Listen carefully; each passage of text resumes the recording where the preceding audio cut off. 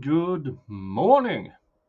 Good morning. It is earlier than usual because I want to go power through as much as possible today because I should have been caught up by yesterday, and I'm not with this trial. So, we're starting a bit earlier and we're going on as long as I can. One of the reasons is that tomorrow I am off to a conference. It's a one-day conference. It ends at 4:30 p.m. my time, and which makes I'll be home around 5:30, and then it's Geology day. So we will have an hour of the Geology Ares trial, me and David over at MLS Law Show, and then we will continue with this trial. So I'm going to try to get as much done today as possible.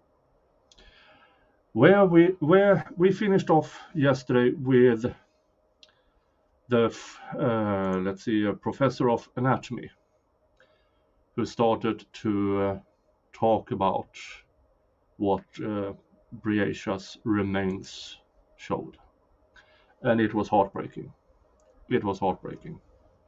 And then we stopped kind of in the middle of it, so I will actually go back so we can hear her talk about her results, the entirety. So about half an hour, I think.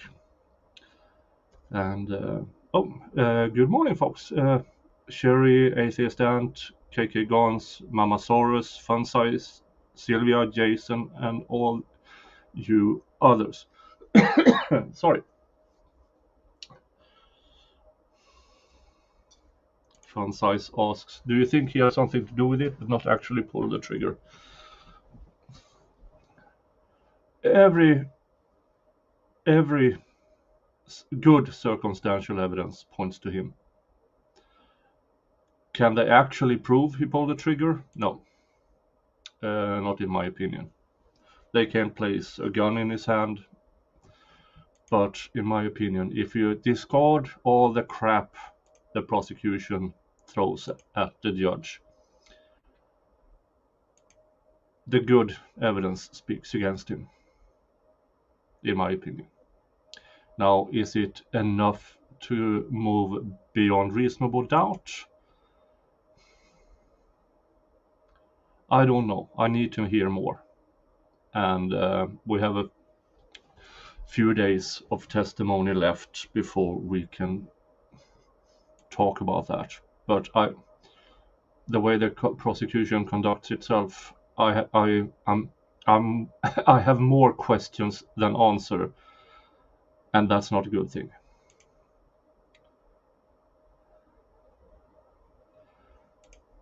Hopefully, we will find out. Hopefully. We know they didn't test the gun, and we know that they, for some reason, didn't test his hands for gun residue.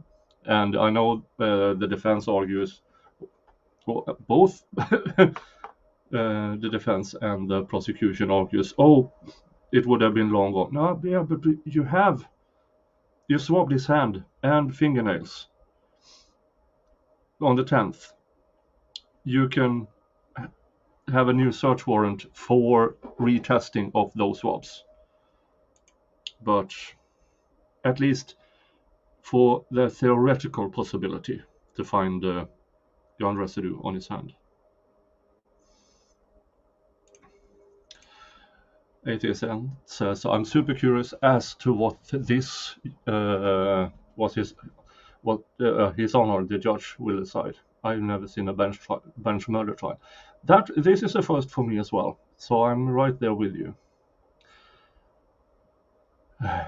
Yeah, but let's just move on with it. And a bit of a trigger warning. Her testimony is brutal, in my opinion. Breasias remains tells a very, very sad story.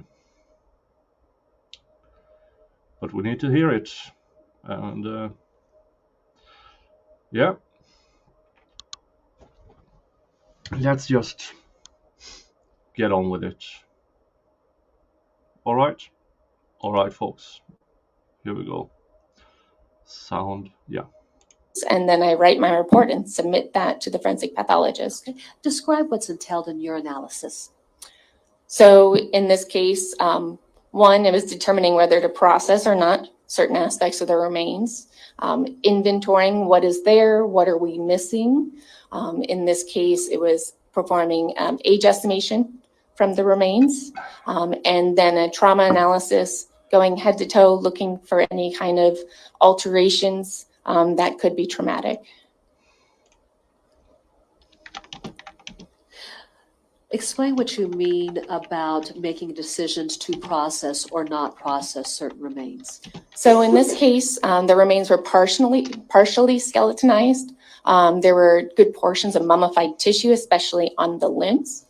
I consulted with Dr. Cruz to ask what she would want processed down for me to be able to see the bones. She decided that given that the limbs, the mummified tissue, there was nothing suspicious there. Radiographs had been done. They didn't indicate any kind of trauma to the limbs. So the only portion that we did process or macerate down was kind of a part of the pelvis torso area that had mummified tissue attached. Okay. What is mummified tissue? I think it's obvious, but I'll just ask the question. Dehydrated soft tissue. All right. And then from there, when you were making an age determination, what age did you identify for these remains? If these remains were female, it was between 9 and 12 years of age. 9 and 12 years of age. And then in your examination of the skeletal remains, did you note any trauma? I did. Describe the trauma that you noted. There was a semicircular defect to the inferior portion of the left mandible, which was consistent with a bullet impact traveling left to right through that mandible portion. Based on the point of entry through that mandible, were you able to determine a trajectory or a path of travel for that bullet and where it would have stopped? Yes. So based on the outside, the semicircular defect there, the inside of the mandible bone had internal beveling. So the defect is larger. That indicates that's where the bullet was exiting that bone. So I could tell the entrance versus exit through that one portion of the mandible, suggesting left to right. And then I also had a defect, kind of a circular crushing defect between the third and fourth vertebrae in the neck, the cervical vertebrae, that would be consistent with a bullet impact. And in this case, I was able to anatomically align them and show that they could be from the same trajectory, from the same bullet. Okay. And what did you determine about the trajectory at the point of the mandible, the left mandible, and where you found them between the C3 and C4? Correct, C3 and C4. Of the cervical vertebra. It's generally a left to right trajectory. Okay. When you were examining the cervical vertebra, was there any indication on the bones to show that the bullet had stopped in that area and had not traveled out of the body? It was a circular depressed area of crushing bone. It didn't perforate through that bone. All right. And then from there, what other trauma did you note to the body? I had 2 additional bullet impacts to the right scapula. What is a scapula? The scapula is the bone that sits on the back of your rib cage here. I'm trying to think of what the colloquial term is. Your shoulder blade. Okay, sure. All right. And that was the right scapula? Correct. When you reference you having noted 2 additional bullet impacts, does that suggest that the child was shot twice in the area of her right scapula? So the 2 impacts on the right scapula, I had one to the top angle portion, the superior angle. Again, it didn't seem to perforate. There was some displaced bone in that area, suggesting it was an anterior to posterior, generally anterior to posterior trajectory. The second impact was on the scapular spine and had more of a superior to inferior, as well as anterior to posterior trajectory, and those 2 did not line up. So to me, that indicated that there was a minimum of 2 gunshot wounds to that scapula. All right, now let's go back and let's talk about this. You're using terms such as anterior, posterior, and superior. Are those directional indicators that is used within the medical field or even within the field of autopsies? Yes. Okay, so anterior, define that. Huh? Anterior is front and posterior is back. All right, so then if you go back and you describe the path of travel of that first bullet from front to back, again, set the stage for that explanation. So one of the impacts on the scapula was at the superior angle of that scapula, and there is deformed bone indicating that the bullet went from front to back through that scapular blade there. Okay. Yeah. So what she is describing is that Breasias faced her killer. She was shot directly front to back. And that is, yeah, that is horrifying. To be shot twice in this area of sorts, and then shot in the face. This was a pure execution, in my opinion. And the absolute fear she must have had is, yeah,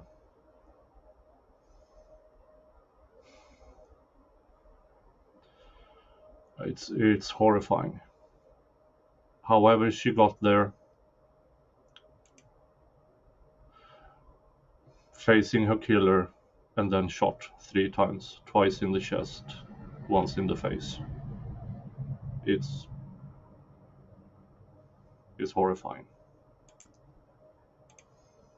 I need you to also define superior so that we understand what you mean by that. Superior would be towards the top or towards the head. Sure. All right. So first bullet, path of travel again. Generally anterior to posterior. Second bullet, path of travel again. It had a anterior superior to posterior inferior trajectory. All right. Did you take all of those remains and lay them out to see if every portion of the skeletal remains was present? Yes, it's standard practice to lay out the remains in anatomical position, both to inventory, but also to document all the remains that are there. Your Honor, may the record reflect that I previously provided counsel with States Exhibits 17-1 through 17-15. Okay, I don't know if they actually show the remains, and I hope not. There's no jury, so probably not. May I approach, Your Honor?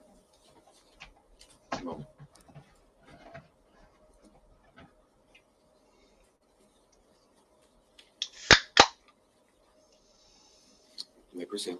Thank you. I'm handing you what's Pepsi marked as States Exhibit 17 in a Coca-Cola glass. through 17 Rebel.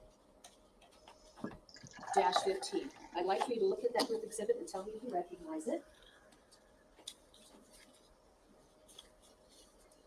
I'm playing in 1.25.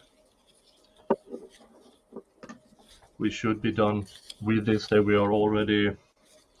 So these are pages 11 through 25 of my report that contain the images associated with my report. Okay, and then does that We are hour 43 minutes minus lunch break, hour and a half, and then afternoon break, which takes off. So there's probably 4.5 hours of stream, so we can also move on with day 10. So because I learned yesterday, I had to cancel Serial Killer Sunday, because after listening to the testimonies and everything yesterday, my brain needed to reboot, and it wasn't rebooted enough to go on with the Jeffrey Dahmer trial later that evening. It just wasn't happening, so I had to reboot a bit more. But now, let's go. reflect the skeletal remains that you would have, I guess, displayed so that you could go through and do your review? On figure 8 on page 11, yes. Okay. Your Honor, at this time, the state would move to introduce State Exhibit 17, the group exhibit. No objection. Those exhibits will be admitted. Ms. Cunningham, I assume you're going to follow up on these exhibits with the witness. I believe this will be an appropriate time for a mid-morning break. Okay, thank you, So Your we Honor. will be in adjournment for 15 minutes. Okay, they didn't have.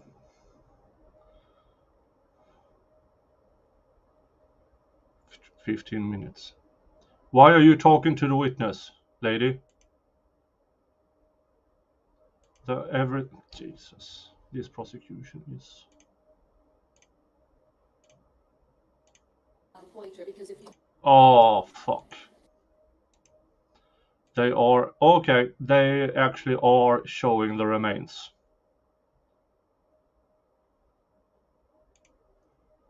Okay. I can bring, is this a better volume on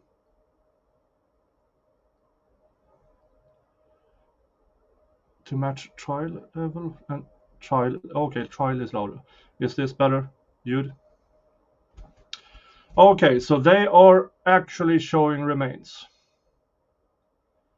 But we will only listen to that because I don't want my channel yeeted.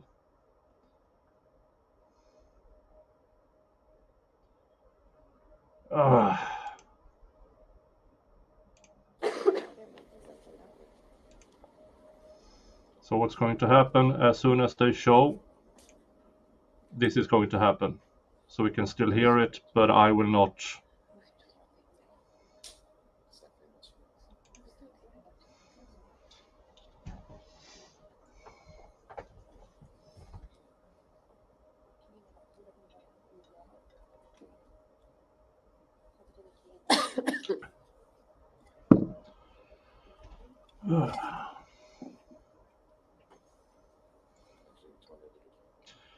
And for you who definitely wants to, it's day 9, 2 hours in. For you who definitely, for some odd reason, wants to look at skeletal remains.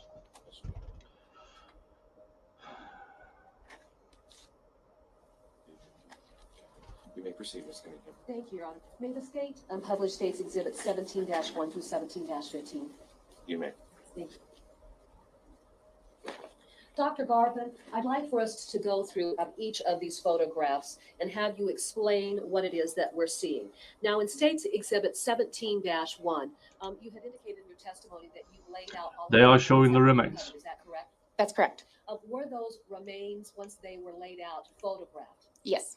As we look at State's Exhibit 17-1, what is it that we see in this photograph? These are all the remains that were available for analysis that I've laid out in approximate anatomical position. With the mummified tissue, some elements couldn't be put into proper position. Certainly. Show us which of the skeletal remains had some mummified tissue located on it. There's a circle or? Yeah, you know what? Let's just go and take a pointer, because if you use that. Yes, they actually are showing the remains on law and see So the what. mummified tissue would be at I the mean, elbow. seriously. You can see I this know, lower Sally. limb is encased in mummified Sal, tissue. I just said, We also have I just said. mummified tissue here, with this lower limb and smaller pieces on various other elements. They are showing As we skeleton look at remains. this diagram, I don't you care have if it's some just type bones. of, entry to show where there are missing bones. I go through and inventory them. Sure. And then is that set forth then? Those bones in are State's Exhibit Breasias 17.2, and I'll put that out there. So once I inventory them, I like to include what we call a homunculus here, which illustrates what was present, what wasn't present, and what areas I had Okay. any skeletal alterations. Now as they I'm looking at switched State's to- Exhibit 17-2. On this diagram, I note that there is different colors that you use for areas of the body, and there appears to be some type of legend along the left-hand side. Can you walk us through that so that we understand what is being illustrated by the various entries? So any of the elements that are white were not recovered. So those are the remains that were absent. For purposes of our record, what remains were not recovered? So you can see a lot of the left upper limb, except the humeral head and the front of the shoulder, there was recovered. There were 2 ribs, left second rib, right fourth rib, and then just some of the hand and foot elements, the smaller elements. All right. Continue. So the blue indicates remains that were present that were not processed any further. So they were left in their state, either they were skeletonized or left with that mummified tissue.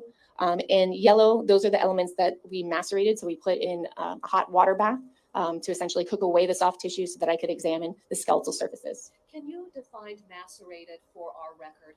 So in forensic anthropology, when you macerate remains, you place them with their soft tissue in a hot water bath below boiling for a period of time until it softens that soft tissue and it can be pulled away. Could you spell the term for us, though? Oh. We're being kind to the court reporter. Sorry.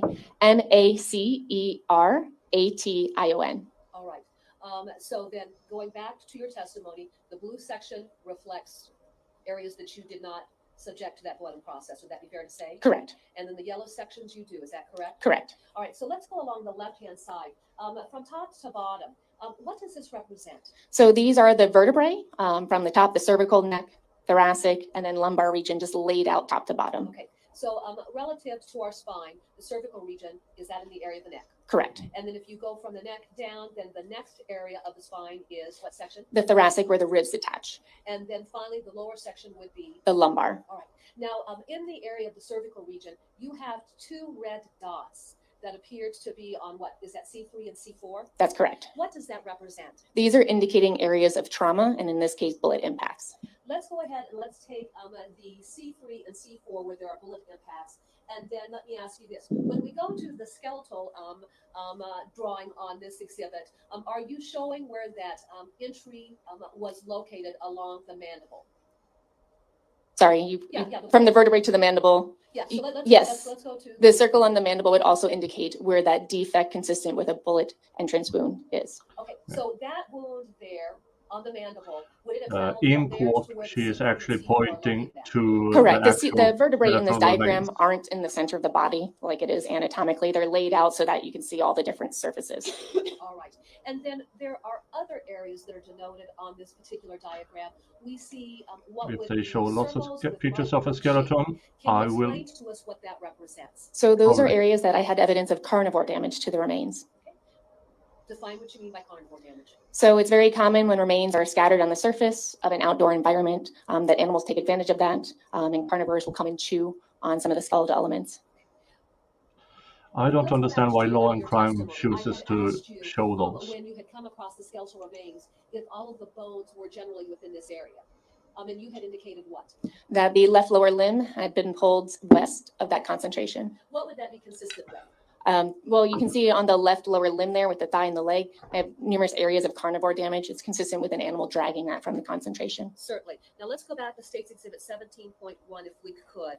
And as we look at 17.1, within this photograph then, do you have the hair that was recovered with the remains? Yes. Okay. Now, did you yourself go through and examine the hair when you were laying out the body? No, Okay. Dr. Cruz did. All right, then I'll ask this question to you. Did you discover that projectile within the hair, or did Dr. Cruz discover a projectile within the hair? Dr. Cruz. Okay. Were you aware of that finding? I was aware towards the end of my analysis that day. All right. Let's go to States Exhibit 17-3. How many photographs do we have here? So this is a compilation of 4 photographs. How are they labeled? They are labeled A, B, C, and D. What do these photographs depict, starting with A and then working through the alphabet sequentially? So A is an anterior or frontal view of the cranium and mandible, so the skull. As we're looking at this photograph, it appears that the teeth are within the jaw itself. Is this how it appeared when it was recovered? No, some of the teeth during decomposition and the ligaments decompose away. If they have single roots, they'll fall out of those sockets. Okay. Did you recover a number of teeth in the soil around these skeletal remains? Yes. And then so for the teeth that were no longer Yeah, within you the have jaw to itself, what Be did you do happy with those teeth? looking at We me while they are re-articulate them with the talking. jaws. Okay. Is this what it looks Because like? I'm when not, we articulated if the I teeth can in the help jaw? it, I'm Yes. not showing Going to photograph B. What the are we seeing remains here? of. So this is a left Creation. lateral view of that skull. Does this show the injury that you were describing to the left mandible? It does. If you could take your pointer and walk us through that so that we got some perspective. So this is the left mandible here, and this is that semicircular defect right there that's consistent with a bullet impact. If you could jump down from photograph B and go to photograph D. Yeah. So For D, purposes They- of comparison. so D They is stepped a away right from the lateral view of microphones. skull, and you can see that the mandibular body here is just a continuous line. All right. Then let's jump over to photograph C so that we understand what is depicted in this photograph. In C, this is an inferior view of the cranium. So these are the upper teeth here. Have you essentially turned the top of the skull upside down so that we can see that portion of the jaw? Correct. Why did you take this photograph? Well, I take photographs of all the different views for documentation purposes to document what is there and what is not there. In this case, I included it because of the teeth were important in part of the identification here. Were dental records obtained to be able to identify who these skeletal remains belonged to? I was passed some dental x-rays and photographs. Okay. And were those dental x-rays and photographs belonging to Breasias Terrell? Yes. Going to States Exhibit 17-4. Now, at this juncture, are you comparing x-rays that you had received from a dentist for Breasias to the remains that you had found? So I didn't receive them from the dentist. I was passed them by Dr. Kelly Cruz, who asked me to assess whether I could say they were consistent or There not are with Breasias some very disturbed through that individuals So at Law and Crime here, Network. this is an ante-mortem x-ray. So this They is have when done Breasias that was several alive, times taken in in several trials, 2018. And these are the that they post-mortem radiographs show that were taken at remains, the state medical examiner's office. decomposed I'll interrupt remains. you. For purposes of the testimony, the 3 photographs that you have just referenced, are they black and white or color? Hi, The Christine. radiographs are black and white, but I have color arrows on them. Certainly. And then, so A, the photograph in A, is that the anti-mortem photograph? Correct, the living radiograph, the living x-ray. Let's go to the photograph in B and the photograph in C. Those are post-mortem photographs? Correct. What's the difference between B and C? They are different views. So up here, B, this is the maxillary dentition, so the upper teeth. And then in C here, this is mandibular or lower teeth. Speak to the colored arrows that we are seeing. Yeah. They use a combination of DNA and So when I dental asked records assess or to do a correctly radiographic identify comparison, I'm her looking for any because features they that are only consistent had or inconsistent between that the mother living antemortem DNA and then the postmortem to radiogram compare with, to assess whether they could be from the same not the individual. father Did you notice DNA. consistencies? I did. Explain. So while in this radiograph in 2018, there's still dental development going on. So there's still some deciduous or primary teeth that hadn't been lost yet. And being 2 years later, those teeth have been lost in these post-mortem radiographs. That's what we call an explainable difference that you should have from growth and development. So I focus on the permanent teeth that were in these radiographs to see what features aligned or didn't align, and pointed some of those out with arrows, such as the rotation of some of the teeth or kind of this double cingulum right here that were consistent between them. All right. Now let's go to the lower portion of that exhibit. How many photographs do we have there? There are 4. How are they labeled? A, B, C, and D.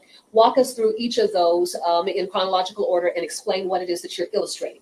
So there were also photographs of the occlusal or chewing surface of Breasias' teeth, again taken in 2018, that I was able to compare to photographs that I had taken post-mortem. Yeah, I know, and Catherine, it's features that part of the stood out. trial, but So I don't A want and my C channel here, these are the deleted. living ones. You can see they're soft tissue. Compared to B and D, these are post-mortem.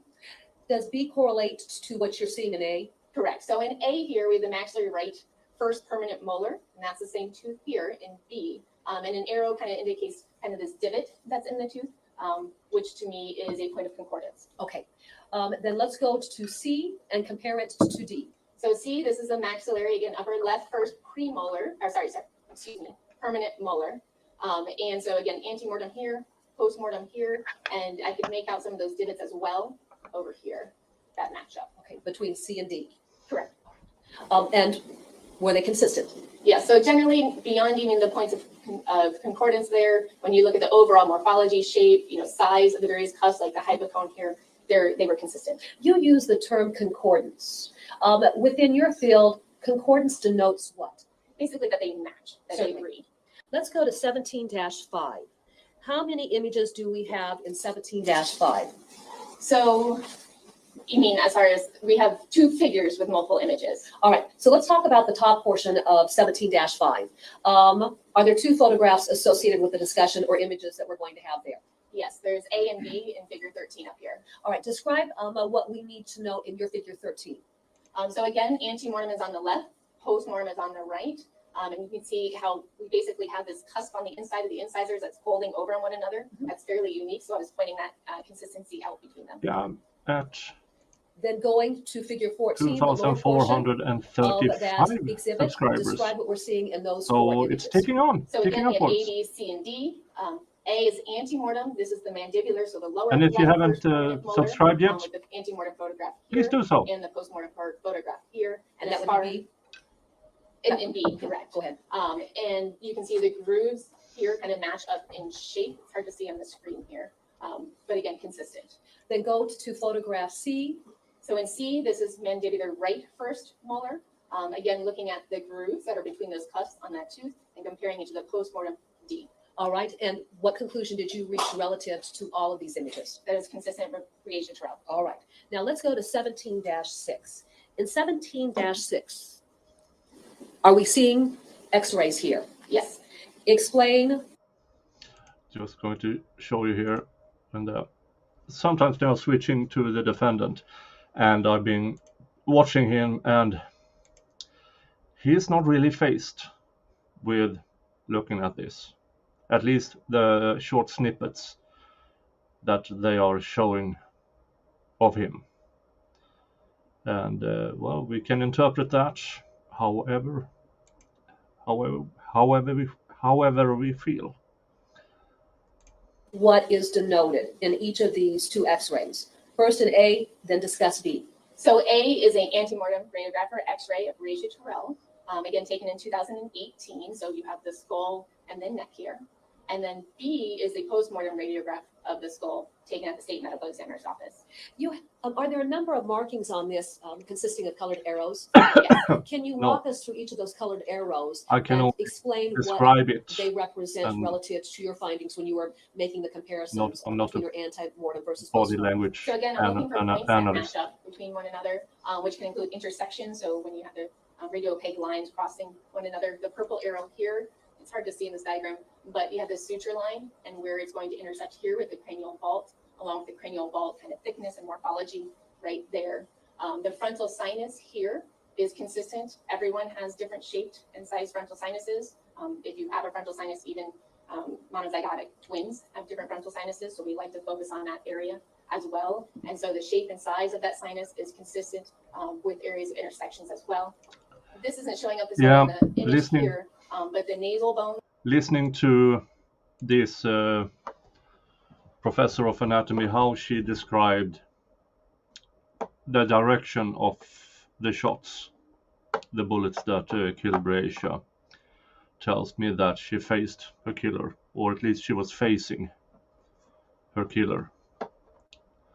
We don't know if she looked at him, if she shouted at him, if she cried or begged. We don't know. But the only thing we know is they were she and her killer were facing each other. And yeah, I'm feeling it. That poor kid. And yeah. Were coming out, and shape, size, length were consistent between the two of them. I was also marking here just areas of the radiopaque intersection of features, and then here the somewhat overbite of the dentition was consistent between the antemortem and the postmortem. But then just generally the morphology, the size of everything was consistent. Going to States Exhibit 17-7, what do we have represented in Figure 16? So this is a close-up photograph of the forehead region of the skull. And what I'm pointing out here is there's this defect, which is consistent with well-healed trauma that would have occurred sometime in her past. When you talk about well-healed trauma, would that have been trauma that had occurred while she was alive and before she had passed? Yes. Okay. Now, when we look above that, it looks like the top of the skull has been cut away and then placed back on top of the portion of what would have been her face region. Is that the case? Yes, it's standard procedure for the forensic pathologist to open up the skull. That way they can look at the inside, the endocranial surface, to see if there's any kind of evidence or defects there. Okay, what they are showing now, it's a small indent in her forehead, but also that it had begun healing. Also, I don't know if they will draw any conclusions from it. My conclusion is that I hope she fell on something and hurt herself. So it's not because of anything else. Was there anything that you noted of value when that was done? Going to States Exhibit 17-8, talking about our Figure 17. How many images do we have here? There are two, Labeled. A and B. What does A represent? So this is A is an oblique view of the lower mandible. It's kind of an oblique right anterior portion here on the mandible. Explain what you mean by an oblique view. Well, it's not quite just a lateral straight on. It's turned to the side a little bit.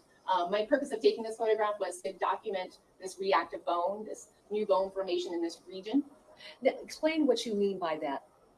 So you can see kind of all of these grooves that are here. This is actually additional bone that's being placed down. This kind of reactive bone, periosteal reaction, or I call it subperiosteal new bone formation, can be indicative of trauma, but it can also be indicative of disease or infection, so it doesn't have one specific etiology. Can you spell that word for a court reporter? Which word? There were so many. You fine? Okay, got it. All right, so when you're noting the trauma here, would that have been trauma that would have occurred when she was alive? If that is due to trauma, yes, it would have been when she was alive. So the bone reacted. Okay, otherwise it might be attributable to some type of disease. Would that be fair to say? Correct. There's lots of literature out there that says, there's a lot of different things that can. Yeah, again, that type, what she is describing is part of the back cheekbone that has some form of injury. But again, it seems to have begun healing, so it should not have been in direct happened at the time of the murder. Again, I hope that it was some form of accident, because if it isn't, that speaks to some kind of abuse. Yeah, Kim, I will try to do that. So what they were talking about now is this part, not the cheekbone, but what stretches back towards the ear. And there we can see a fracture, but a fracture that has begun healing. But as she said, it might also be because of some kind of infection or disease. Lead to new bone being placed down in areas. Go to figure B and explain what's being depicted there. So in B, this is a right lateral view of the bony cheek region. So this is the orbit right here, and this is kind of that diagrammatic arch, that bony arch that you have on your cheek. And again, I took this photograph to document reactive bone and new bone formation along there. All right. Let's go to State's Exhibit 17-9 and discuss what would be your figure 18. How many issues or images are associated with your figure 18? There are two. How are they labeled? A and B. Discuss what we are seeing in A. So No, in A, this is a they're left lateral showing- view of the mandible where we see that semicircular defect. And is that the location where you described a bullet traveling That through? is the lower end of the And then jaw, B, when we look here, at that, is that a different perspective? where for us? So you if you can take see that left side there and is you're looking at the where inside of that a mandible bullet bone, has and what entered. I'm showing there And that is was the we have bullet they internal beveling. they described so the earlier defect size on the that inside went of that through bone is larger. That's where you and see where the bullet is got stuck sitting. in her between C3 and C4 17-10, how many images do we have in your figure in the 19? neck. There's one. Explain what is being depicted in this particular image. So anytime I have a suspected gunshot wound and have a defect there, I ask the medical examiner's office to re-radiograph that area now that there's no soft tissue focusing in that region, because many times you can get some metal transfer, and I just like to document that as well. Okay. When that x-ray was taken, note anything in the x-ray that would be consistent with metal transfer. Yes, so these two little white dots here along that margin. I don't know. I don't remember her saying that. But if anyone remembers it, please refer the rest of the chat to that part of her testimony. That semicircular margin of bone right They there. are showing be more consistent with metal transfer. now Let's just take X-ray that a step of further that just to same discuss injury. the obvious. If a bullet is traveling through the bone of the jaw, would it leave a metal transfer? It can. Doesn't always, it can. But in this particular case, you did see those metal transfers. That is consistent with it, yes. Okay, Sylvia Rizzo. Yes, she had vision and hearing problems. Okay, so that might indicate she had some kind of illness or infection that was enough to make some kind of bone defect. And that's quite severe. And I don't know if they sought out medical aid for that. Let's go to 17-11 and discuss your figure 20. What does this image depict? So this image, we're looking at 3 of the neck vertebrae. So we're looking at our 2nd cervical, 3rd cervical, and 4th cervical. These spinous processes would be the back of your neck here. So this would be the front. Yeah. We're looking at the This left would be side, the left lateral. back in the And I'm neck. taking this photograph because here is that somewhat circular crushing defect that I have listed as another bullet impact between C3 and C4 right here. Now, if we look over to So the right bullet side went of through this image, I know here, that there is green and discoloration then the that we're top seeing on the C2 and C3. against the neck. Can you explain whether or not that has any relevance to a bullet coming to rest between the C3 and the C4 and what that relevance would be? So you get green staining on bone when you have prolonged contact with metal, specifically copper. So it suggests that that bullet, sometime during decomposition or while the remains were out there, came to lie in that region for a while, which then caused that green coloration. And then with the deterioration of the human tissue, would the bone then have fallen into the soil where you had recovered it? It can. Okay, but as we look at these images, can you tell us whether or not the bullet essentially got trapped between the C3 and C4 after it entered the left mandible? I can tell you that as the remains were at the scene for that prolonged period of time, the bullet or metal, which in this case the only metal thing found there was a bullet, came to rest there. Okay, let's go to States Exhibit 17-12 and discuss your figure 21. What are you demonstrating here? So I was trying to demonstrate the aligned trajectory between that left mandibular defect and then that crushing defect between the third and fourth cervical vertebra. So you're looking through that mandibular defect and you have a straight line view to that crushing defect on those two vertebrae. And does that establish the trajectory that you've described previously? Yes, I was trying to photo document that trajectory through there. Going to States Exhibit 17-3, let's discuss your figure 22. How many images are there? There are three. How are they labeled? A, B, and C. Walk us through each of those images and explain what is being depicted here. So this is the right scapula. This is an anterior frontal view. So this would be here, this is that superior angle, that blade, her where we had a defect. right shoulder blade.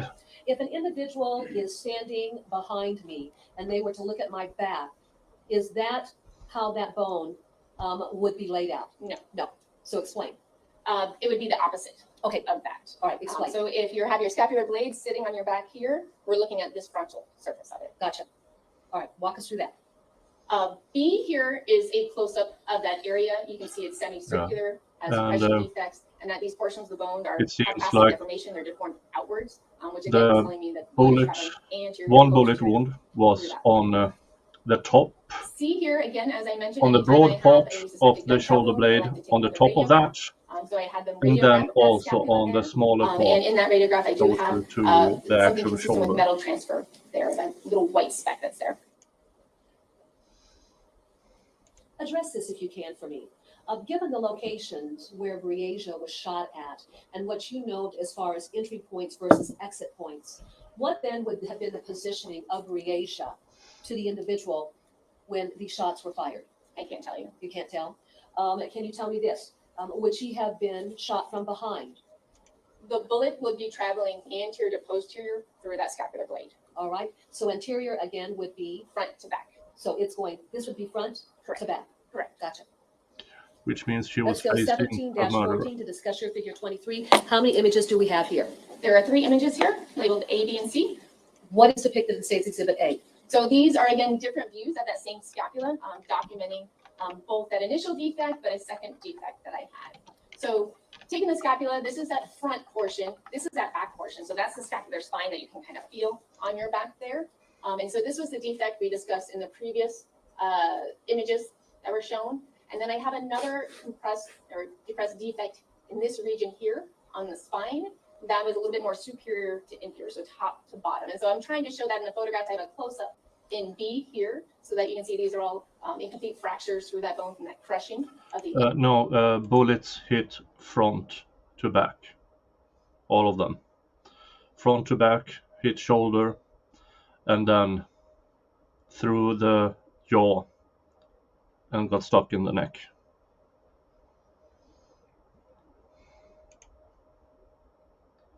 Yes, Kim. She was facing her. She was facing her shooter.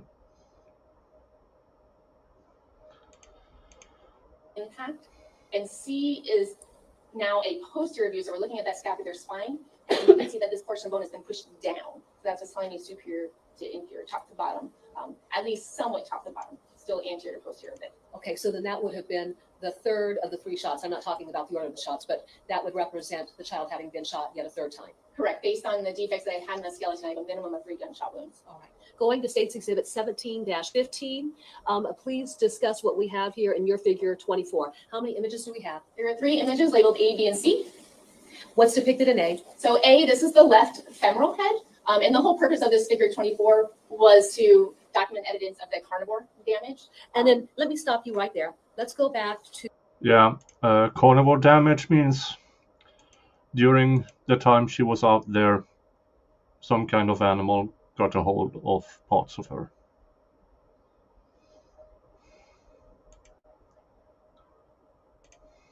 To our exhibit 17.1. Can you point out what the femoral head would be? This would be the left femoral head here. Okay, and then so where's that located on the body itself? That would be in the hip joint. All right, so let's go back then to our image A again.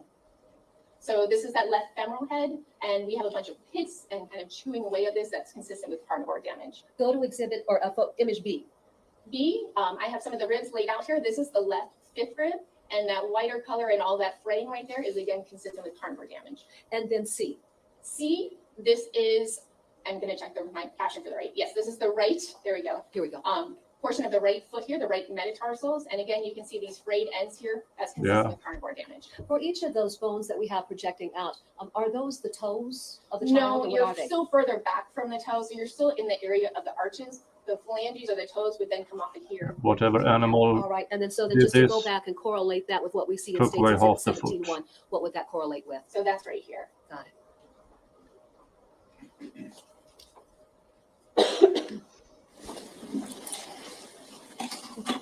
What findings did you report to Dr. Cruz? Okay. I reported that Seems like they are done. A, the remains were consistent with Breasias Terrell based on the age estimation and then the radiographic and photographic comparisons there, and that I had found evidence of a minimum of 3 gunshot wounds with 4 defects consistent with bullet impacts. Did that conclude your responsibilities in this matter? Yes. I have no further questions, Your Honor. Mr. Freeze. Thank you. Good morning. Good morning. Your conclusions, did those indicate that the gunshot wounds would have been suffered right there where the remains were found? I cannot indicate that from the skeletal remains. At least 2 of the gunshots were pass-throughs of the body.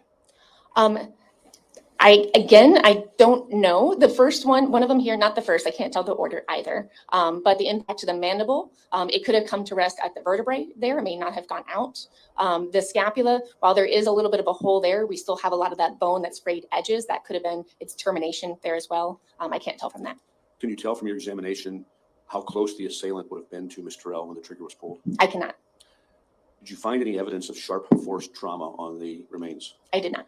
It is common when sharp force trauma is used to kill someone, or even have been used as a method of harming someone, but may not be the cause of death. You find sharp force trauma in remains such as these, correct? It depends. There's areas like the abdomen where all we have is soft tissue. So in anthropology, if we did find anything, it's always a minimum because we can't say what didn't hit bone. Okay. But if a machete were used and hit bone, you would expect to see evidence of sharp force trauma, correct? If a machete hit bone, yes, I would expect to see evidence of that. How about blunt force trauma? Was there any evidence of blunt force trauma? I did not have any. If blunt force trauma were to be found on a skeletal remains such as these, what would you look for here? With blunt force trauma, you would see some form of fracturing occurring, assuming that that trauma was of a significant force to cause that skeletal fracturing. If you have blunt force that doesn't cause any... Yeah, that freaking machete they keep arguing, the prosecution wants in. There's literally 0 physical evidence. All they have is the kid saying it. That is, he claims to have seen his dad wash off a bloody machete. And we know he's not credible. The only thing he's credible towards is the things they can collaborate with actual evidence, as the Walmart visit. The rest, not much. And thank you all for hitting the like button. Please continue to do so. fracturing to the bone, then I wouldn't be able to see that in the bone. But a baseball bat were used to break a bone, you would see that here in these remains, correct? Yes. You saw no evidence of that? No. That's all I have. Ms. Cunningham. Thank you. Dr. Garvin, since you were dealing with skeletal remains, was all of the tissue gone other than the areas that you've identified?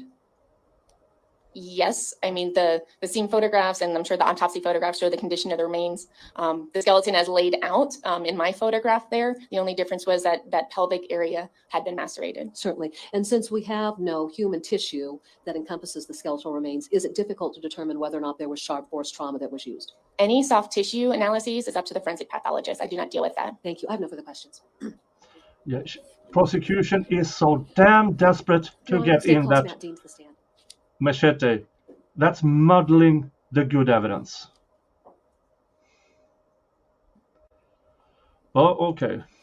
Now we are done with her. I wonder who. This should be the medical examiner now. But you never know with this prosecution. Maybe it's a machete expert. Jesus.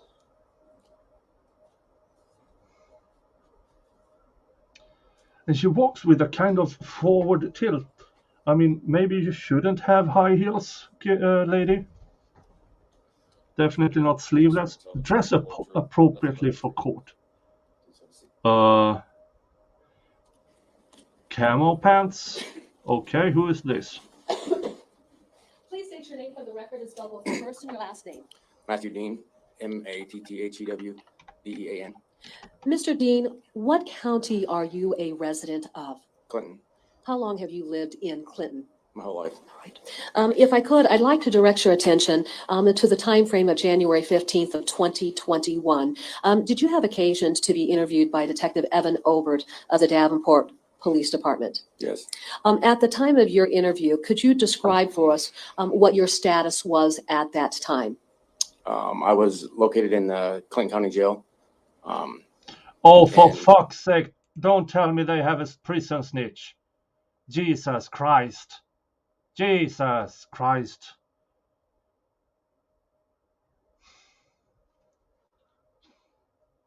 Oh, the fisherman.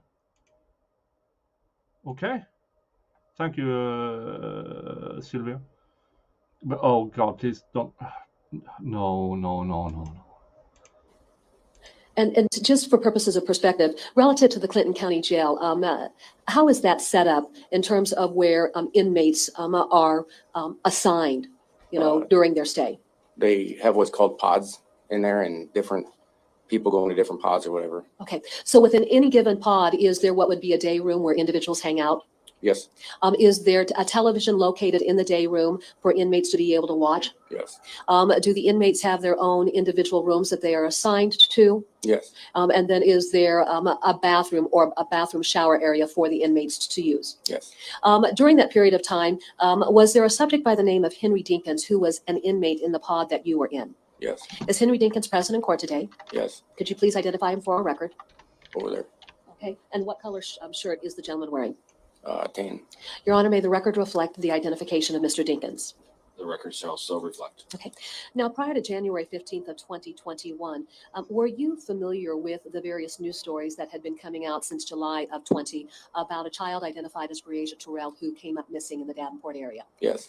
Were those news stories that were also being broadcast there in the Clinton area? Yes. And then just based, on your perspective, being an individual who lives in this area of the state, was the status of this child missing something that... Here's my honest opinion about prison snitches. They have absolutely nothing to lose by lying. Absolutely zero to lose by lying. Because if they are caught lying, well, they continue with their prison sentence.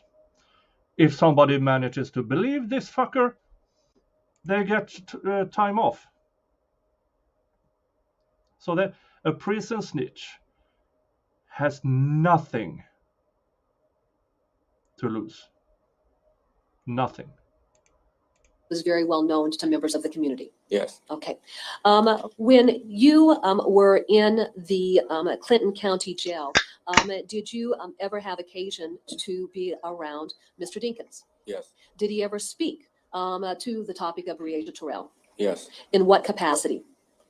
He would speak that he would try to say that he didn't have any involvement and that he would always try to place blame on, I don't know who the individual, the female was, that he would always try to say that she was involved in sex trafficking and that supposedly he would basically try to put the blame off on her. Okay, now let me ask you this. Did he make any representations to you about the nature of his relationship of Breasias to himself? He just said he was like a father to her. Okay. At some point in time, did you have occasion to be in the day room when the television was playing and there was a news story that came on about Breasias? Yes. Okay. Was Mr. Dinkins within the vicinity of where you were located when that news story came on? Yes, the news story came on and broadcasted that they were continually looking for her, and he would state that they're never going to find her. Okay. When he made that statement that they were never going to find her, did that seem like an odd statement for someone to make? Yes. After you heard him make that statement, then what steps did you take? I just I really didn't go into further questioning with him because, obviously he made it apparent that he would try to say that he, didn't have any involvement or whatever. So I didn't really go farther into engaging conversation with him.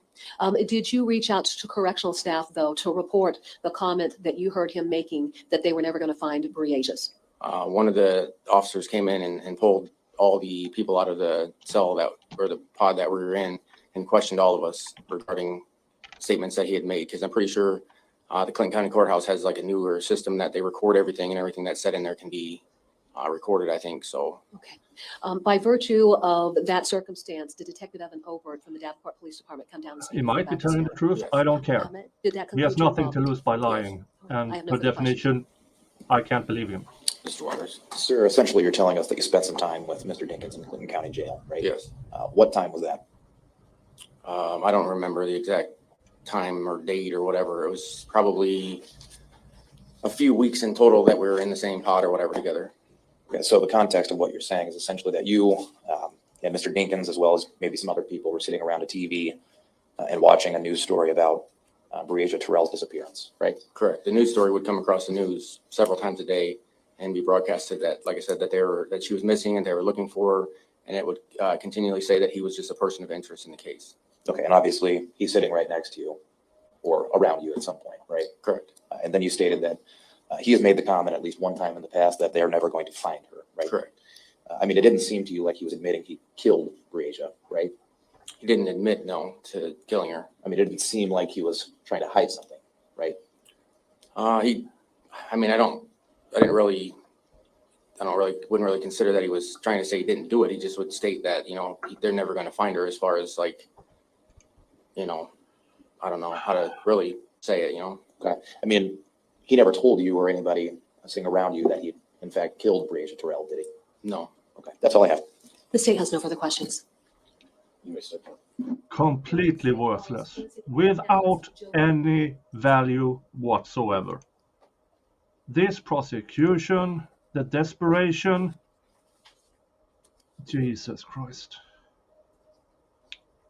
Who's next? Machete expert? Jesus Christ.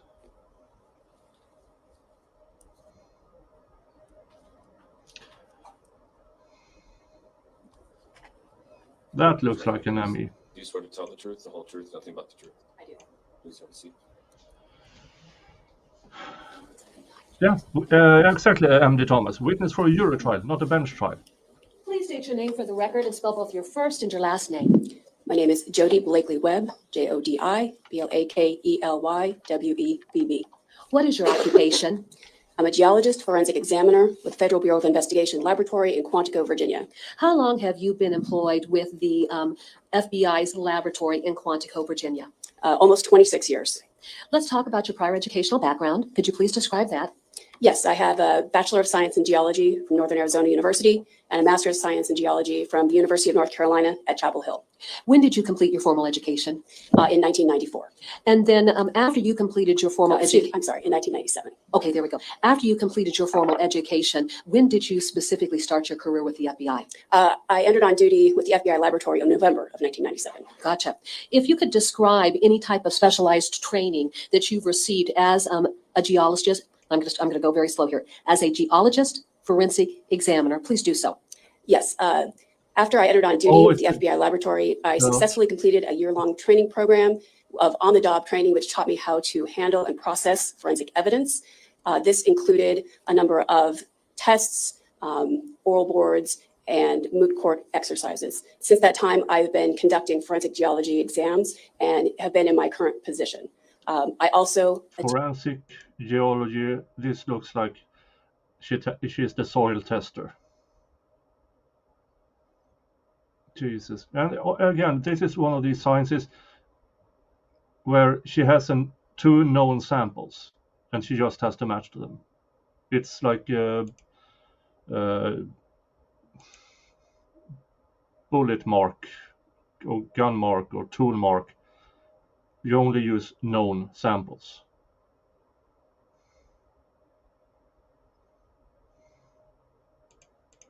attend continuing education courses and regularly attend and present at professional meetings. Define what you mean by geological matters. So a forensic geology examination can be conducted for a number of reasons. We can determine if two or more sources of geological materials can be included as coming from a similar source.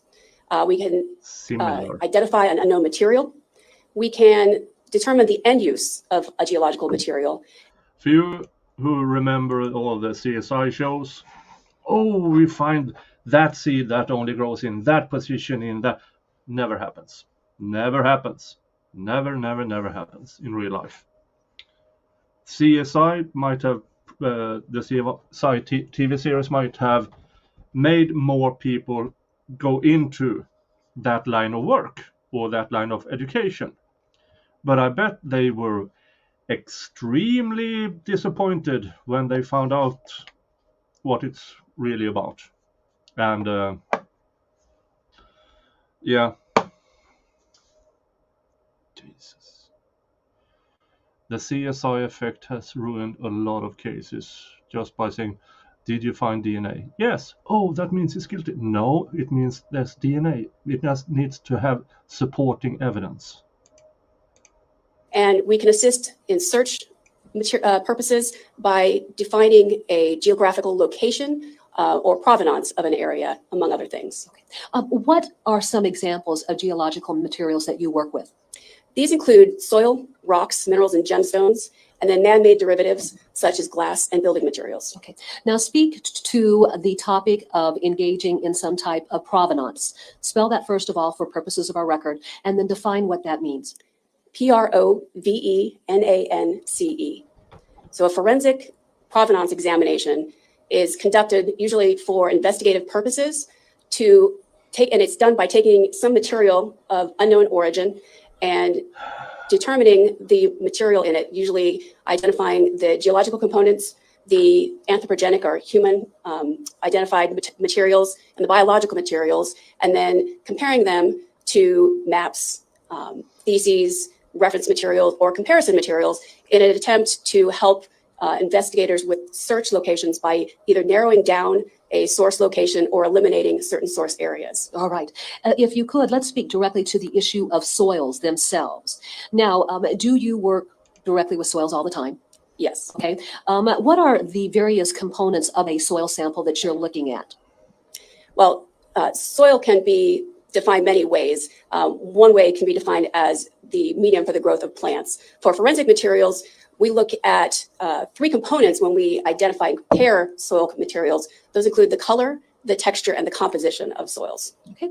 Now, for soils themselves, are the or is the composition of particular soil samples unique to a certain geographic area?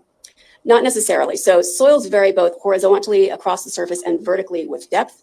And the areas that one soil might be similar is going to change depending on where it is on Earth. So sometimes they may change very rapidly, and sometimes they may change, they may be consistent over long periods of space. Okay, so let's use this as an example. Let's say that there are soil samples that have been collected in North Carolina, and those soil samples may be compared to soil samples in Tennessee. May those soil samples bear similarities in the color, texture, and composition of that material? It's hard to say without looking at those. Usually we can tell those types of samples that are spatially themselves dissimilar apart. Those are usually fairly obvious. But again, it depends. There may be soils that do have the same color, texture, and composition coincidentally. But again, very small they might have very small differences, but overall they may have the same color, for example, and texture or relative composition. Now, do you use geological maps in the course of your work? Yes. Explain how those come into play. We use geological maps many different ways. We can use them in our comparison samples to try to determine For you who don't know, I have a farm. When it comes to soil, it's also, you have to take into account processed soils. And often around rivers and stuff, there are the state or the county will add stuff to bind the soil, to make it more aesthetically pleasing. There's a lot of ways that a county and state can affect soil, especially in areas where they know there is transportation of people. Like, for instance, that island. Apparently, it's quite visited. So, and they don't mimic the soil that's already there. I mean, to bind it or to make it more steady or less of mud, they go take dirt from somewhere else or sand to make it more. So no, this is just another one of these crap sciences. It's soil science. extent that a certain soil might occur in an area. And we can use geologic maps in our geolocation or provenance examinations to help, again, either narrow down a source of a material or eliminate potential sources of material, again, to assist in the location of that potential material or the potential location of that material. Describe then the different types of findings that you make in the course of your analysis. So for a comparison, there are about 4 different findings that you can have. It is possible that you can have materials, if you have solid aggregates that can be fracture fit together, or then you can have an inclusion where the color, texture, and composition cannot be distinguished, and therefore you can't eliminate 2 or more soils as coming from the same location. You can have an exclusion where 1 or more of those properties, the color, texture, and the composition, are different, and that we would say that the material of the unknown origin did not originate from those known soil samples. And then we can have what we call an inconclusive, and that's where we cannot tell whether or not the soils of question origin could have originated from our known soil samples. And that's where we either do not have enough material for reliable analysis, or there's something has happened to the material. It has been compromised somehow, whether it's been contaminated or there might be some sort of deleterious change. Okay, I want to go back to your discussion about an inclusive finding and then explain that again so that we can slowly process what it is that you have said, and then I'm just going to take that a step further. So if you have an inclusive finding, what does that mean? That means that the color, the texture, and the composition are what we call indistinguishable, meaning I can't tell the difference between those properties, between the soils of question origin and my known soil samples, so soils from some known location on Earth, and therefore the possibility that the question soils could have originated from that known soil location cannot be eliminated. So essentially it's a positive finding. It is. It's what we would call an inclusion. Thank you. I want to direct your attention to an investigation that was conducted by the Davenport Police Department commencing on July 10th of 2020. Involving the report of a child identified as Breasias Terrell, who's reported missing. Are you familiar with that investigation? Yes, I am. How are you familiar with that investigation? I was asked to conduct some analyses on that investigation. And then do you need a cup of water? Yes, please. Yeah, I know a lot of people getting colds here.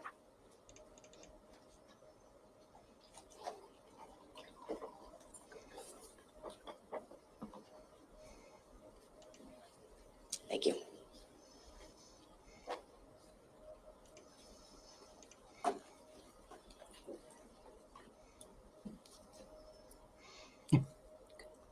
How are you familiar with that investigation? I received some samples, some known soil samples, and some comparison samples. All right.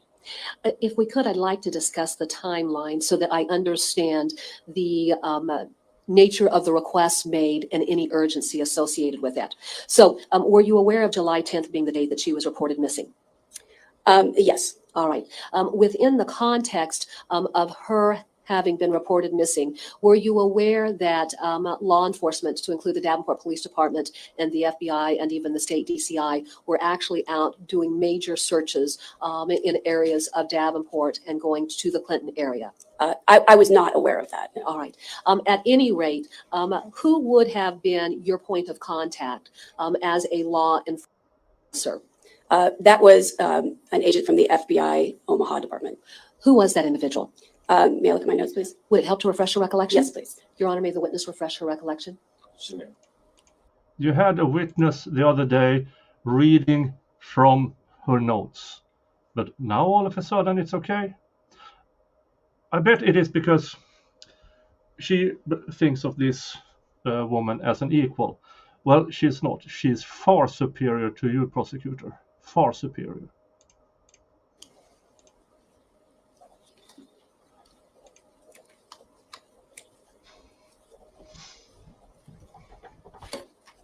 That was from Special Agent Cameron Smith. Okay. Yes, theory. It's not Yeah, an exact science, but if they find exactly specific plants, but they are comparing soil. And yeah. Were there communications going back and forth between Special Agent Cameron Smith and representatives of the FBI laboratory out at Quantico? Yes. Okay. Describe what was developing in those communications relative to requests that were being submitted. These communications were just clarifications for some of the requests that Special Agent Smith had submitted. Okay. Was there any urgency that was communicated to the laboratory as far as expediting the process of various items of evidence that were being submitted? I can only speak to the soil evidence. Okay, and then tell me about that. So in my case, I was asked to look at some soil evidence to do what we were called a forensic provenance examination. And the urgency was in this case to try and assist with the search. Okay, so at the time then that you were doing your analysis, they still had not found the child. Would that be fair to say? That's correct. Were you aware that they subsequently found skeletal remains on March 22nd to 2021? Yes. Okay, but your involvement, did it occur well before the discovery of those remains? Yes, it did. So as far as any type of provenance examination or analysis that you conducted, did that occur well before the discovery of the remains? Yes, it did. And we'll talk about that. Your Honor, may the record reflect that I'm showing counsel what's been marked. Is she going to testify soil samples from the car towards soil on the island? Which means absolutely jack shit in this case. Jesus Christ. Mark the state's exhibit number 50.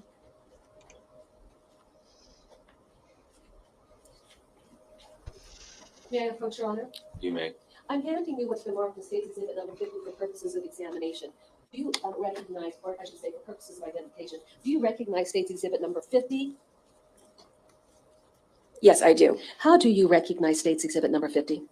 This is the report of examination that I generated on December 14th, 2020. All right. Now, in this particular document, does it identify various items of evidence that were submitted to the laboratory for you to utilize in your analysis? Yes. Does it give us a subject name as far as a subject of interest? Yes. What is that name? Henry Dinkins. Does it list the name of the child, Breasias Terrell? Yes. Is the discipline noted on this report for the type of examination to be conducted? Yes. And what is noted as far as the discipline? Trace mineralogy. All right. And then does it have the FBI's investigative case number? Yes. Could you please identify that for our record? The case ID number is OM-3290265.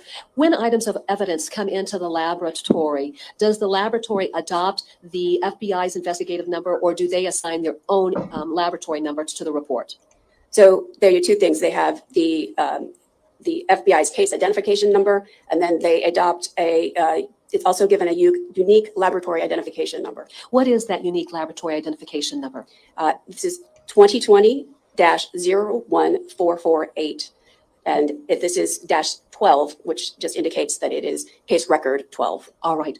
For every record that's generated by the laboratory, will they assign a specific number I to have that no report idea why so that we the get some perspective prosecution of how many reports there are? is Yes, Thank you. choosing And then what date was this report authored? just that. December 14th, 2020. Does your name appear on the report as the analyst who Yes. authored it?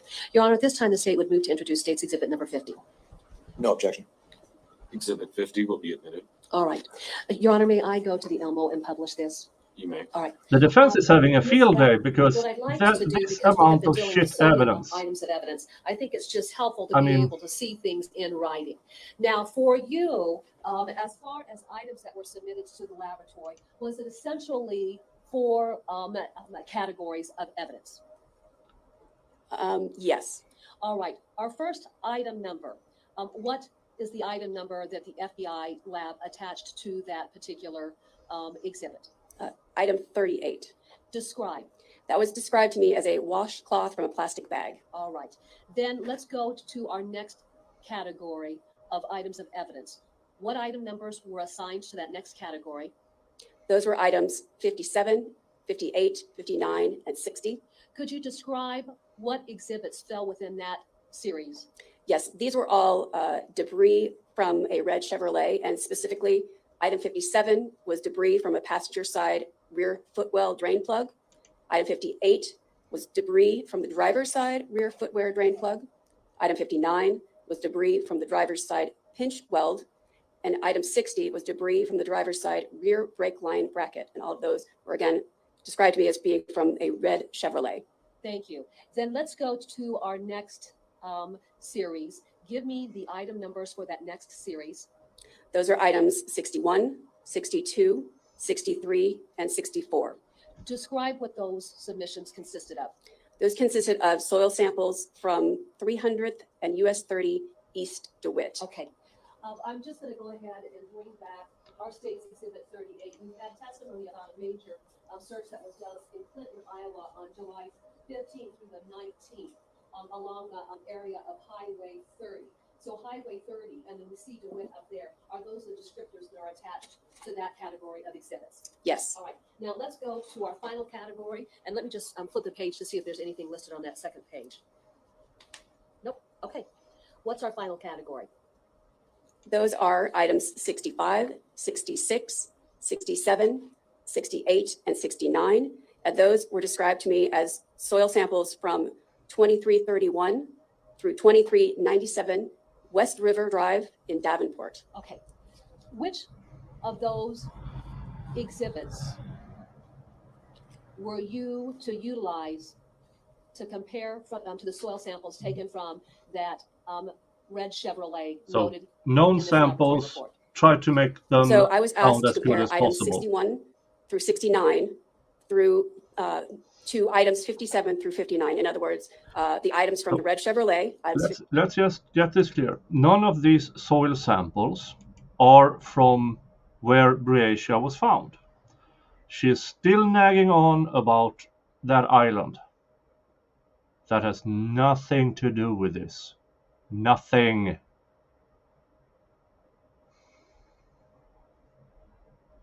And yeah, the prosecution saw an episode of Falcon Crest or Dallas or Dynasty in the 80s and 90s and decided that is what I'm going to look like for the rest of my life. 57 through 60 to compare to items 61 through 69. All right. Let's start with the washcloth. What request was made relative to the washcloth from the plastic bag? I was also asked to compare any debris recovered from the washcloth to the soil samples from items 61 through 69. All right. So relative to the washcloth, when you examined that washcloth, what did you note? So the washcloth contained insufficient debris, geological material for examination. So that fell into that inconclusive category. So no conclusion could be reached as to the source of the geological material on the washcloth by item 38. When you compared the soil samples taken along the area of 300th and US 30 east of DeWitt, being our items 61, 62, 63, and 64, and you compared it to the debris that was removed from the underneath side of that red Chevrolet, what were the findings? I found that the debris from the red Chevrolet was different from the soil samples from 300 and the US 30 East DeWitt. Okay, and then if we look at items 65 through 69, the soil samples that were taken down in the area of West River Drive, and you compared that to the debris under the red Chevrolet, what findings were made? I found that the debris from under the red Chevrolet was also different from the soil samples from the 2331 through 2397 West River Drive in Davenport, my items 65 through 69. Were you to be the forensic analyst who was to do all of the analysis for this case related to trace mineralogy? Yes. All right. Did something happen? Because let me set this up to you. Do you know if there were soil samples then collected from the site where Breasias Terrell's remains were found in March 22nd of 2021? Yes. All right. And so were you involved in comparing those soil samples to the debris from underneath the red Chevrolet? I was not the one who did the comparison. I did do a review of that work. All right. Who was the FBI analyst? I tell you, I'm not feeling good today, so my tongue's not working. But the FBI analyst, who was the FBI analyst who did that analysis? That was done by my colleague, Dr. Ian Sagador. All right. And then had you been assigned to another matter where Dr. Sagador took over then? Yes. Okay. What did your review process consist of? So Dr. Sagador, he did the next report, and then, as is the case with all of our reports at the FBI laboratory, they undergo a number of reviews. They do, in this case, I did a verification, which means that I looked at the samples that Dr. Sagador looked at, and I determined whether or not I could come to the same or different conclusions. And then I did what was called a technical review. I looked at Dr. Sagador's report to see if he followed all the procedures, all of our technical procedures, and if I agreed with his conclusions, and if, making sure that, again, he followed all of our procedures. So both of those things were done, the verification, making sure that I agreed with his conclusions, and the technical report. So here's the thing with actual science. You're not supposed to know that you are checking someone else's result. It should be done independently and by someone you're not a colleague with. Making sure that, his notes were followed everything that he said in his conclusions, and that he followed all of our technical procedures. Give me a moment if you could. Even if it is a match for the soil on the island, one, it has nothing to do with the case. Two, that soil could have been there for quite some time. So it proves absolutely jack shit. Unless they can show that, oh, look here, on the 9th we saw him power wash the undercarriage of his car. But I have a tiniest little inkling they can't show that. Tiny.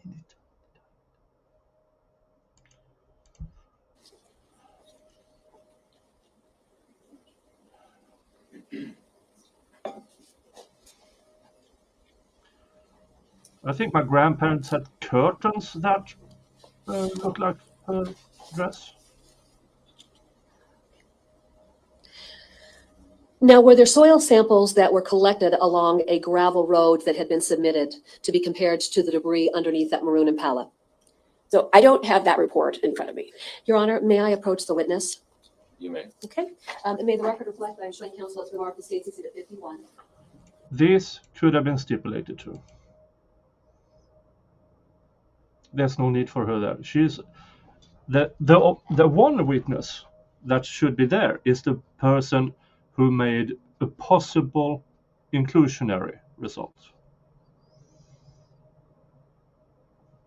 But here we are, wasting time.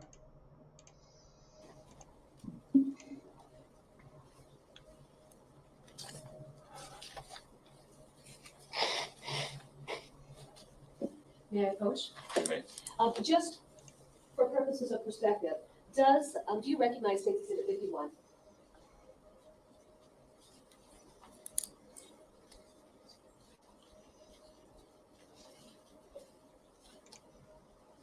Yes, this is a copy of the report that Dr. Ian Saganor authored on January 19th, 2022. And does this set forth findings that you would perform the peer review of? Yes. Did That- you compare? Sorry, I hate this with American. Sorry if I shouted and scared you.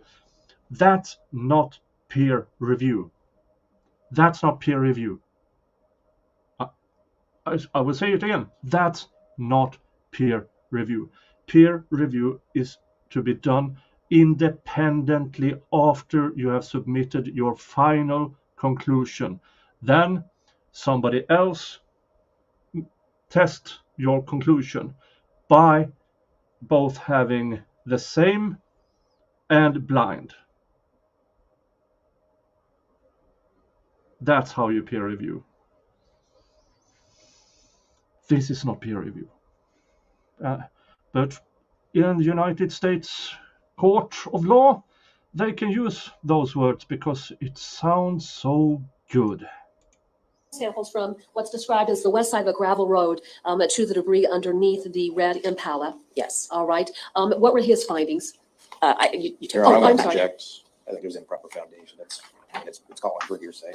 Well, and Your Honor, I'll reapproach that. Let me ask you this. When you did your peer review, did you agree with the findings of Dr. Saganor? I did agree. Okay, that's all the questions that I have. I don't have any questions, Your Honor. Oh, she forgot to say We'll ask about adjourn the for, actual result. noon.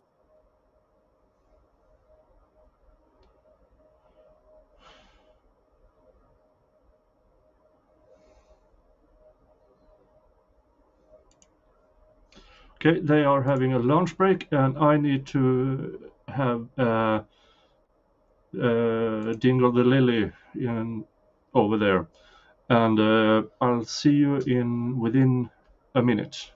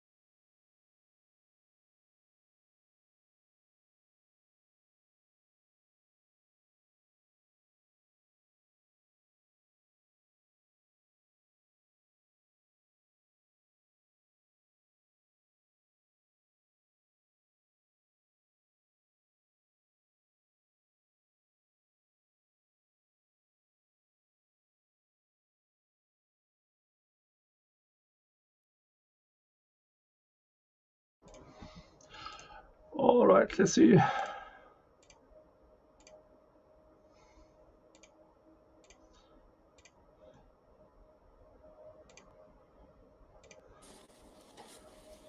Okay, next. Oh, that looked like a prison snitch.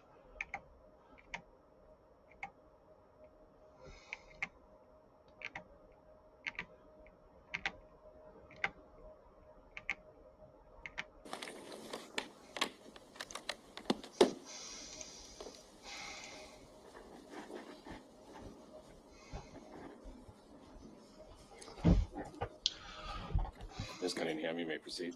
Thank you, Your Honor. Your Honor, the state calls Brendan Roby to the stand. That's either the person who claims to have pulled out the car or a new prison snitch. You raise your right hand. Do you swear to tell the truth, the whole truth, and nothing but the truth? Please have a seat.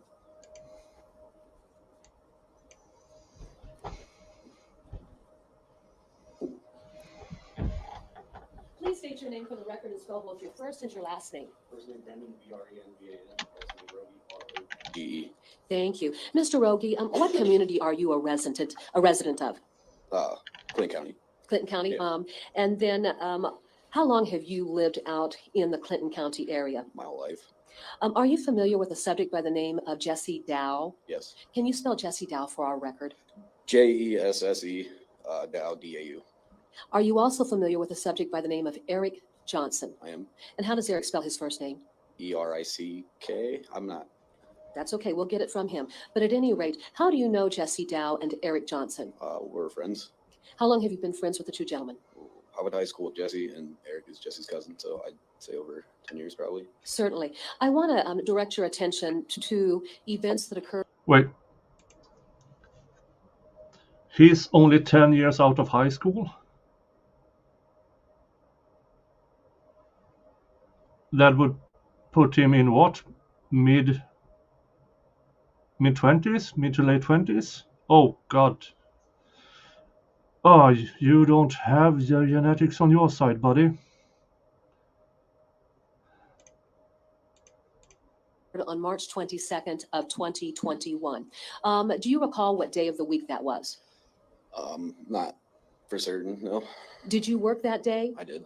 And then after you got off work, what did you do? I called Jesse and seen if he wanted to go fishing. It was relatively warm for that time of year, and we decided that's where we wanted to go. Okay. When you Oh, these are telephoned the Jesse, guys who did you learn found. that somebody Oh, was with Jesse at that time? Yes, he was with okay. This is one of the guys who found the remains. And yeah, he has an interesting story to tell. there. Okay. And where were the two subjects at when you made the call? I think they were at Eric's, which is a little bit farther north. All right. Now we're going to talk about the location where you went fishing at that day. Can you describe where it is located relative to Highway 61 and then the exit of Highway 30 when you would go into Clinton? It's north of Highway 30 by about 5 miles. It's right off of 61. How would you describe the area that you were going to go fishing at? I don't understand what. Sure. Is it a rural area? Is it an area where there is a city? There's not much traffic there. That's And is this area out in the country? Yeah. All right. The area that you were to go fishing, just describe what's in that area. mainly just the pond, and then Kuhnau's implement is just off to the north of that. Your Honor, may I approach the witness? You may. All right. Now, I have before you an exhibit that we've got on the easel. It's been previously introduced as State's Exhibit 41. I want you to look at that exhibit and tell me if you recognize. Another thing that pissed me off to no end. She made people draw sketches on a whiteboard on the first day, 3 days, 4 days, when she had an aerial photo of everything this entire time.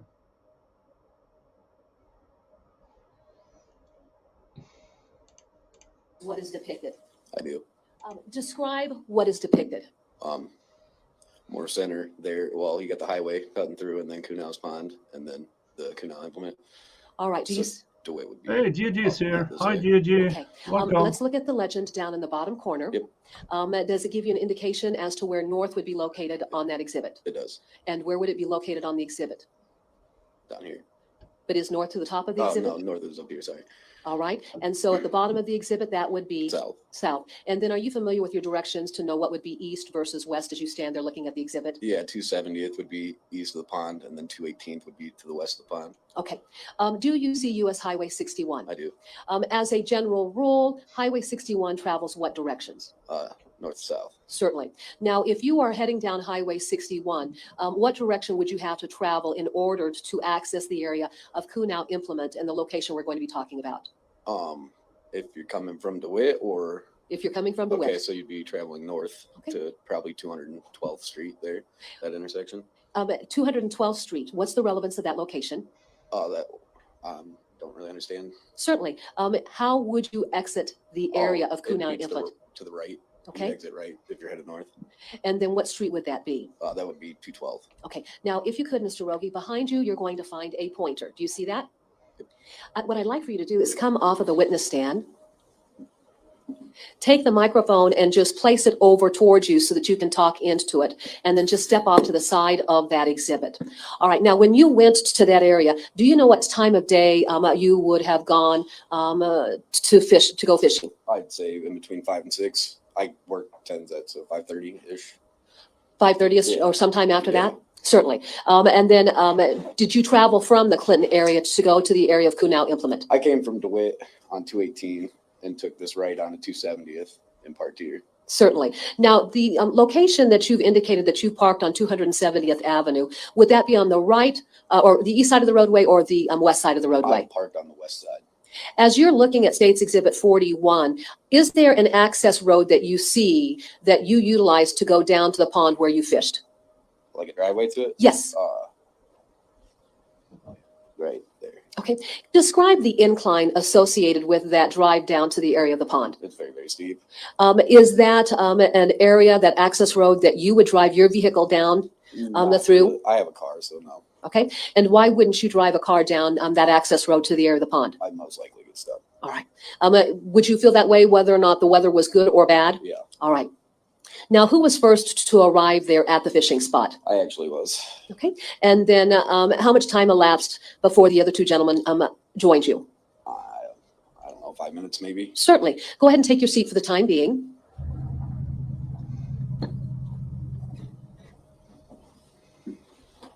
When you arrived at the area, did you stay up by your vehicle or start to go down I by the sm- pond? I smoked a cigarette in my car, so I didn't leave my car At what point did you exit your car? when Jesse and Eric showed up. When the other two gentlemen showed up, what did the three of you do? Started to walk down. I mean, obviously we got our fishing gear and stuff, but started to walk down And what area were you walking down toward the pond? that the steep embankment there. What I'm describing as the access road? Yeah, As you were walking down toward the pond, what developed? yeah.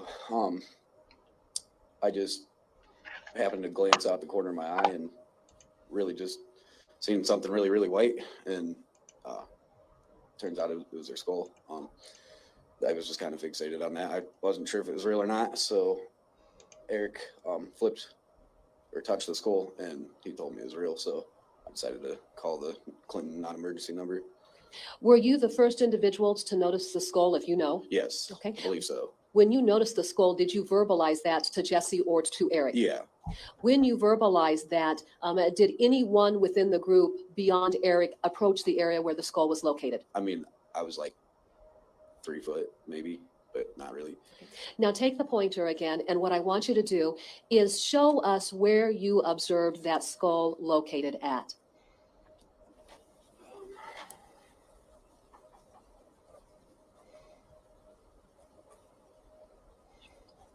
I would say it's probably here. All right. Now what I'm going to do is I'm going to present a different exhibit to you, and that's going to be States Exhibit 42.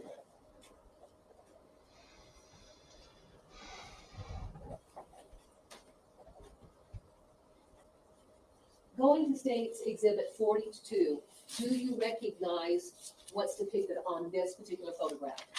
All right. Use your microphone and tell us how you recognize this exhibit. This is the pond south of Coon House. Is this a better perspective? Yeah, it's blown up. Certainly. As you look at 270th Avenue, give us a general idea of where your vehicle was parked there on the west side of 270th Avenue. I was probably parked right here. Okay. Would that put you further south of that access road down to the Yes. pond? Now, in this particular exhibit, can you get a better perspective of the location where you would have seen the remains? And as we look at that exhibit, is there an article or item laying there that you noted was in the area of the remains? I don't understand. Certainly. Look close in that photograph. Get up very close to it. Oh, the tire? Yes. Yeah. Does the tire have any relevance to you? It was just close, I guess. The tire was close to Yeah, the remains? yeah. All right, go ahead and take your seat.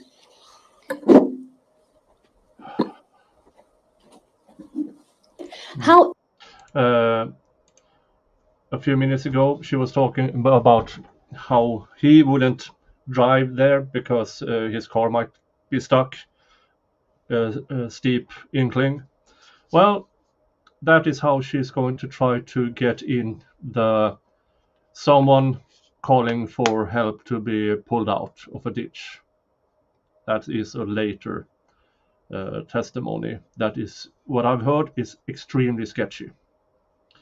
And but also none of that. You remember the kid who testified he saw all this? He never mentioned car getting stuck. So you have all these inconsistencies, and she still keeps trying to get this irrelevant stuff in with actual good evidence as this guy is providing. Maybe not, it won't point to someone, but just how they found Breasias remains, which is important.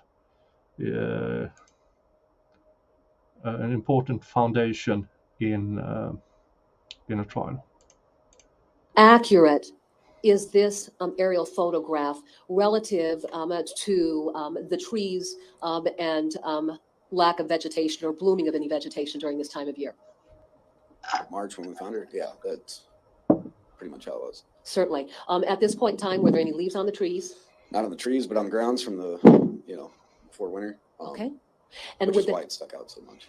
all right, and were the leaves that you're describing on the ground, was that dead foliage from the trees having lost their leaves? Yes. Is that what you said caused the skull to stick out? Yeah. All right, and then beyond that, was there any plant life that was blooming on the ground during this I period of time? wouldn't say like full blooming, but starting to come up, yeah. Certainly. All right, so then take us to your next step. You observed the skull. What is it that you did? I called the Clinton County non-emergency number. When you contacted the non-emergency number, what did you advise? That was about 90% sure that I found human remains, but I wasn't totally for certain on that. So I asked for an officer to come down and take a look. What happened next? I waited about 5 to 8 minutes approximately, and then the first officer arrived. Where did you wait for law enforcement to arrive on the scene? Back on the road. All right, and then did anyone stay down by the area of the human remains while you waited for law enforcement? I don't recall. All right, we'll talk with Jesse and Eric about that. What happened when law enforcement arrived on the scene? He asked who called. I said it was me, and then he had asked me to show him where, so I showed him where, and then he had us move our cars up the road to the Kuna has it. They have a back gate, I guess, kind of. So he had us move our cars and said basically there's gonna be a bunch of cops showing up eventually. So we sat around and waited for a few hours. All right. Now, after law enforcement started to show up, were you directed to locations to be interviewed? Yes. Explain. We went to the Clinton County satellite office in DeWitt. What happened when you arrived at the satellite office? I'm not sure on a name, but a detective from Clinton had talked to us, and then one from Davenport. I also don't remember his name. Okay. Does the name of Detective Evan Obert sound familiar? Yes. Was he a tinier individual with a bald head? Yes. And then did you provide a complete statement of what you've described here today to Detective Obert? Yes. Brendan, were you aware of the investigation that the Davenport Police Department had been involved in relative to a little girl by the name of Breasias Terrell, who was reported missing back in July of 2020? I've heard the names, but I hadn't really paid too much attention to it. Although I did see a Facebook thing when I was waiting to be interviewed there at the Clinton County site that made me believe that's who we found. Certainly. Let's talk about what you noted in the area of the human remains. When you noted the skull there on the ground, is there anything else that you noted that would have given an indication of the race of the race of the individual associated with those skeletal remains? Dreadlockish hair. Okay. And so with that being said, when you saw the Facebook posts with the skeletal remains, the hairstyled in the fashion of dreadlocks, The clothing. and the clothing, Yeah. was there clothing attached to the body or right there with the skeletal remains, if you can recall? I think they were close. I was just like 3 foot, but got enough to glance, and then that was about it. All right. Is there anything else that you can recall about your involvement in this matter? No. Okay. I have no further questions. Thank you. Okay.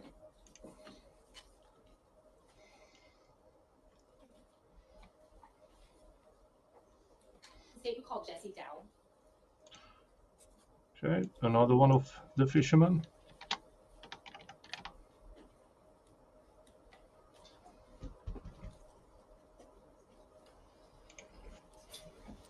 Please raise your right hand. Do you swear to tell the truth, the whole truth, nothing but the truth? I do. Please have a seat.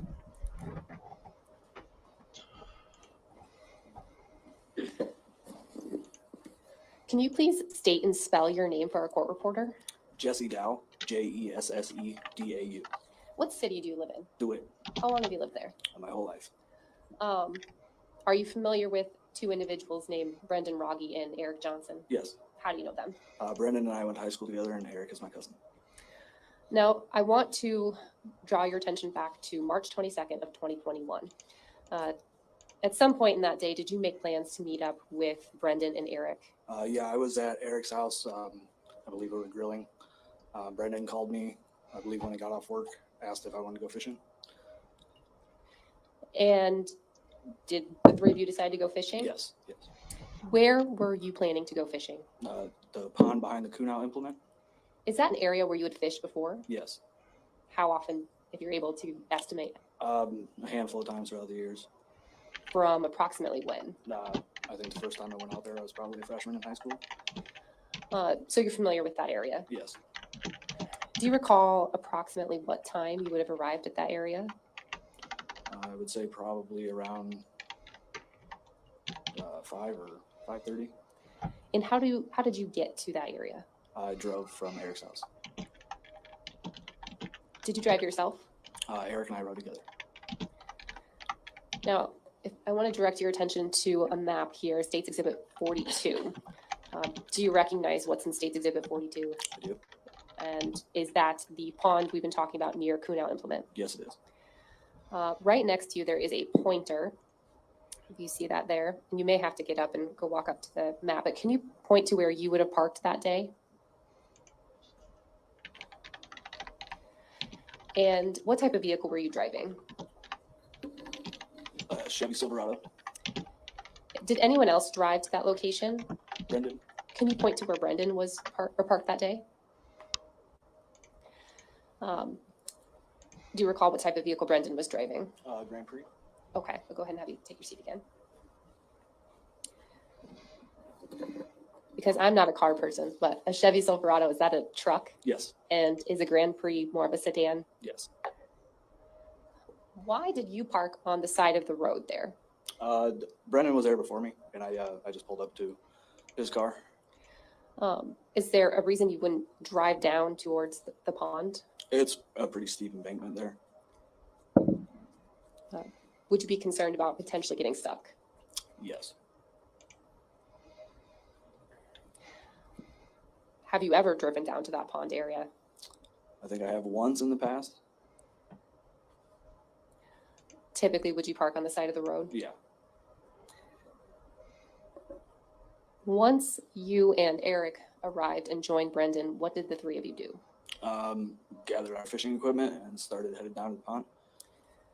And what happened as you started to head down towards the pond? Brendan noticed something off to the right-hand side. I don't remember exactly what he said. He saw something. I continued to walk down to the pond to start fishing. And that's when he said, it was odd. Once you heard Brendan say that, what did you do? I was down at the pond and I walked back. I didn't believe it was what he said. Can you, again, I'm going to ask that you get up and go over to our map here and kind of point to the general area where Brendan was at?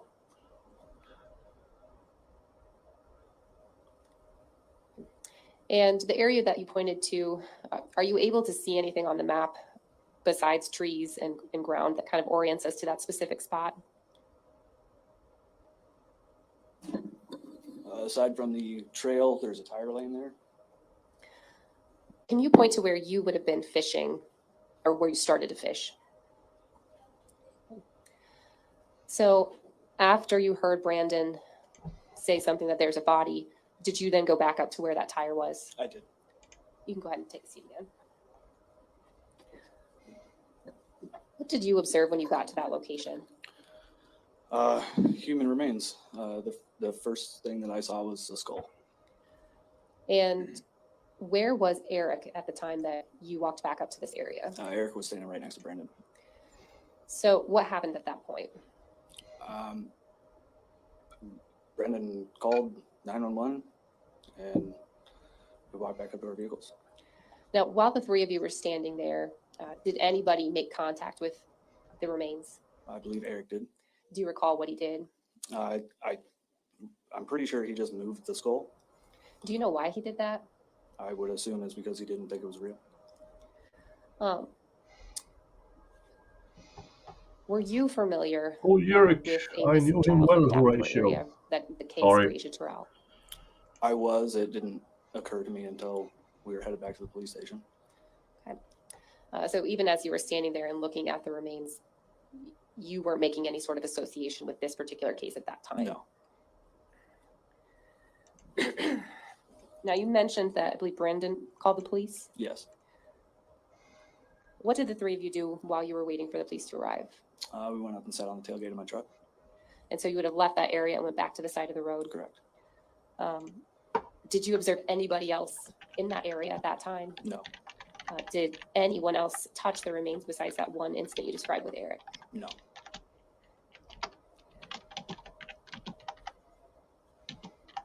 Once the police arrived, what happened?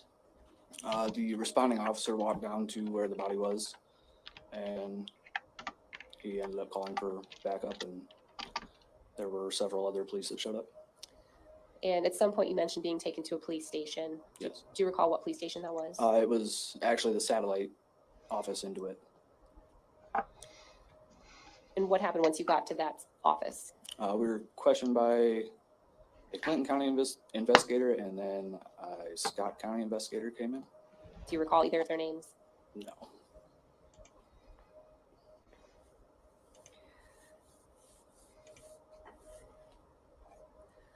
Did you have any other involvement in this case? No. All right, I don't have any further questions. No cross-examination. You may sit down. Okay. They called Eric Johnson.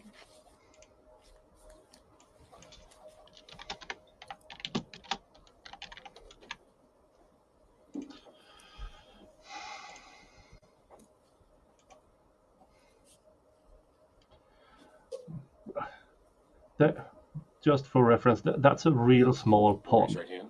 Do you sort of tell the truth, the whole truth, anything but the Do truth? they plant fish there for people to fish? Is there actual streams going there? Can you please state and spell your name for our court reporter? Eric Johnson, EricJohnson. And what city do you live in? Grand Mound, Iowa. And are you familiar with Brendan Rogge and Jesse Dow? Yes. How do you know them? Jesse's my cousin and Brendan's his friend. Now, back on March 22nd, 2021, do you recall what you were doing that day? We had grilled at my house and then we decided. Okay, planted ponds. Okay, When thank you you. say we, who do you mean? Me and Jesse, and then Brendan had messaged him to go fishing Do you recall approximately what time that would have been? around 5:30. At some point, then, did you guys agree to go fishing? Yes, And where was the plan to fish at? at Coon House. Is that an area where you had fished before? Yes, we fished there since high school. How did you arrive at that location? I rode with Jesse And do you recall where the two of you parked? on 270th Avenue. Do you recall who was the first to arrive? Brendan, And so would he have already been there at the time of your arrival? correct, Do you recall where he parked? on 270th. Right next to you here is States Exhibit 42. Does this appear to be a map of that pond near Kuna Implement? Yes, There was a pointer up there somewhere. Are you able to point to the area? And if you need to step out here, you can, where your vehicle would have parked and then where Brandon's. Okay, first, where did your vehicle?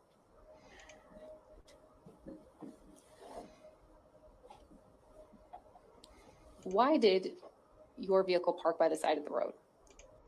All right. This is, I'm just, for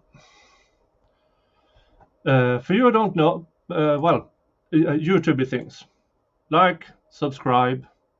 If you have been here for a while and think that, yeah, I can sponsor this guy, $3 a month, and that will get you a membership. There's members-only content on my channel, and you get a link to my Discord. Other than that, you can go and get some merch. one of my things that's there is my favorite saying. And in 5 minutes I can actually pronounce it. You can't un-F a cluster F. So that's the t-shirt with my logo and this on the back. Or a mug. You can't unfuck a cluster F. And this is because my members told me they wanted. And a bunch of them have bought some. So that's all. Another way you can sponsor my channel. All right, back to the trial. We just nosed up to the other car.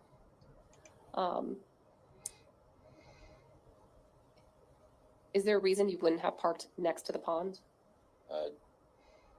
There's a big hill. Have you ever tried driving down to be closer to the pond I before? have not. Why not? Because it's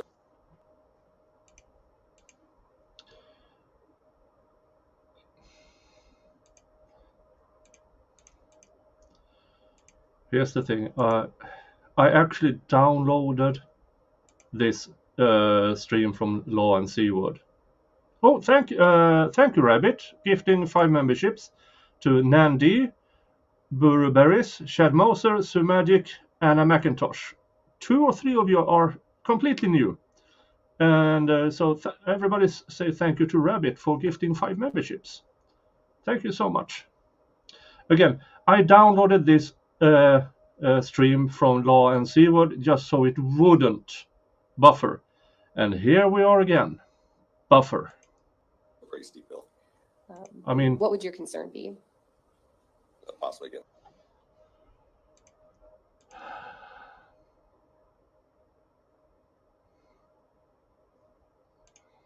let's go back to normal speed. Stuck.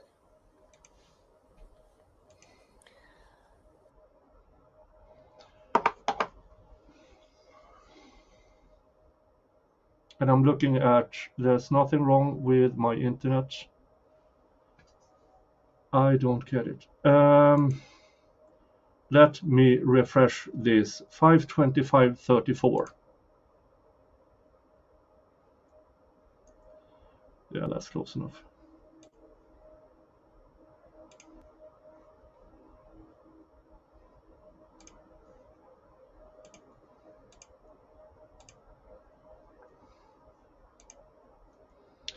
Why are you buffering? Yeah, see, it's downloaded. Have you ever tried driving down to be closer to the pond I before? have not. Why not? Because it's a pretty steep hill. What would your concern be? Possibly getting stuck. Once the 3 of you got out of your vehicles, what did you do next? Went down and go fishing.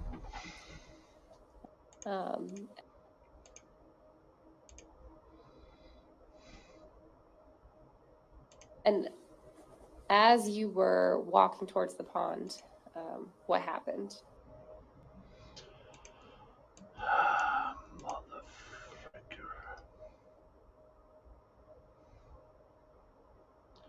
Okay, let's try moving into Edge because I've been doing this through Chrome and I hope that will help.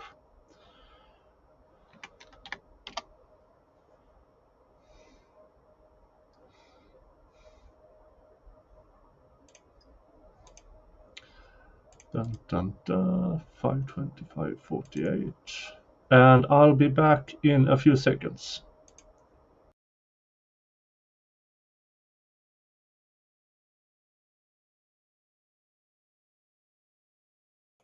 And I'm back. Let's get this stream. Present, share screen.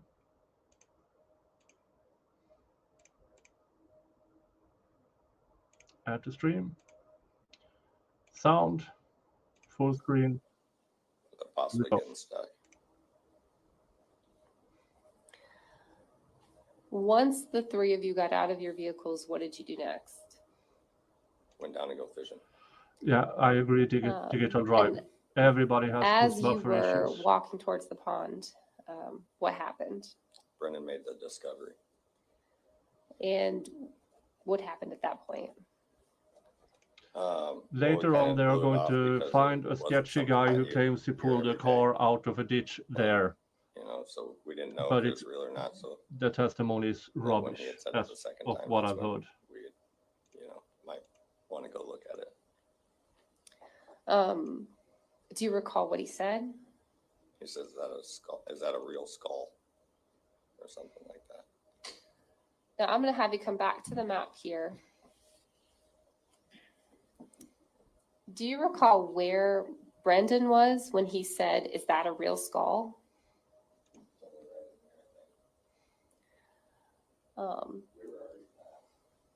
When you say we, who are you referring I was to? walking next to Jesse. If you can move the microphone over. Thank you. I was walking next to Jesse. And so you and Jesse had already walked past that area. Correct. And the area you pointed to where Brendan was, is that near kind of where there's a tire that appears? Okay, I'm trying something. Going from router to phone internet. Sometimes that works.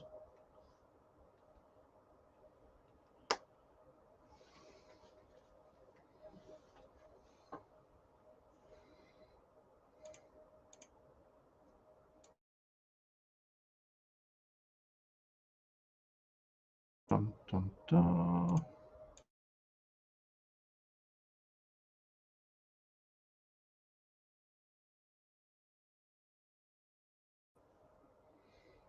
Okay, went from router to phone. I hope it helps. Let's try. appears to be on the ground. I believe so. So at that point that you heard Brendan say, "Is that a real skull?" What did you do? Oh, really? The guy Well, that me pulled and Jesse Dinkins were out of talking the about mud it passed earlier. away? So we were in conversation the first time But he had actually how- said it. So Then it's So really the first sketchy time that he it's said even it, in the fair to tribe. say you kind of ignored him. yeah, Then he said something again. yeah. Do you recall what he said the second time? I want to say he said it. Is this a sick joke or something? I don't remember exactly. What did you do at that point? Approach the skull. What did you observe when you got to that area? A human skull.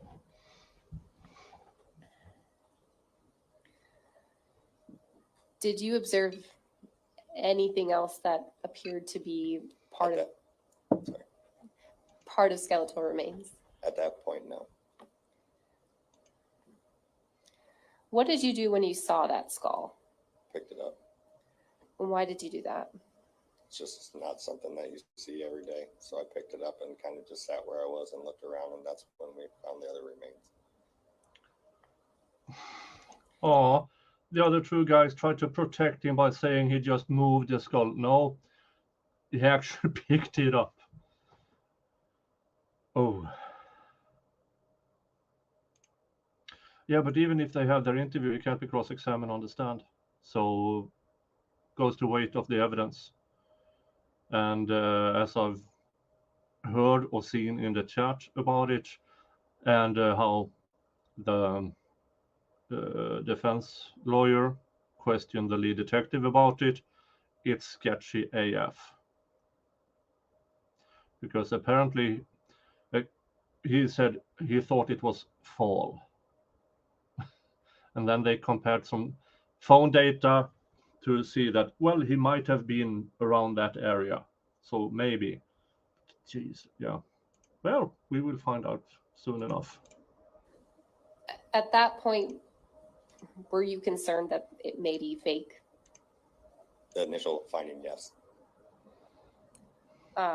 Once you picked up that skull, what did you determine? That it was real. After you picked up the skull and you made that determination that it was real, what did you do? I called my brother, that's a cop, in DeWitt, or he's the federal officer in Illinois, and then his wife was a DeWitt cop. To your knowledge, did anyone else call the police? Brennan was on the phone with the police when I called my brother. Did you touch any other portions of those skeletal remains? I poked at it with a stick a little bit. I did not move nothing. Jesus Christ, kid. Did You're either supposed to be an Jesse or adult. Brendan touch anything? No. After you called your brother and Brendan called the police, what did the three of you do? Waited for the officers to arrive. And where did you do that? We waited at the cars. Mr. Johnson, were you familiar with a missing child at that point named Breasias Terrell? Briefly, I had heard about it, but I didn't know nothing about it. At any point while you were there on scene, did you associate with what you had found with Breasias Terrell? At the point of finding it, no. It wasn't until after we had left that we started coming up with our own conclusions. Now, when you say when you left, what do you mean? Went to the police station, sheriff's department. And were you interviewed at the sheriff's department? Yes. Would that have been the same day that you made this discovery? Yes. Immediately after. Were you taken from this area immediately to that sheriff's office? Correct.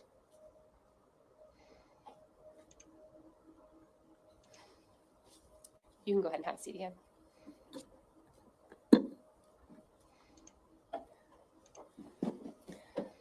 When you were interviewed at the sheriff's office, essentially, did you provide the same information that you testified to here today? Yes.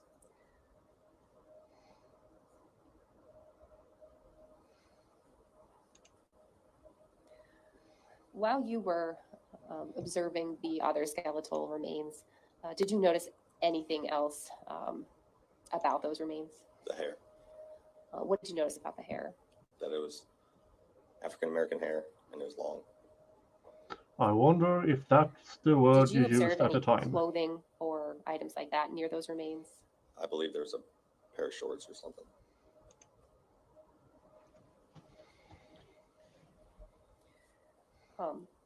Did you make any observations about the size of the shorts or anything like that? No.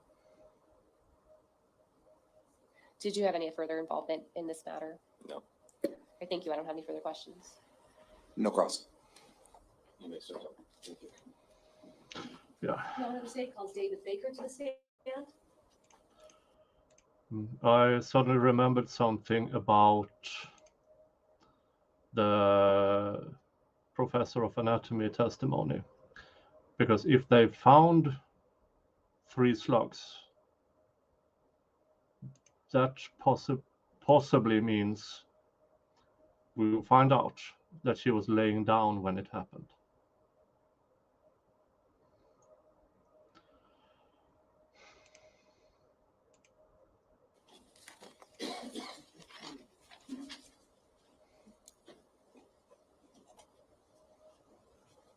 Don't they have a bailiff to go for that for next witness? But no.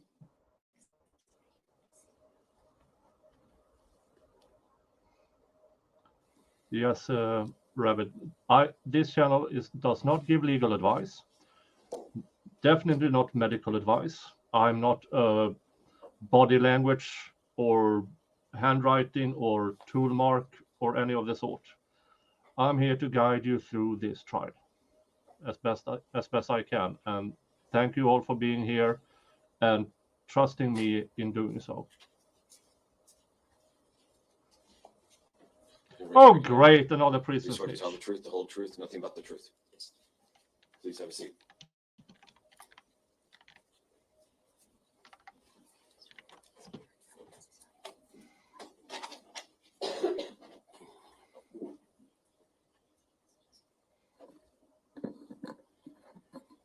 Please state your name for the record and spell both your first and your last name. David Baker, D-A-V-I-D, B-A-K-E-R. Mr. Baker, let me ask you this. Where are you? Again, said it with the other prison snitch. Say it again. Prison snitches has nothing to lose by lying. Them taking an oath means jack shit. Because if they lie and get caught, they will still be in jail.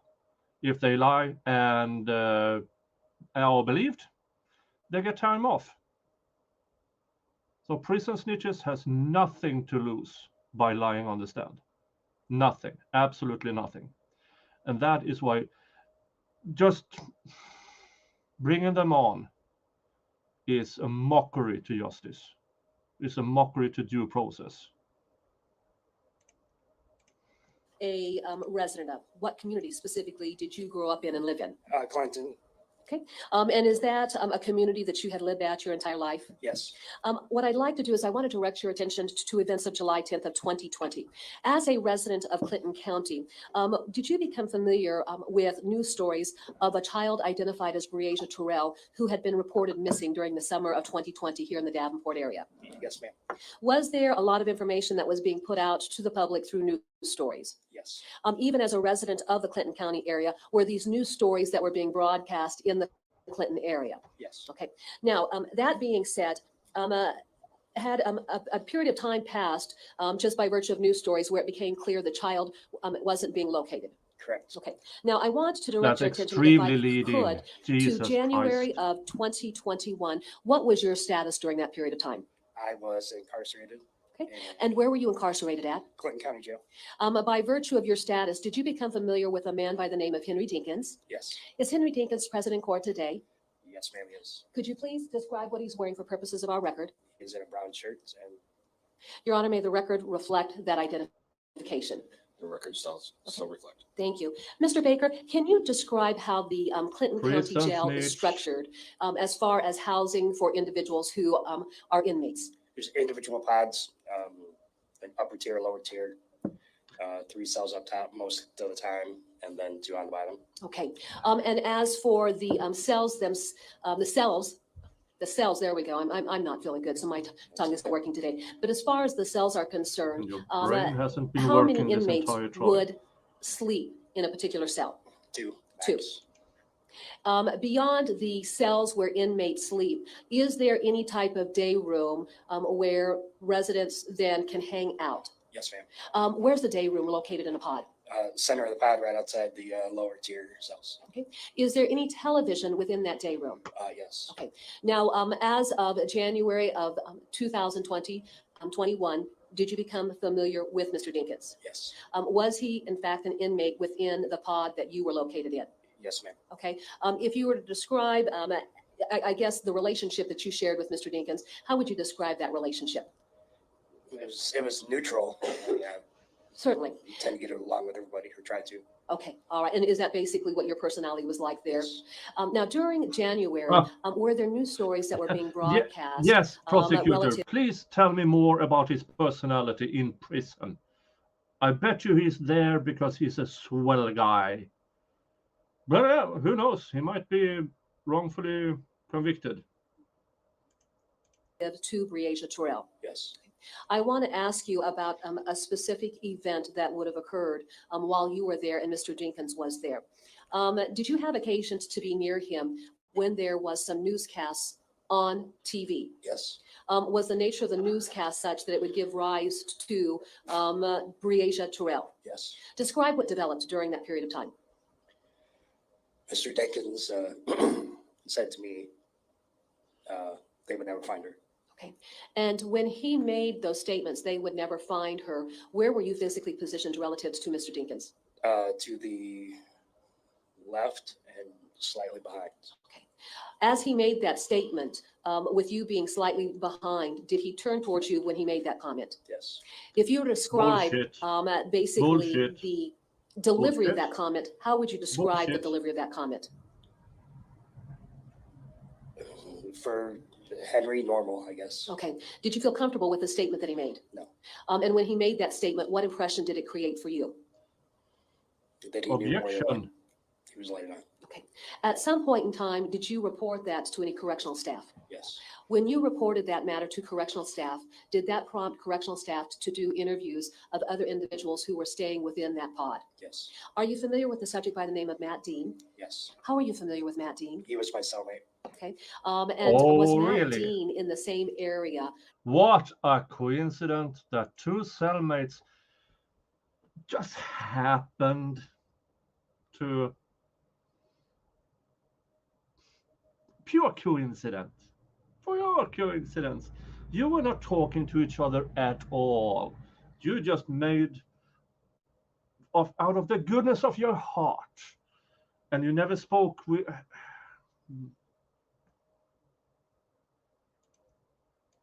As you were when Mr. Dinkins made this statement. Yes. Did you and Matt Dean have any conversations after the fact about you having heard Mr. Dinkins make that statement? Briefly. Did Mr. Dean indicate to you that he had also heard that statement? That's unclear. I don't remember for sure. Certainly. But at any rate, then, by virtue of you reaching out to correctional staff, did that prompt an interview that was conducted of you by a detective from the Davenport Police Department? Yes, ma'am. Did that conclude your involvement in this matter? Yes. I have no further questions. Mr. Baker, at the time of January of 2021, you stated that you were in Clinton County Jail with Mr. Dean and Mr. Dinkins, right? Yes, correct. As of right now, you are still incarcerated, correct? Correct. Yes. Where at? Newton Correctional Facility, Newton, Iowa. And why are you there? Your Honor, may we approach?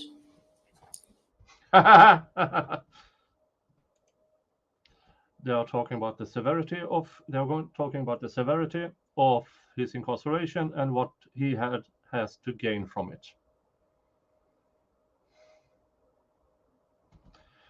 And valid questions that she really doesn't want to be asked. But in my opinion, ask away.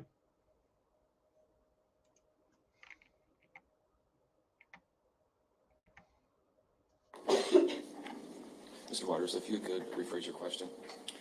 As of right now, how long are you going to be in the Newton Correctional Facility? I am serving 2 5-year terms consecutive. Okay, so really the point of why you are here today is to testify about the statements that you've supposedly heard my client say in Clinton County Jail, right? Okay, so essentially you've testified that you overheard him say that they're never going to find her. You took that of him meaning or talking about Breasias Terrell because you were watching some news story. Correct. Okay, and at that time, I think it was in January of 2021, right? The actual news story, I believe, was in October. Okay, so in October of 2021, you heard him say this statement. 2020, actually. Sorry, in 2020. Yes. So when he said that statement, though, it didn't seem like he was admitting he had anything to do. Wrong with type of Breasias questions, Terrell, defense. correct? I took it that he knew something more. Okay, and you're not going to sit here today and tell us that Mr. Jesus Christ, defense. Wrong line of questioning. Wrong line of questioning. Dinkins told you he killed Breasias Terrell, right? No, I'm not telling you that. No. Okay, and then lastly, because you were testifying today, I just want to know whether you've had any promise of reduction of sentence or if you've been given any promise of leniency. Absolutely not. Bullshit. Liar. Liar. You wouldn't be there unless you actually think you're getting some kind of easement. Time. You hadn't heard any other comment, though, from him, right? No.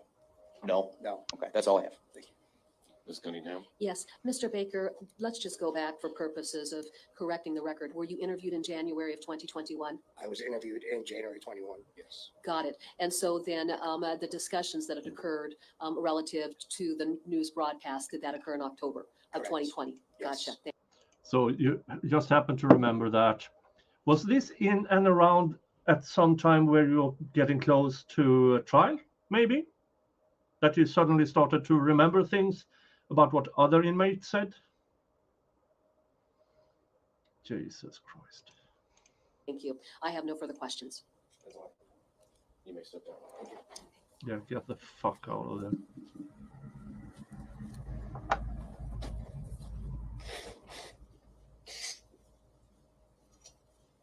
Your Honor, the state calls Sergeant Jeff Piper to the stand.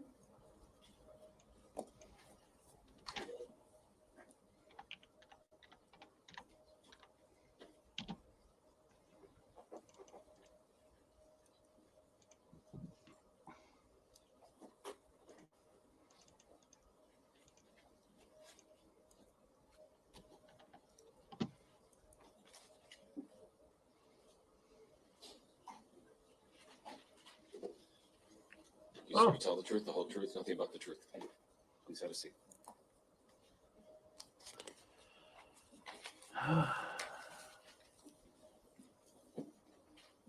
You may proceed. Thank you. Please state your name for the record.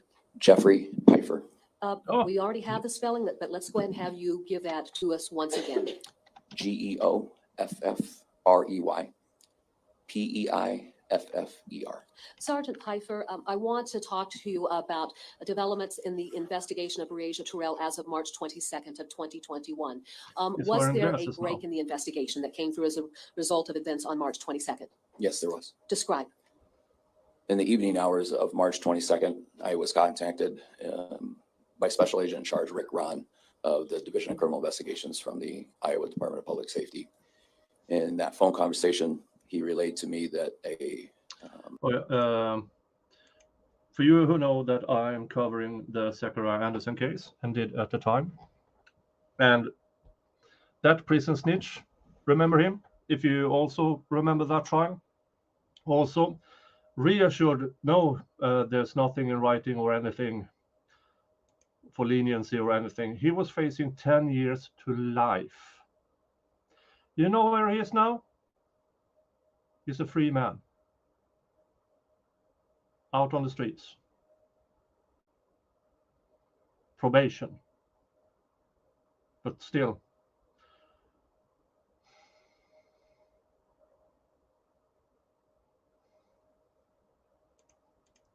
a body and some human remains have been discovered in Clinton County, just north of the city of DeWitt.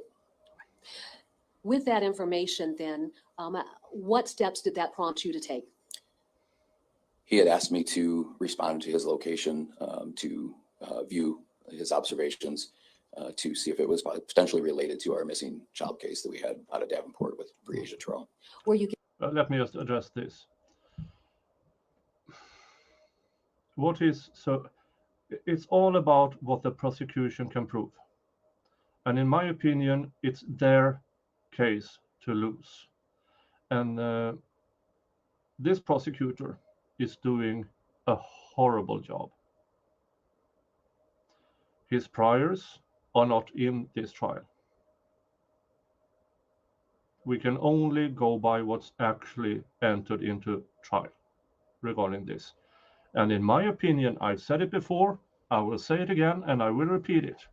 I think there is enough circumstantial evidence in this case to reach a conclusion about Henry Dinkins.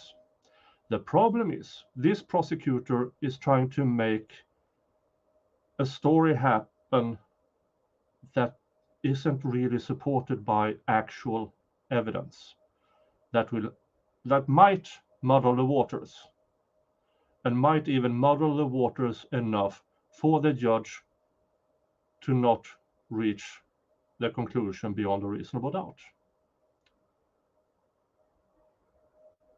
And I've said it before, I will repeat it if needed. Given an address to go to? Not at that time. He advised me to drive north on Highway 61 north of DeWitt until I saw the police vehicles. Okay. Did you do so? I did. And the area then that you drove to, were you able to identify it based on a large police presence? Yes. Okay. What area is that? I later determined it to be a piece of property called the Kunau Implement. It's a commercialized business that sells agricultural implements for tractors and things of that nature. All right. Sergeant Pfeiffer, at the beginning of this particular trial, did we go over States Exhibit 41 and States Exhibit 42, which would be aerial maps? Yes, where we did. Breasias' remains were located? Yes, we did. All right. Your Honor, may I go ahead and approach? You may. All right, I'm just gonna go ahead and let's go back to State's Exhibit number 41, where we've got the broader perspective of that entire area. All Oh right. God, As to State's it's a Exhibit sketch. 41, That whiteboard sketching gets me so furious. They had the aerial photos all this time, and they made people go up and take the pointer sketch. and show us where you went to.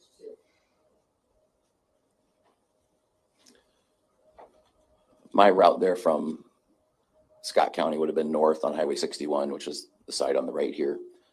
And as I approached the 212th Street I'll be right back. turnoff, the police I will vehicles be were lis- I will located be here on listening to this. 218th Street. The access to the Kunal implement was secured by a gate, and police vehicles were lined up along 218th Street here. The turn to 270th Avenue was also part of a incident perimeter established by police emergency vehicles, which consisted mostly at that time of Clinton County Sheriff's staff and Iowa State Patrol. All right. In the area of 212th Street and the juncture of 270th Avenue, or where 212 becomes 210th Street, 210th Street and the area of 270th Avenue, was there any police presence up at that intersection? Yes, this area, yes, all it around is. this Hanna. kind of pie-shaped Eller piece of Hanna, property for the Kunal implement if had you're a also visible Swedish. police perimeter around it. Okay. What's the purpose for establishing a perimeter around that entire area? Initially, when there is believed to be a scene for a crime or evidence, a hasty, larger perimeter is established in order to contain the evidence that's within that area, to keep it in there, and to prevent anyone or anything from coming into that scene. And to speak to this issue, with the 3 fishermen having made the report of discovering remains, did it become apparent that actually people in the community were aware of such, and even the press? Yes, it was. What was happening as a result? In this area of 218th Street near the 270th Avenue, as I'm showing with the pointer, there had been an assembly of members of the public, as well as some media presence starting to assemble. Were those individuals being kept out of the area of the crime scene? Yes. Speak to the topic of how the crime scene then would be secured and monitored. As I was directed into the area where the human remains were discovered down this path of 270th Avenue, once that area was established to have what appeared to be human remains on site, I met with Sheriff Greenwald from Clinton County and Iowa State Division of Criminal Investigations staff who were then on scene. We determined to make a dual perimeter, which is common in crime scenes. So the larger hasty perimeter would be this larger area. And then we reduced an inner perimeter to this area near the pond that encompassed this gravel access point down to that area near where the remains were. Okay. Were the remains within the inner perimeter? Yes. All right. Was law enforcement stationed around both the outer and inner perimeter throughout the night and into March 23rd, 2021, until that crime scene had been completely processed and the remains had been recovered? Yes, near this area where my pointer is, near the access point to that pond area, Clinton County had established a command post by virtue of a portable trailer that they use. That particular vehicle is where the inner perimeter station and the crime scene log was maintained for that inner perimeter activity and people coming and going from it. Did you reach out to officers of the Davenport Police Department to start coming to the area and assist in maintaining the security Made around myself a cup of tea. the perimeters established? Yes, there were agreements made between the city of Davenport and Clinton County and the state police on where we would provide staffing. I enlisted assistance from our detective bureau in Davenport to come up and assist with that inner perimeter. I also requested our on-duty crime scene technician to come up and take some overview photos. Who is that? At that time, it was Alicia Fritz. Certainly. All right. We heard from her early on in the case. Is that correct? Yes. And Ms. Fritz, she's pregnant. Is that correct? Not as of today. Okay, so she's She had the baby. All right, there we go. All right, so is that why we had to take her out of turn? Yes. All right. And then beyond assisting the assistance of Ms. Fritz, what plans were established for the recovery of those remains? Rick Ron from the DCI had reached. And we are buffering. Excuse me while I talk some Swedish here. Det här är min kanal och jag sänder och kommenterar på om amerikanska rättegångar. Svenska rättegångar är ju inte livesända och inte ens ljud, så det finns inte så mycket att göra där. Men så USA får duga. All right, back to English. So it started buffering again. I'm just checking my... No issues whatsoever with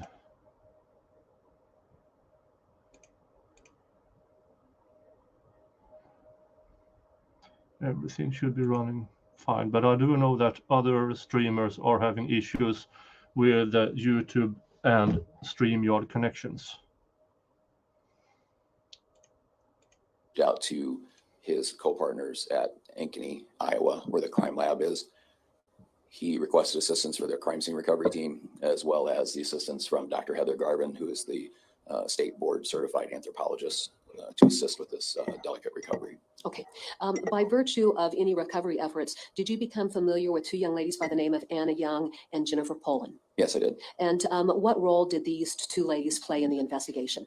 They responded with the DCI crime scene technician group out of Ankeny. Did those two young ladies then take photographs of the crime scene? Yes, they did. Prior to any steps taken to recover the remains? Yes. And as that process played out, did they continue to take a progression of photographs? Yes, they did. All right. And then beyond that, our anthropologist, again, what was her name? Dr. Heather Garvin. And then what time would Dr. Garvin have responded to the scene? She responded shortly within the same arrival time of the crime scene technicians the following morning. Okay. Do you recall generally what time of the morning that Dr. Garvin, Ms. Poland, Ms. Young, and other individuals would have come to the area to focus specifically on the task of documenting the scene and engaging in the recovery of the skeletal remains? I believe it was around 9 a.m. the following morning. We intended to initiate our briefings and discuss those plans for that recovery effort. Okay, all right. Now, were you at all involved with Detective Obert in doing interviews of the three fishermen, Brendan Rogie, Jesse Dow, or Eric Johnson on the evening of March 22nd? No, I was not. All right. Was he the detective that you had assigned to carry out that particular task? Yes, he was. All right. And then from there, once all of the operative players arrived on the morning of March 23rd of 2021, can you describe then the investigative plan and the processes that played out?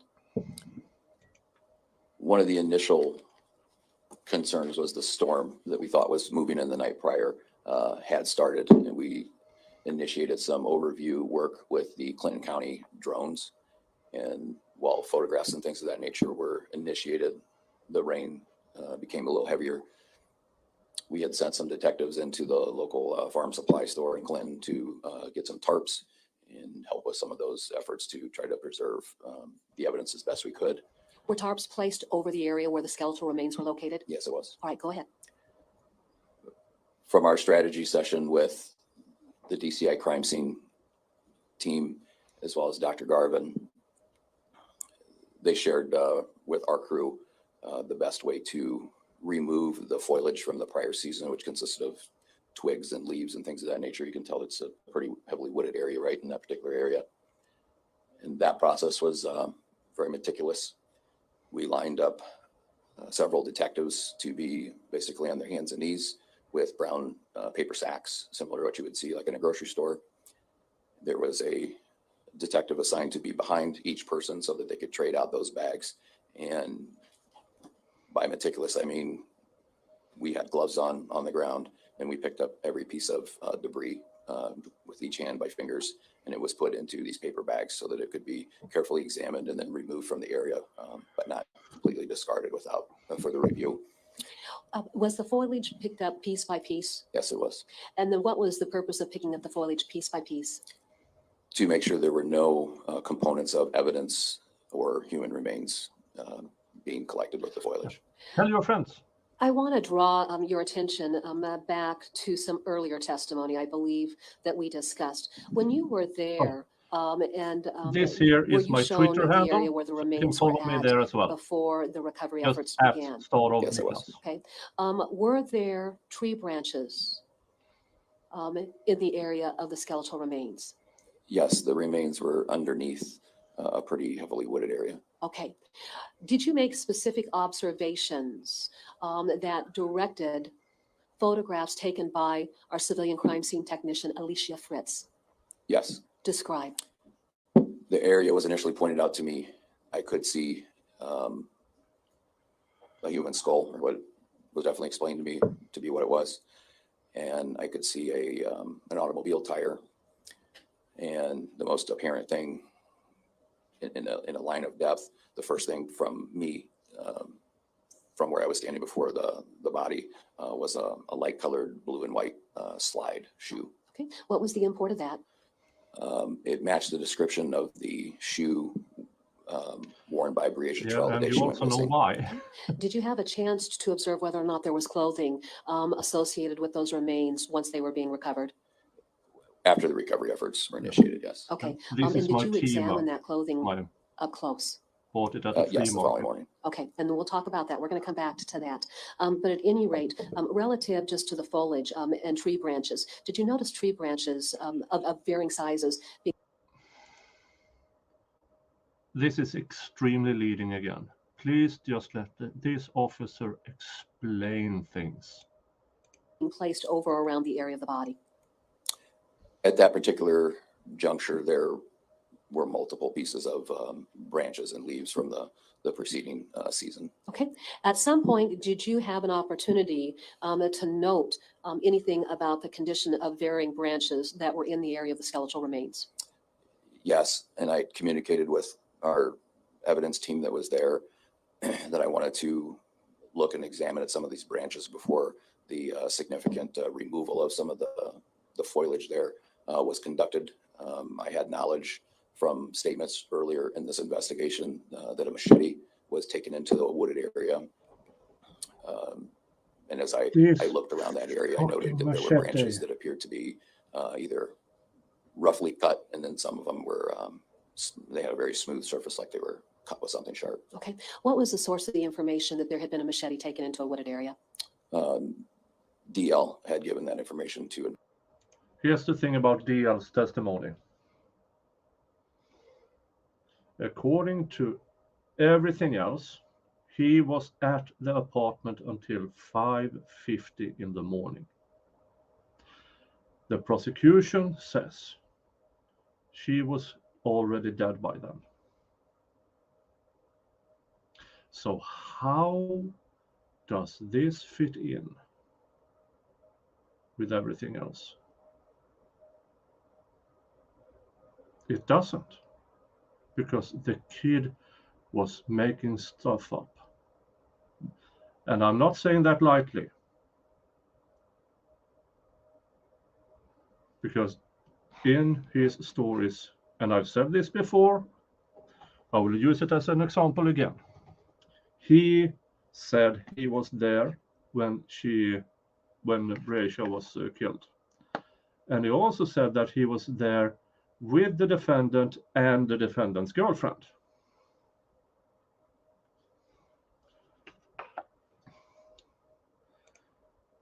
Yeah, not to cut up body, but to cut branches to cover body. But here's the thing, there's absolutely zero evidence of it, machete, being involved in any way, shape, or form.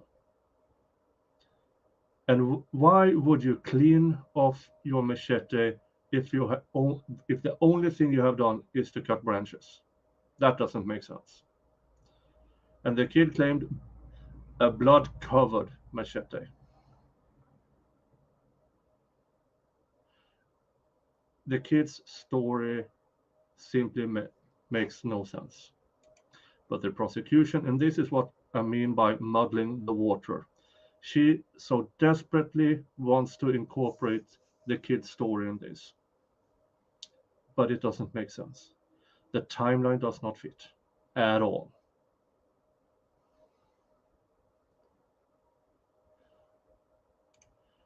Yeah. I mean, again,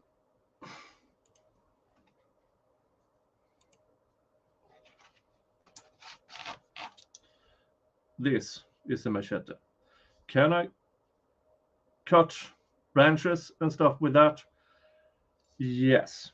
How will it look if I try to cut fresh branches? They would go all over the place and break off. There would be no clean cuts, especially not from a bit thicker branches. Just saying. And how do I know that? Because small, tiny branches, machete. thicker, a hatchet. Yeah, splintering. Thank you, Thierry. Splintering.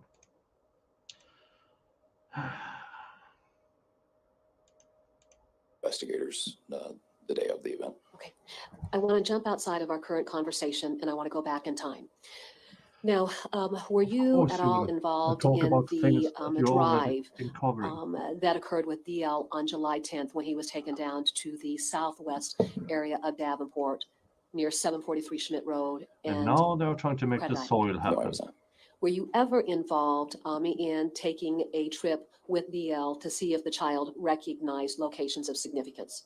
Yes. Explain. I don't know the exact date off the top of my head now, but it was a few days after that, within 1 or 2, I'm guessing now.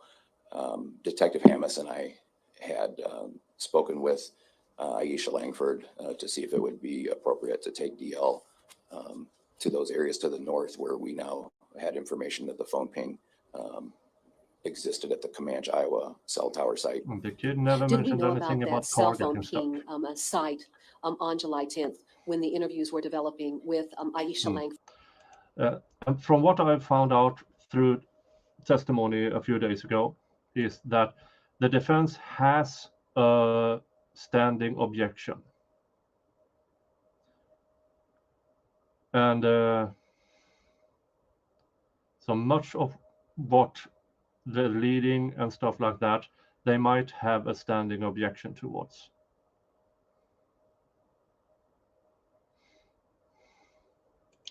Yeah, but sugarcanes are a different type of, that's a sugarcane is grass. It's very hard grass, more or less. And it's easier to cut through than branches.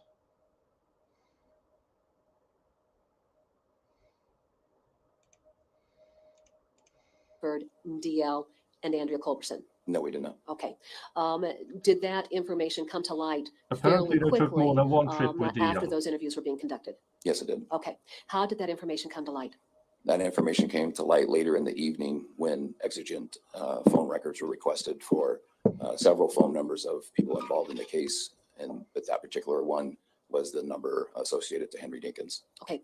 All right. So I got you off track. Let's go back to that then. So with that information about the phone pinging in Clinton, explain how that played into your interest in driving DL up to the area of Clinton. Hey, totally, Pip. We had known at that time from DL's statements that his father had taken him to an area near water and there was wooded area, and that he had mentioned about having to go into the woods to go to the bathroom. And he had also went into those wooded areas with a machete. And he had provided information that the machete was wiped off with some kind of cloth and then put back into the trunk and then later transferred to Henry Dinkins' camper. So the purpose of taking that drive with him was to see if the Walmart where the phone ping was near had actually been something that he would recognize. And it was. And as far as other areas along the route, nothing was really of significance where they stopped. All right. Now, as you got to the juncture of Highway 61 and Highway 30 to go into Clinton, did you know that that phone was definitively somewhere further east in Clinton? Yes. Okay. As you got to that juncture, do you recall the child trying to direct you? Yes. Describe what the child did as far as trying to direct your route of travel. As I was turning off onto Highway 30, he had mentioned something about it. You got to go further. I don't remember exact words he used, but that was the context of it. Okay. At this stage of the investigation, was there anything as far as evidence that had been gathered that would help you understand the import of going further along Highway 61? I may have lost track a little. At that particular juncture, no, I had nothing to suggest going further north from that perspective there. Okay. And then now we fast forward to March 22nd to 2021. You're directed up to the area of Kuhnau Implement. Does the statement by the child all of a sudden take on significance? It does in the effect, him saying at that time, we didn't go far enough. Certainly. All right. Now let's go back to where we were at. You were talking about those branches and you noticed clean cuts. Is that correct? Yes. Okay. The kid changes So- his story all the time. The condition of those branches, did that corroborate what the child had reported as far as a large knife going down into the wooded area with his father? Your Honor, I'm going to object for foundation as to this witness being able to give that type of opinion. Your Honor, this witness is describing his own observations of what he observed there, and then his knowledge of the child having mentioned a machete that had been wiped off. I'm going to sustain. Please rephrase. Certainly. Let's go back to July. Were there search warrants that were obtained This is because what I of mean with statements muddling the provided by water. DL? Yes. He tries to get What was stuff in. one of the locations That's- of interest that a search warrant, or search warrants, I should say, were obtained that would involve the knife described by the child? The address of Henry Dinkins motorhome in the 700 block of South Schmidt Road. There were multiple search warrants issued for that particular vehicle to recover a machete. Okay. Was a machete in fact recovered? Yes. All right. And then, so that being said, when you saw the condition of the branches, given what the child reported, was that consistent with what you were seeing relative to the branches? Once again, objection lacks foundation as to this witness's knowledge as to that particular line of question. Your Honor, the witness is talking about his own observations. He's has to give an opinion. He's talking about his own observations. And my other thought is this, Your Honor. Counsel's contending that it lacks foundation. What foundation? What's the lack in foundation here? I respond, has the man ever used a machete? Has he ever cut a tree with a machete? Has he ever touched a tree with a machete? Has he ever worked on a farm? I have. I'm going to sustain the objection when, again, Ms. Cunningham. I have worked on a farm. Thank you, Your Honor. I've been Sergeant Pfeiffer, clearing wood and You stuff yourself, like that have you ever been with a involved machete. in using an axe or a machete to chop down trees or do any of that type of work?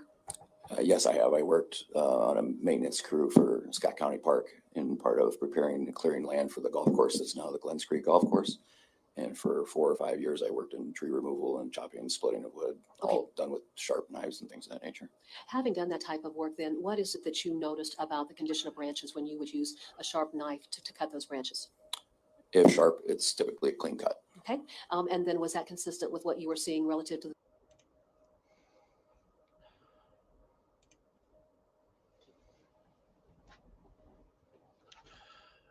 When you know the work you're doing,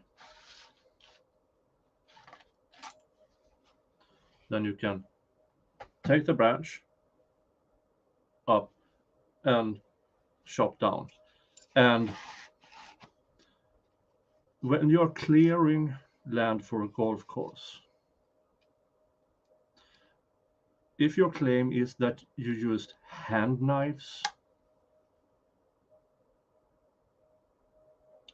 you are more probably using specialized tools.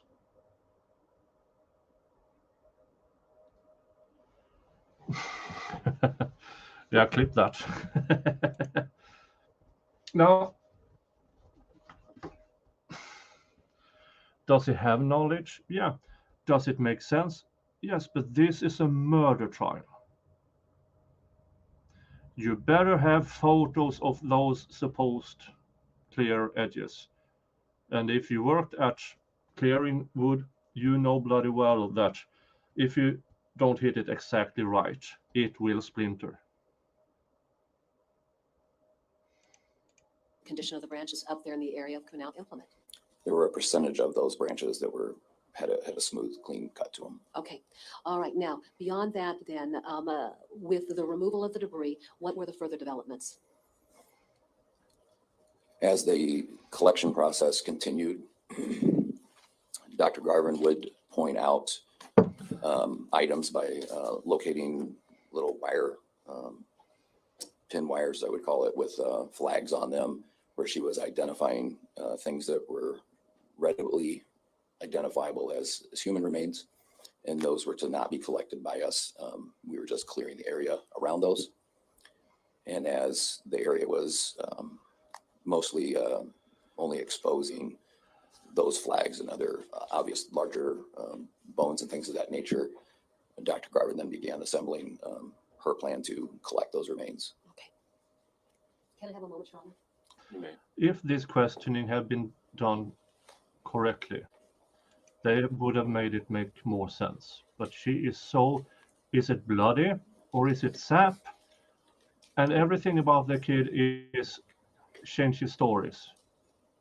And we already know he didn't pick that kid up until 5:55. We already know 5:50 in the morning. Then they went all over the place, and then for some reason they went up to Clinton, Walmart Clinton, and bought bleach.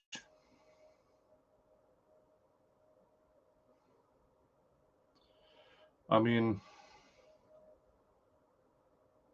why would he pick up the kid?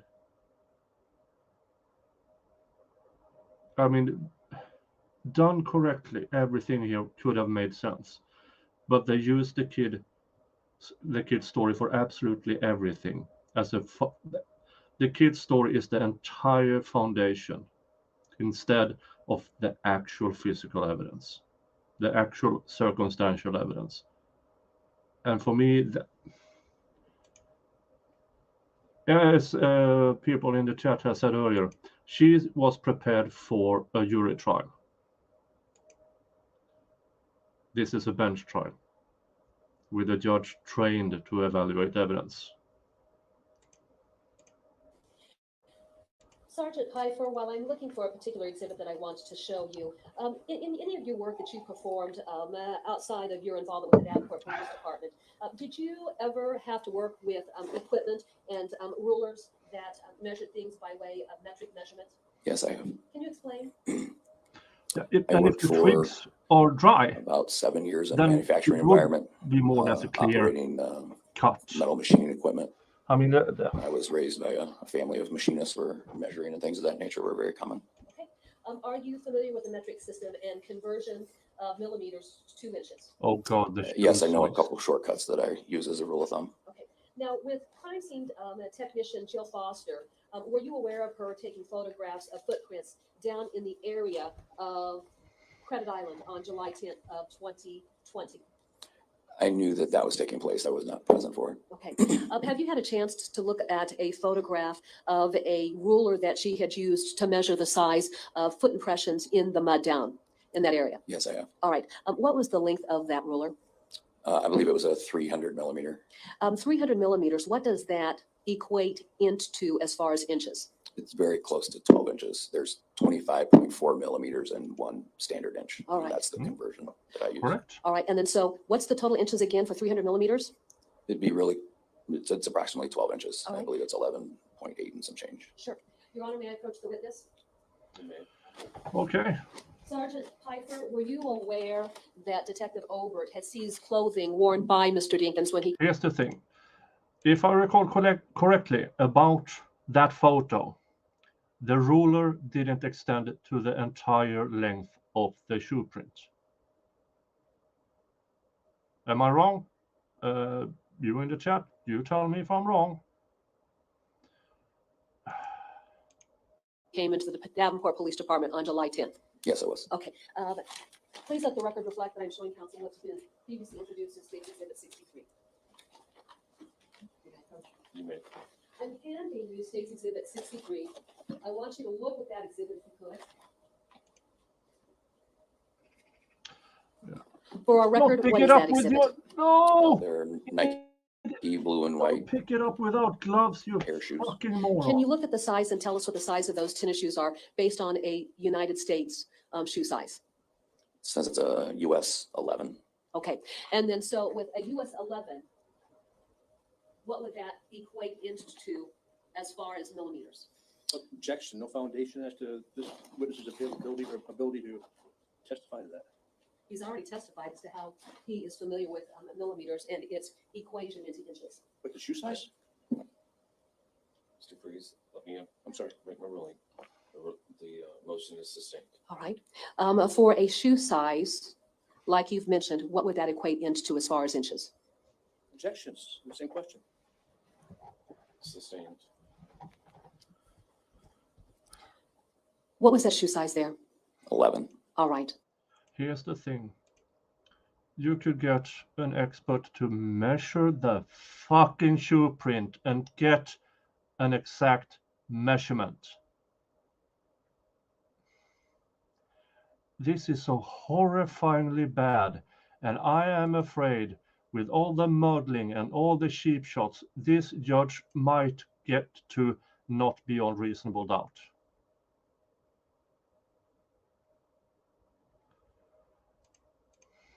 Was that taken off, Mr. Dinkins? Yes, All right. And so then for purposes of conversion, 300 millimeters equates into what? roughly 11.8 inches. Thank you. All right. Now let's go back.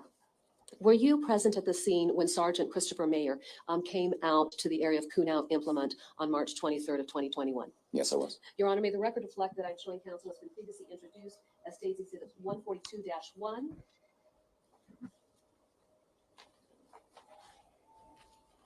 Through 142-7. I'm drinking calming tea of sorts. May I approach, Your Honor? Does it work? Sergeant Pfeiffer, were you familiar with all of the physical items of property that were located in the area of the human remains? Yes, I was made aware of them. Okay. I'd like for you to look at that exhibit. Do you recognize what that exhibit is? Yes, this is a document that is consistent with the total station crime scene mapping device. All right, Your Honor, may I publish that? Ms. Cunningham, if you're going to ask a series of questions on that exhibit, I think it would be best to take our afternoon break at this time. I think we'll be in adjournment for 15 minutes. There is 104 of you here and 93 likes. We are almost equal to the number of viewers and the number of likes. So if you wouldn't mind, if you forgot about it, just press that thumbs up, would you? Helps with the YouTube algorithm. Thank you so much. Let's move ahead.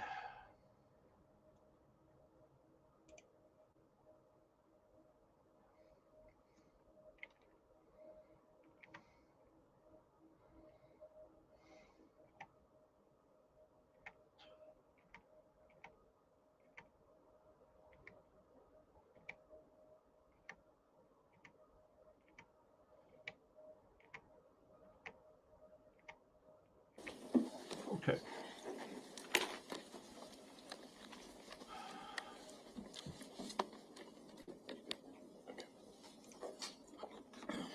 They have had Thank you, Your Honor. those The fucking state shoe prints published for 3 State's Exhibit years. 142-1.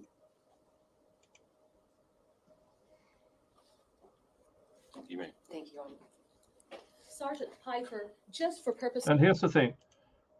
Even though it says size 11, size 12, size 13, or whatever, there's a difference between brands. And if you have a fake brand, you have to measure both the print and the shoe.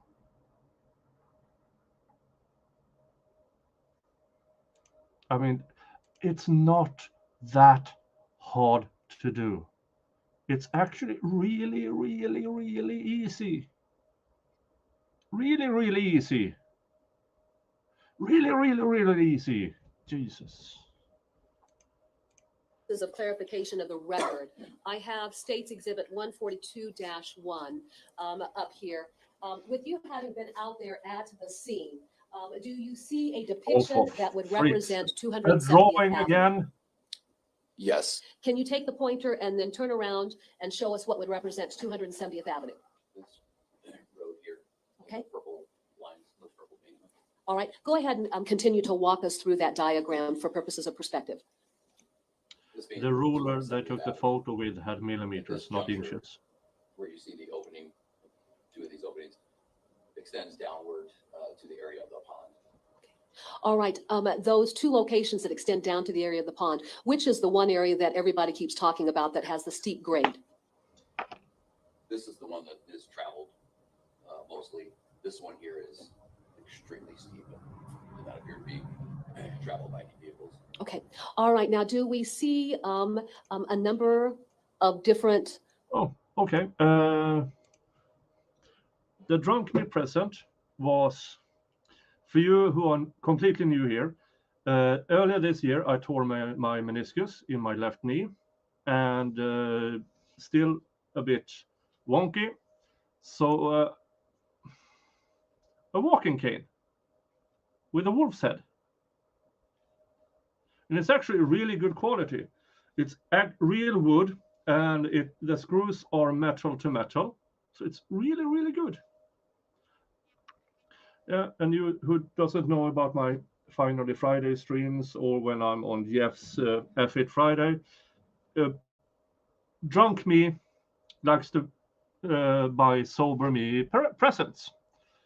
And since they don't arrive until 8 to 10 weeks later, I kind of forget about it.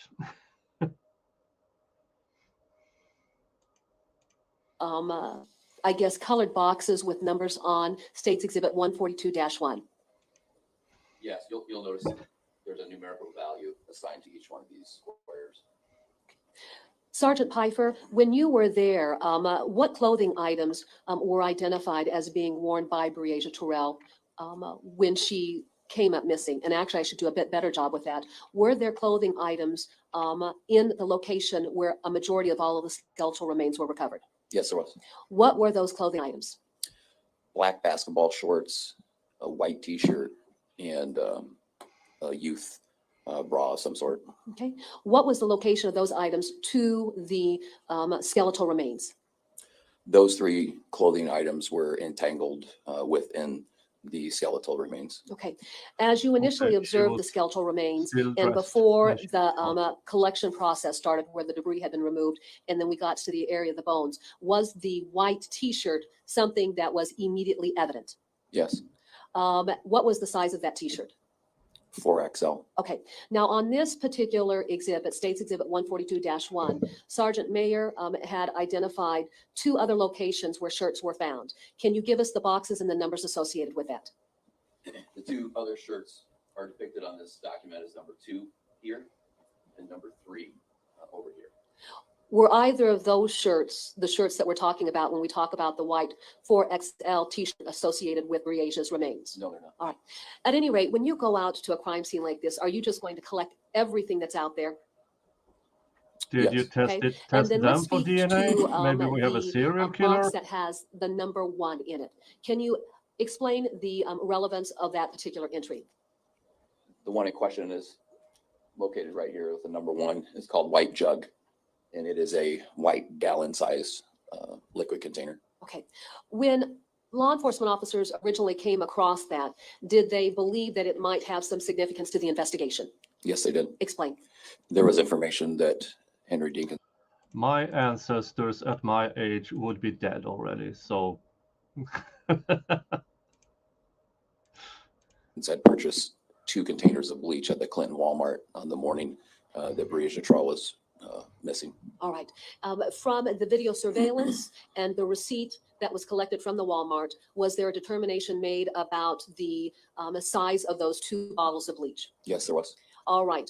This particular white jug, what was the size of this? 1 gallon. When you take that 1 gallon size jug and you compared it to what he purchased there at Walmart, what determination was made about the significance of this white jug? That it's larger than the ones that were purchased that day. And was there a second gallon white jug that was found out there at the scene? Yes, there was. What happened to that item? It appeared to have maybe been hit by a lawnmower or something of that nature, but it was pretty much destroyed. Certainly. All right. So as far as what we're going to be looking at when we see photographs that were taken by the DCI, all of the clothing item, will it be within the area of where the skeletal remains were recovered? Yes, it will. All right. Okay, you have skeletal remains with a white T-shirt, and all of a sudden you find lots of white T-shirts around. Are they tested? Do you have a serial killer? We know they drained the pond and they found a gun. That probably has nothing to do with this as well. But there's so many things in this. I mean, do I believe serial killer? No. It might just be from people fishing. It gets warm, they take off their shirt and then they leave it there. But just me sitting here speculating, I shouldn't be. I should have been crossing off, oh, now they have proven this, now they have proven that, now they have proven this. This is what I should be doing. Instead, I'm sitting here speculating. That's the amount of crap this prosecution is doing to this case. And Breasias Tyrrell deserves justice.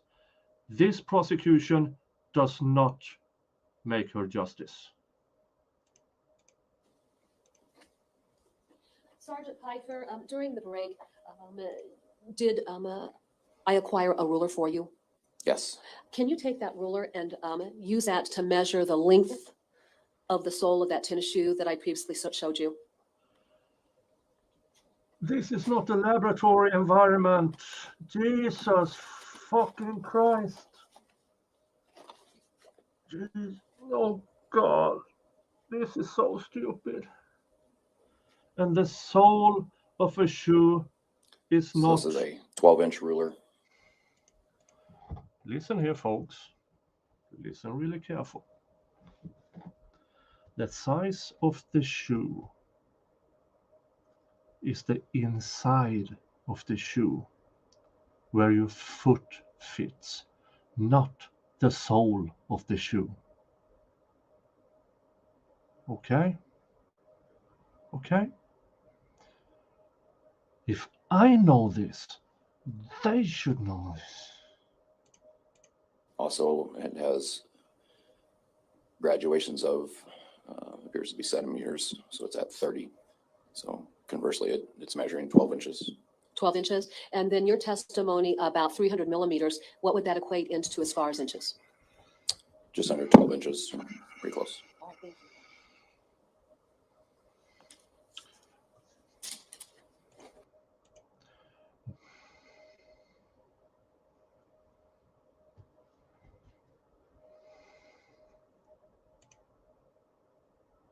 They don't even know if the shoe prints are from a tennis shoe.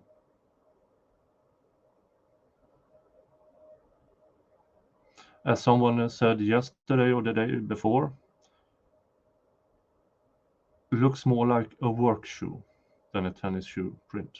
But since nobody is there to actually, okay, that this is the sole. We know those gold shoes had the marks of Nike. They could call up Nike and say, your gold shoes, what different kinds of soles do you use? And then compare. Have they done this? No, because she's a moron. And there are tennis shoes with extremely long soles. There are those who have almost no at all. You have to have at least the same gold shoe, and you know it's a gold shoe. There's a mark of Nike. You can get of that type to actually compare.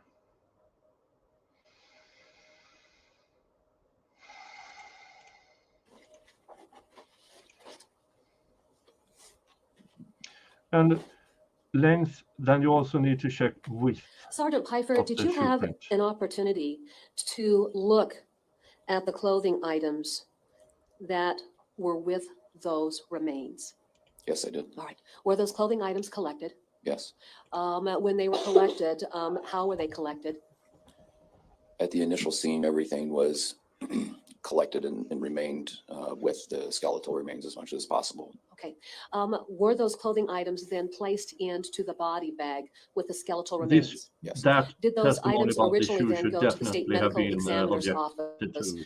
for purposes I of don't the care if autopsy there performed is by a Dr. standing Kelly Cruz objection. and by Dr. Heather Garvin? Yes, I did. Once the autopsy was completed, did those clothing items come back to the Davenport Police Department? They were transferred to the DCI crime lab for further evidentiary analysis, and then eventually came back to the Davenport police evidence. Okay. Speak to that particular topic. She was appointed DA or elected DA, and she took that position in November of 2022.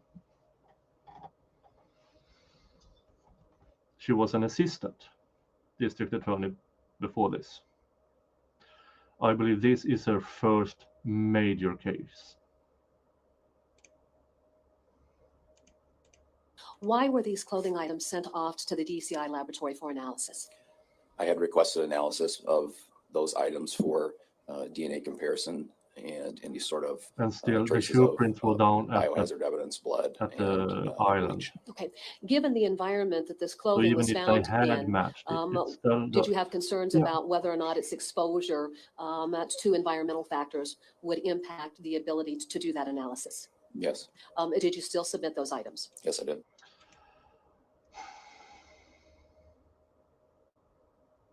No, standing objections is in the record. You make them beforehand. There's probably been a motion eliminate or a motion to suppress. The judge allowed it, and they have a standing objection regarding everything about that. That will save it for appeal.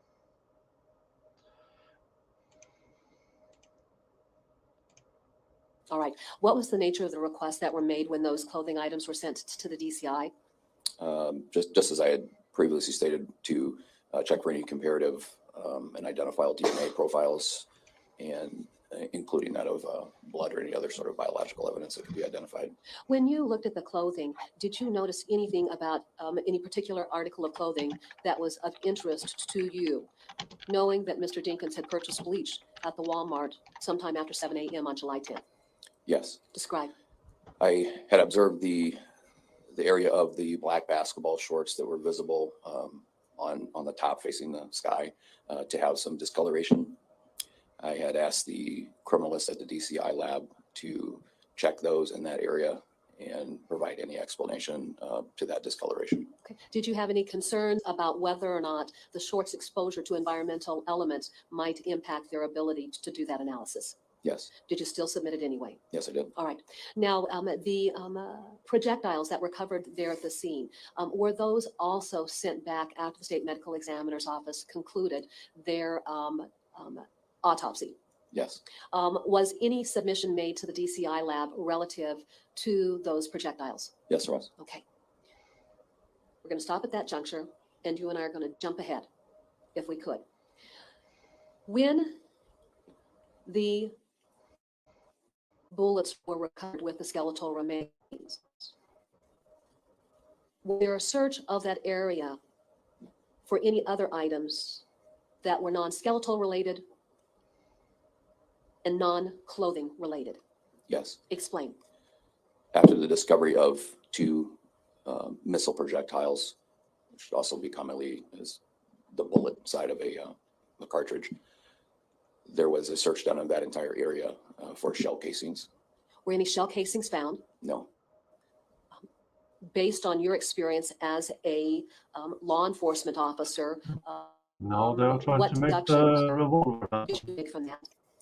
The two, there's either a revolver style handgun involved, or that they're just simply not there. Okay. Would that give rise to the possibility that if a semi-automatic had been used, somebody had collected spent shell casings? Yes. All right. Now, they don't explain know. why a revolver was a consideration with no shell casings being found. The operational fundamentals of a revolver style gun involves a rotating cylinder, and typically they hold 5 or 6 This ammunition has already cartridges. been And every testified time to. the trigger is depressed, the cylinder This is rotates one compound. rotation, placing the cylinder well and lines up with the barrel. What happens then when the trigger is pulled, the firing pin hits the back of the casing? It discharges the primer, which ignites the gunpowder at the cartridge and sends the projectile downrange to the barrel. It's different than in a semi-automatic pistol, where when that exact same process is taken out, the semi-automatic pistol cycles off the gas charge from that discharge, and there is a casing extractor that grabs a hold of that casing and removes it and strips it from the gun barrel, and there is an ejector lever that kicks that brass casing out of the firearm at which time simultaneously a fresh cartridge comes out of the magazine feeding device inside the grip of the pistol and charges the barrel with a new round if there's one available. Walk us through that same process at the point that the trigger is pulled on a revolver and what happens to that casing. When the trigger's pulled on a revolver, the cylinder. If I remember correctly, the spent cartridges in the revolver was of different caliber than the slugs, if I remember correctly. So this would mean that whoever shot, if that revolver would have been used, first shoot 3 times, reload with different caliber, shoot those somewhere else, and then throw it in the pond. Don't buy it. I don't, at least.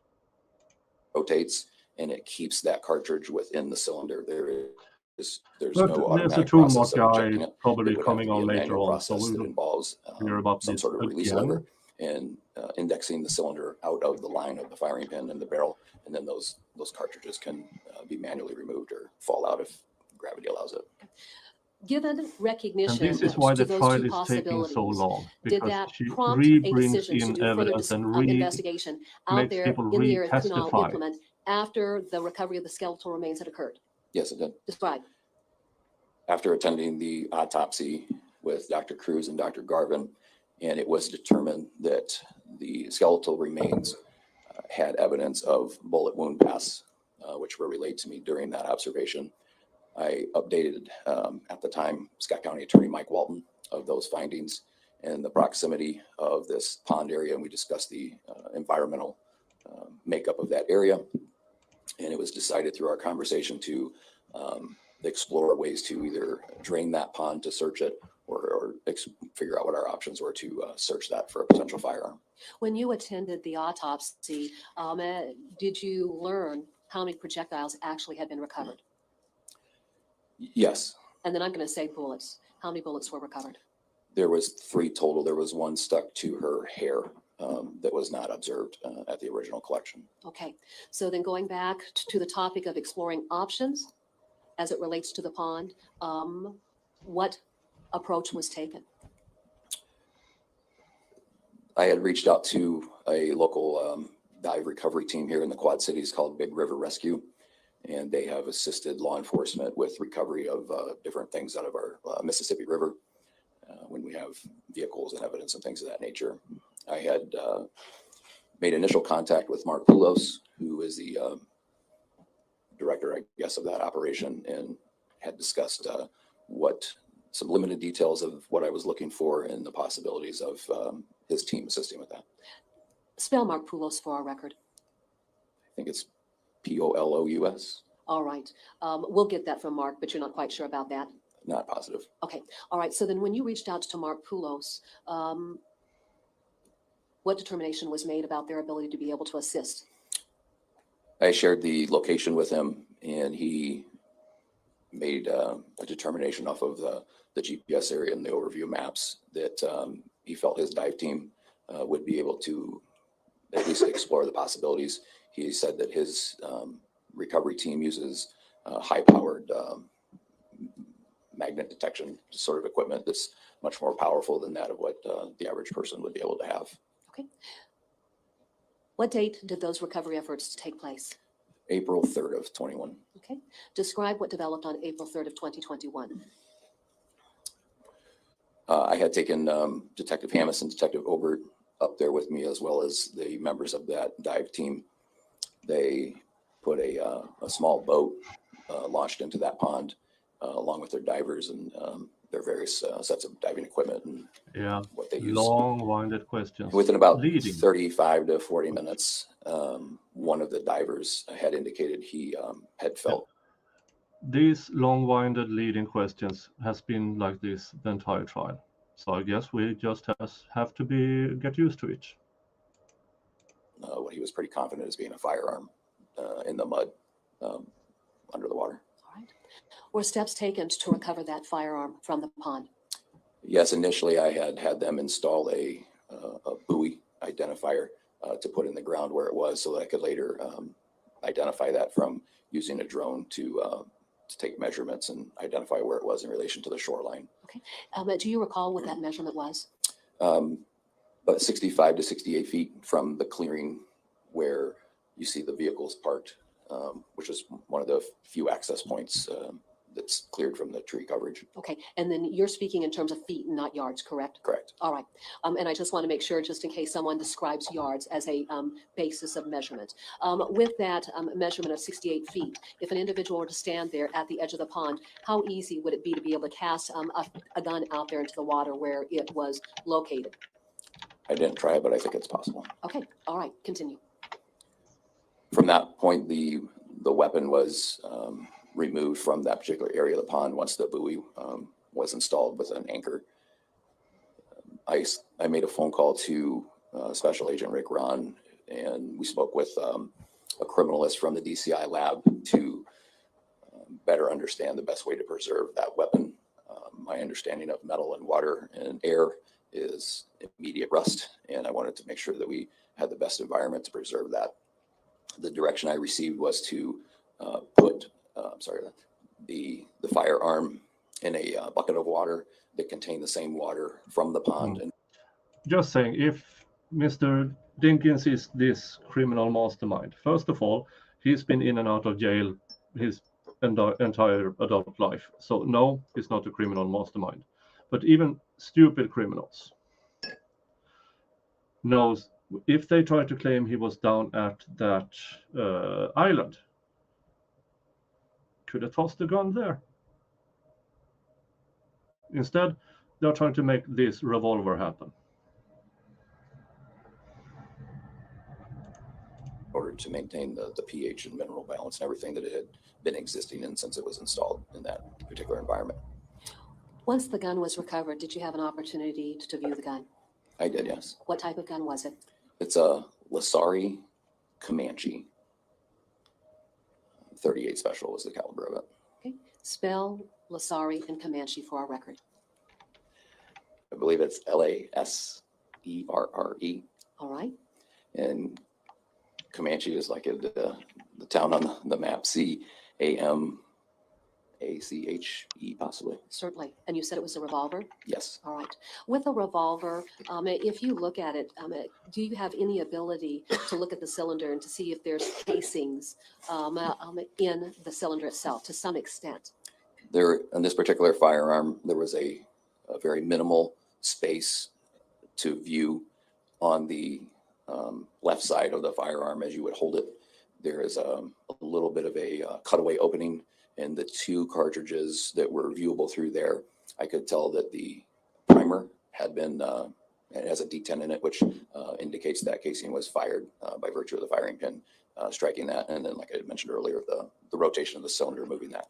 The other areas within that cylinder towards the right, just a reminder, everything he's saying now will be repeated by if they were the full toolmark cartridges, guy. if they've been discharged. And I was not so it's completely wanting to unnecessary. disturb It's that mechanism compound. or anything like that until there was better advice from But firearms the experts defense in that area. doesn't object. Certainly. So Was the firearm in its original condition submitted to the DCI laboratory? Yes, it was. What request did you make of that firearm and the projectiles or the bullets that were recovered from the GG? remains of Breasias Terrell?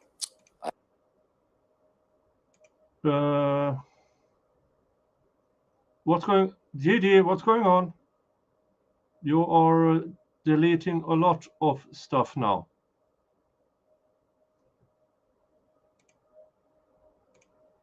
GD, come on. What's going on?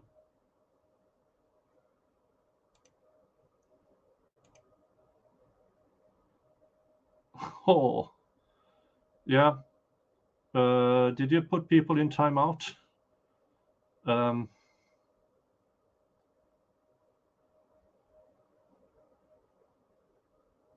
If you got accidentally put in timeout, just wait a few minutes and you will be back. Well, stuff like that happens sometimes. I think Daly and Thomas is in timeout or something. So, but you will be back soon. You will be back soon. No worries. I asked their ballistics department to, if possible, test fire that weapon to see if it produced comparable results with the bullets found at that scene. Okay. Take that a step further and explain, just as a source of education. When a firearm is used and bullets travel down the barrel of the gun, are there markings left on that bullet? Yes. Okay. Are those markings unique to the gun as a result of what occurs during the manufacturing process? Yes. All right. So did you know if the bullets were in good enough condition that that could be done? I did not until I had submitted them. At any rate, did you make that request? Yes, I did. Okay. Your Honor, may the record reflect that I'm showing counsel it's been marked as State's Exhibit 120-1 through, not 120, let's start that again. Let the record reflect that I'm showing counsel it's been marked as State's Exhibit 20-1 through 20-15.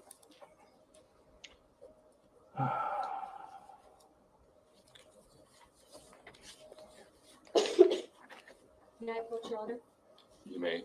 I'm handing you State's Exhibit 20-1 through 20-15. I'd like for you to look at that group exhibit and tell me if you recognize it.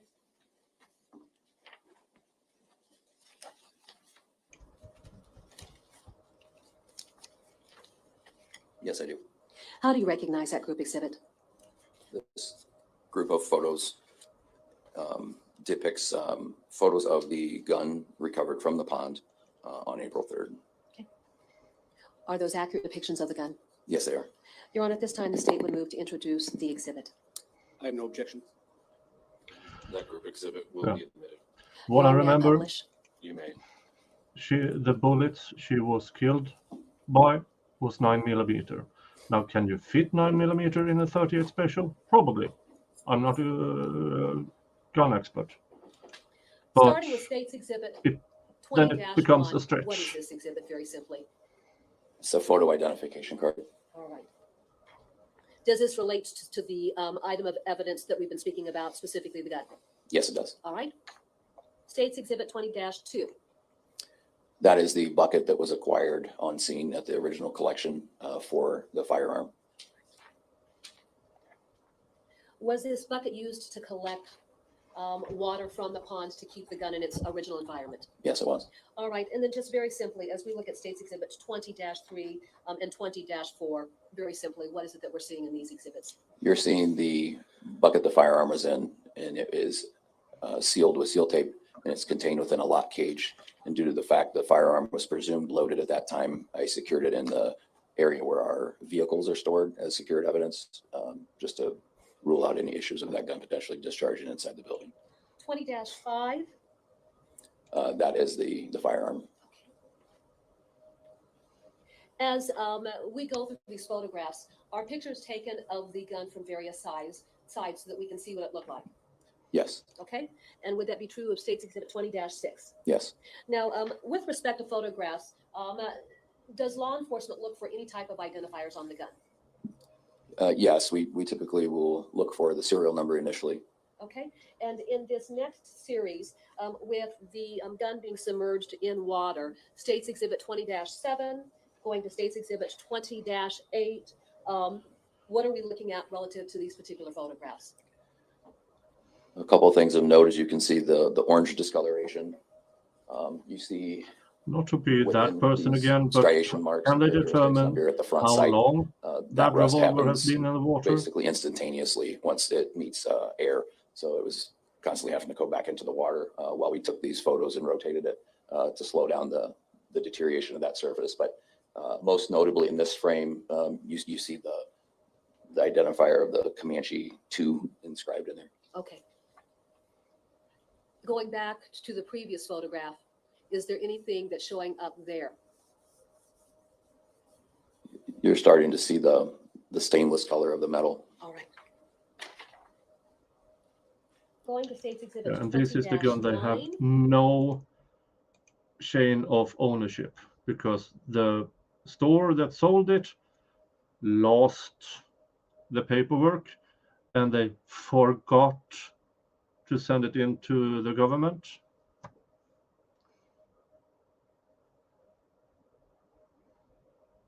a gun store, I believe. No, I don't know. I'm not going to speculate. 20-10. Tell us what it is that's depicted here and why these photographs were taken. These photographs are taken to identify the serial number that's stamped in the firearm. All right. Why do serial numbers become important? This is Serial already numbers on firearms are testified to. important to identify This is already in the origin of the evidence. gun. Why do you repeat Potentially everything identify the original 2, 3, purchaser 4, 5, and 6 any times? information that it would be stolen. States Exhibit 20-11.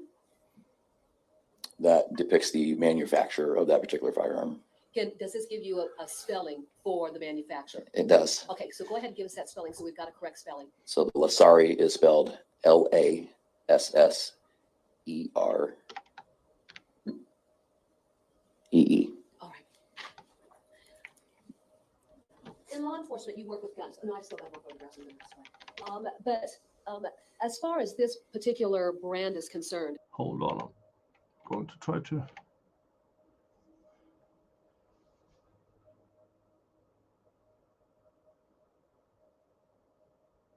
That is LASS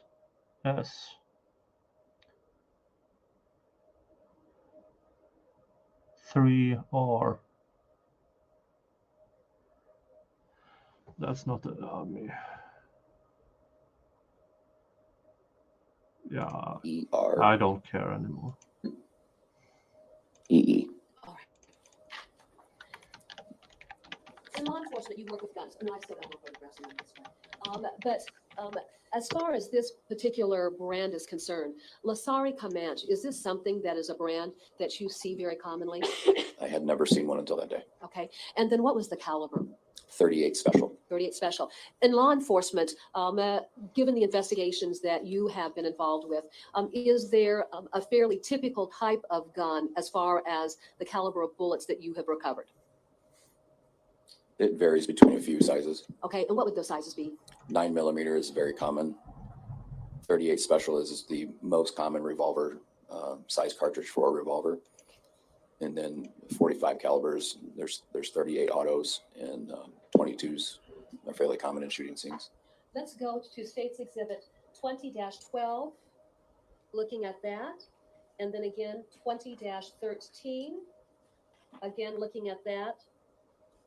20-14, and then 20-15. Can you explain what's being depicted in this series of photographs? So on the one, okay, so on, You want me to go back to the earlier one? I can explain whatever one you have. Just whatever you're ready.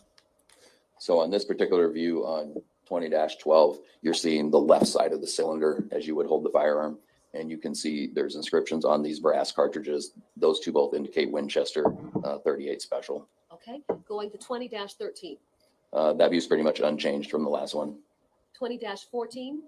The angularity of this photo creeps in a little bit between the space between the breech face of the firearm and the cylinder wall. And if you look at these particular detents, it might be harder to see on that monitor, but right here is a, we call firing pin detent in the primer. And it's also visible on this lower cartridge. There is a detent in that primer face, which would presumably be generated by the firing pin. All right. So when you talk about those detents in this section of the cartridge, does that mean that the trigger's already been pulled and the bullet in that casing has already been ejected from the firearm? Yes. All right. And then finally going to States Exhibit 20-15. That's a view of the right side of the pistol, or the revolver. And you can just not see the face of that casing cartridge to see if those primer detents have been depressed or not. Okay. Was that left alone for the DCI to examine and make a determination about whether or not there were just simply spent casings within the cylinder or if there were actual bullets still within the cylinder? Correct. Okay. Your Honor, may the record reflect what I'm showing counsel with remark as States Exhibit 108. May I approach? You may. I'm handing you what's marked in States Exhibit 108. Do you recognize States Exhibit 108? Yes, that's the bucket that we put the firearm in. All right. Are the seals still intact on that exhibit? Yes, they are from the No, latest they're one is not. February 7th of 23. You Okay. Would we receive that item back from the DCI lab after they finished all of their testing? Yes, we would. Okay. Do you know if all of the casings have been removed from that gun? I have not seen the gun since it's been returned, but the Okay. reports I've read indicate that they were examined. Okay, all right. You know what? We've just identified it, but just to be safe, I'm not going to move to admit that, Your Honor. Okay. And then finally, I'd like to go through a number of exhibits, if I could, with you. You want to make the record reflect that I'm showing counsel what's been marked as State's Exhibit 133. And we are going to hear all about this gun at least one more time. 137. We already heard about And it Coach? twice, I think. I'd like for you to look at those exhibits and tell me if you recognize those. Exhibit number 133 is explained as box C containing a projectile from hair. Exhibit 136 is described as item C, 1 bullet. Exhibit 137 is described as item C, 1 deformed bullet. Were these the bullets that were recovered from the remains of Breasias Terrell? Yes. Okay. And then were these the items that were within the body bag and recovered from her hair at the point of autopsy? Yes. Describe the chain of custody maintained for those items of evidence then. The chain of custody would have been. We already know this prosecutor has issues with chain of custody because at one point earlier, she pre-opened bags for a witness, which made him unable to testify to the chain of evidence. And I'm baffled. I'm honestly baffled. And I asked US-based attorneys about this, and I got the answer that if you can't testify to the chain of custody for evidence, then it will still be admitted, but it carries less weight if you can't testify to the chain of command, the chain of custody. Transferred from the officers at the scene with the DCI crime scene collection team, turned over to the Clinton County Medical Examiner, and then delivered to the Iowa State Office of Medical Examiners in Ankeny, Iowa, all contained within the body, to then be opened up and analyzed for autopsy purposes. Once that process was completed, did it come back to the Davenport Police Department for resubmission to the DCI laboratory? For this particular case, because the DCI had an open investigation, I was able to transfer the evidence to the next building in their crime lab without bringing it back to Davenport, issuing stickers and driving it back up there. Does the DCI have a building that's connected to the State Medical Examiner's office? Yes. All right, and so that's how that process was facilitated? Yes, it's all one complex. And then once the DCI had finished their analysis, did those items come back to the Davenport Police Department to be stored in our permanent evidence vault? Yes, it did. Your Honor, the state would move to introduce State's Exhibits 33, 36, and 37. Oh, 133, 136, and 137. Thank you. I think probably the witness should open the envelopes and identify the contents before they're offered. Sergeant Pfeiffer, do you have a pair of gloves right there? I do. Let me approach. I've got a pair of scissors for you. Remember other evidence where all of a sudden no gloves were needed? Yeah, I do too.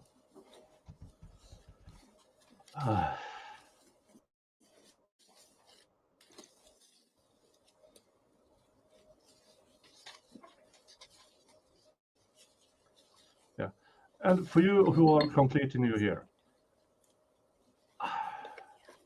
I am poking holes in the state's case because I'm trying to show you what a person with an actual, person with an actual degree who knows how to evaluate evidence would react. For instance, the judge is far more educated than I am and are probably having the same type of questions. This is not a crime tube channel where everything is, oh, this doesn't matter. It does. It really does. Package has been packaged with the DCI lab barcode number on it, which is depicted as 2020-16859, number 4. Okay. And what item of evidence would that be? It came from the envelope from Exhibit 133 that is identified as item 505 in our Davenport police evidence. And what was the physical description for that item of evidence? It is box C, projectile from hair.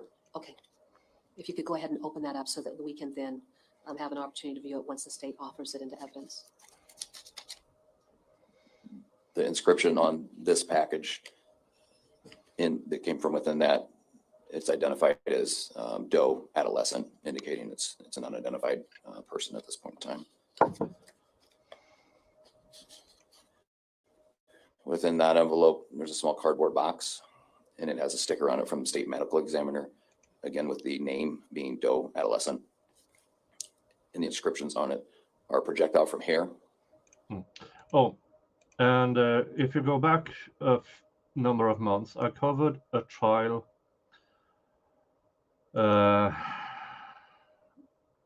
Austin Ford, I want to say. No, hold on. I know in that trial, and it was again. It was so stupid. The gun guy, Alan Brown trial. The gun guy testified to that the evidence bags didn't match the evidence in them, because when he conducts his investigation, he opens all the envelopes and then he tests whatever he needs to test, and then he accidentally put the evidence back into the wrong evidence bags. There are some really stupid people out there. This guy, Jeffrey Pfeiffer, I believe he's doing the absolute best he can. But the prosecution wants to tell a different story than the investigation he conducted. That's my opinion, at least. And then have you had an opportunity to observe that? And so inside this, there are fragments of a bullet, and there is one that is more intact than the other one. There's a significant, what we would describe it as mushrooming at the front end of the bullet. Okay. Your Honor, the state will move to introduce State's Exhibit 133. No objection. Exhibit 133 will be admitted. Okay. Sergeant Pfeiffer, are you able to speak to what type of circumstance would cause the mushrooming of a bullet? I can speak to it in a generality. When a projectile is fired from a gun barrel, it travels obviously at a high speed. And when it hits something harder than itself, it begins to either flatten or fragment. Okay. No. As soon as it hits something with greater resistance, not harder than itself. That's not necessary. That's actually not necessary.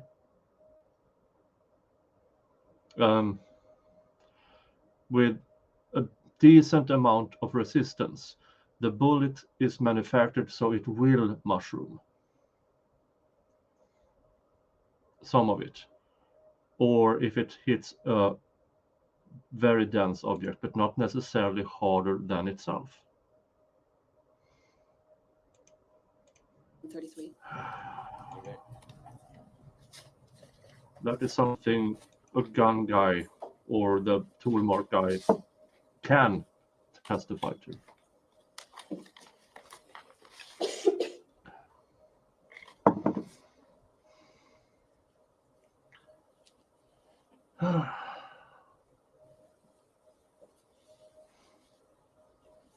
Yeah, you don't get much out of that.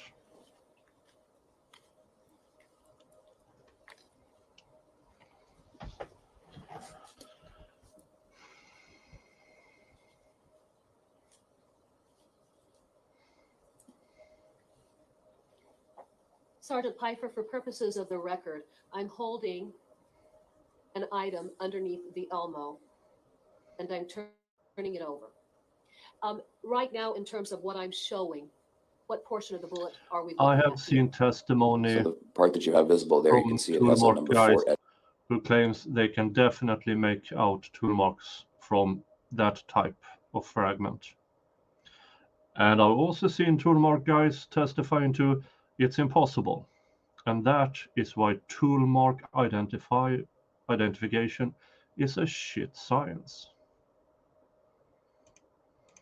in it, and that corresponds with a number that's written on that box, and that would be the side of the bullet that would be inside the cartridge, facing the firing pin. Certainly. If it was installed. And then as I turn it over, That would be the front end of the bullet, and that, again, I describe it as a mushrooming effect, and you can see some of the striations in the side profile. Ghostery Anonymous, you have a wrench. Is that from, you, the crimping in Brandon? the front Did nose you of change a name? projectile.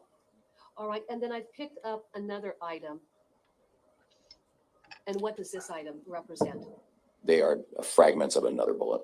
Okay, and then if we could, picking up yet another Or- item, what are we seeing here? That is the part of Don't the recognize me projectile giving stuck that to here. name a wrench. Let's proceed. So to it State's must be Exhibit someone I 136. You can know open that up. who changed their handle.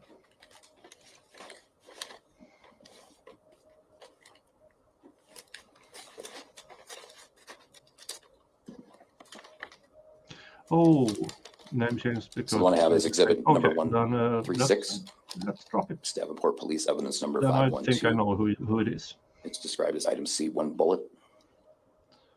Oh, Gigi says yes, it's Brandon. Okay.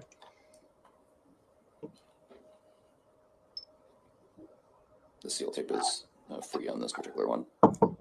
Who did you challenge this time, Brandon? And this is yet another bullet that you can tell is mostly intact, and there is a hole in the center of it. Your Honor, at this time, the state would move to introduce State's Exhibit 136. No objection.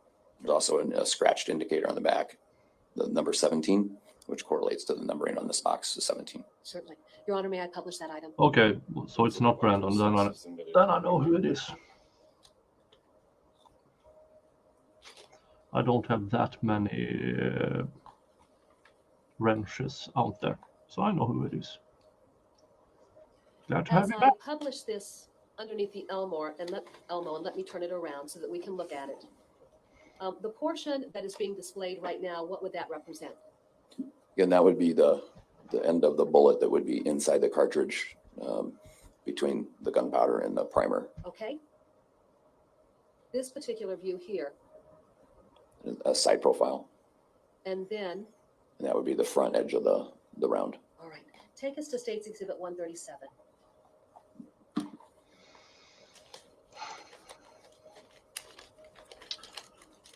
I don't agree with Turmark, guys, but it shouldn't be this witness who testifies about these bullets. State's It should Exhibit be the one actually 137 testing it. comes Who from a actually bag tested it. identified in the Davenport Police Evidence System as 513. The description is 1 deformed bullet.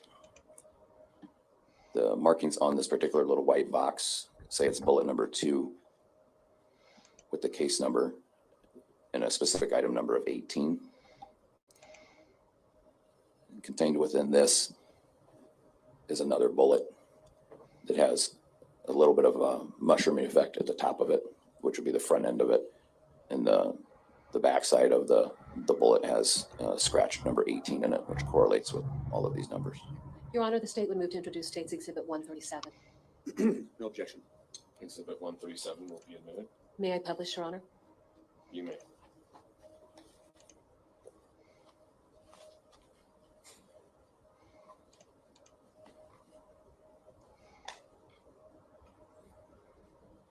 What portion of the bullet am I showing now? And first of all, what I'll do is I'll just go ahead and manipulate it and turn it around. But that being said, what portion are we seeing here? That's I would call it the rear of the bullet, again, between the gunpowder and the primer inside the cartridge. This perspective? Side profile of the round. and then this perspective. That would be the front edge. And you can notice on this particular one, it has the hollowing center of it. The hollowing center almost should mushroom when it enters the body, the hollow point, Your Honor, may the record reflect. not necessarily by hitting really hard. What has been marked as State's Exhibit 134.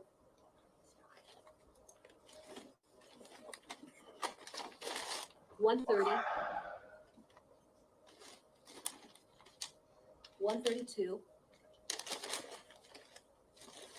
And she has all the evidence on the bar between May I place your them and the You may. spectators.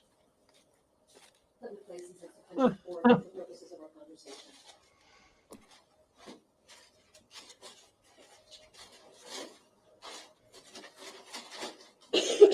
Sergeant Piper, I've opened these items up for purposes of your testimony. So I want you to go through and let's identify each of those exhibits. She pre-opened those as well.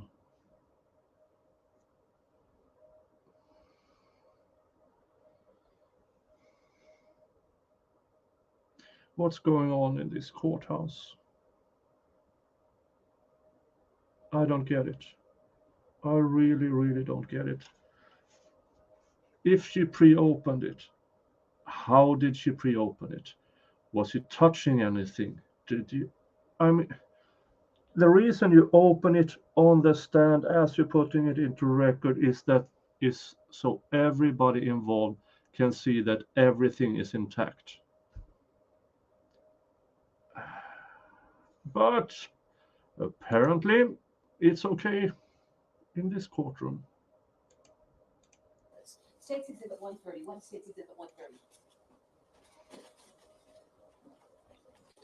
130 is described as a shirt. Are you familiar with this item of evidence? Yes. Okay. When we talk about shirt, where was this item recovered from? There's about This would 5 be the to shirt 10 recovered minutes during left the of autopsy. this day, And was this the shirt that and was we will move on intertwined with directly the skeletal to remains? day 10. I'm Well, going I to haven't looked stream inside here yet, but Okay, as all long right, so as go ahead and look inside there. my I brain have a is trash functioning bag, or today. not a trash bag, I have a trash can right there next to you. And please utilize that if you could.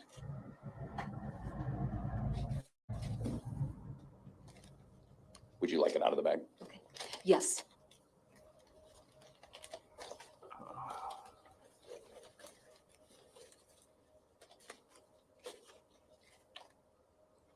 Having an opportunity to look at State's Exhibit 130, do you recognize what State's Exhibit 130 is? Yes, I do. How do you recognize State's Exhibit 130? It is the shirt that was wrapped around the skeletal remains of Breasias trail. Your Honor, the state would move to introduce State's Exhibit 130. No objection. Oh, for fuck's sake. 130 will be That Is the clothing. this is the type of evidence that you have a table, you have brown paper that you can actually lay it on so you don't risk destroying it. Holy fuck, this is embarrassingly bad.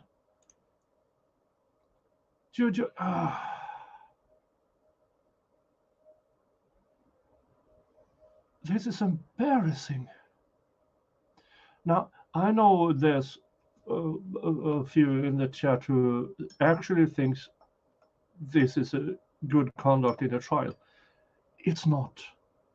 It really is not. I promise you, this is not how you are supposed to handle fragile evidence.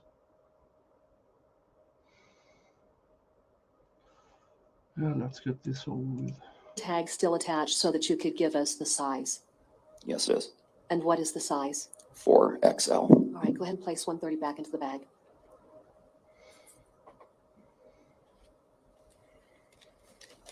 Jesus Christ. Jesus fucking Christ.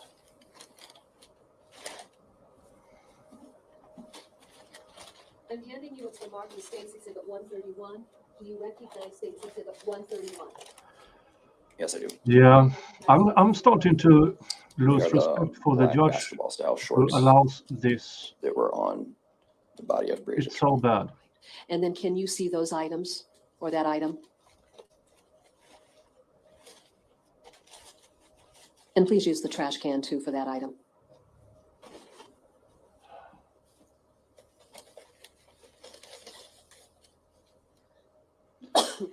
It's a bench trial. You Do can recognize States stipulate Exhibit 131? to Yes, the I do. judge. How do you recognize those? They are the shorts that were worn by Breasias when we recovered her body. Your Honor, the state would move to introduce States Exhibit 131. No objection. And Is they there a have no clothing objections. tag You can stipulate attached to to those shorts? everything. Yes, there is. What is the Jesus size? Christ.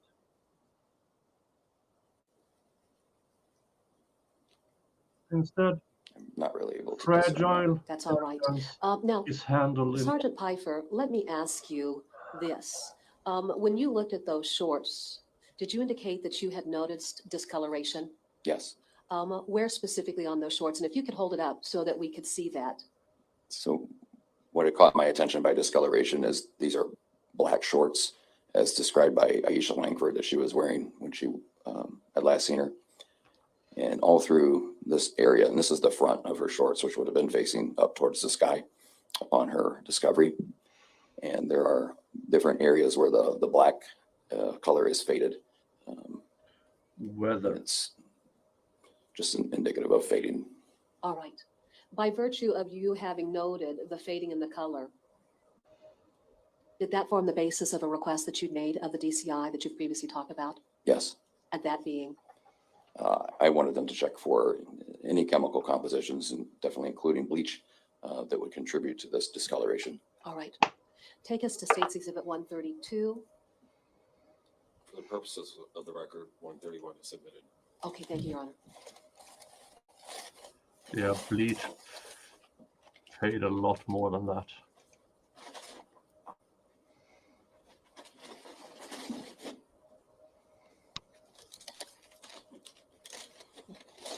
Let me make sure I've got my numbers right. This is 132. Yes, that's 132.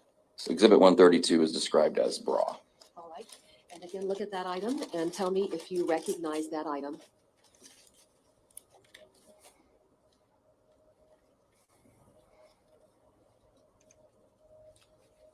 This is the bra that was attached to the body of Breasias when she was recovered. Your Honor, at this time, the state would move to introduce States Exhibit 132. I have no objection. Exhibit 132 is admitted. And then finally go to States Exhibit 134.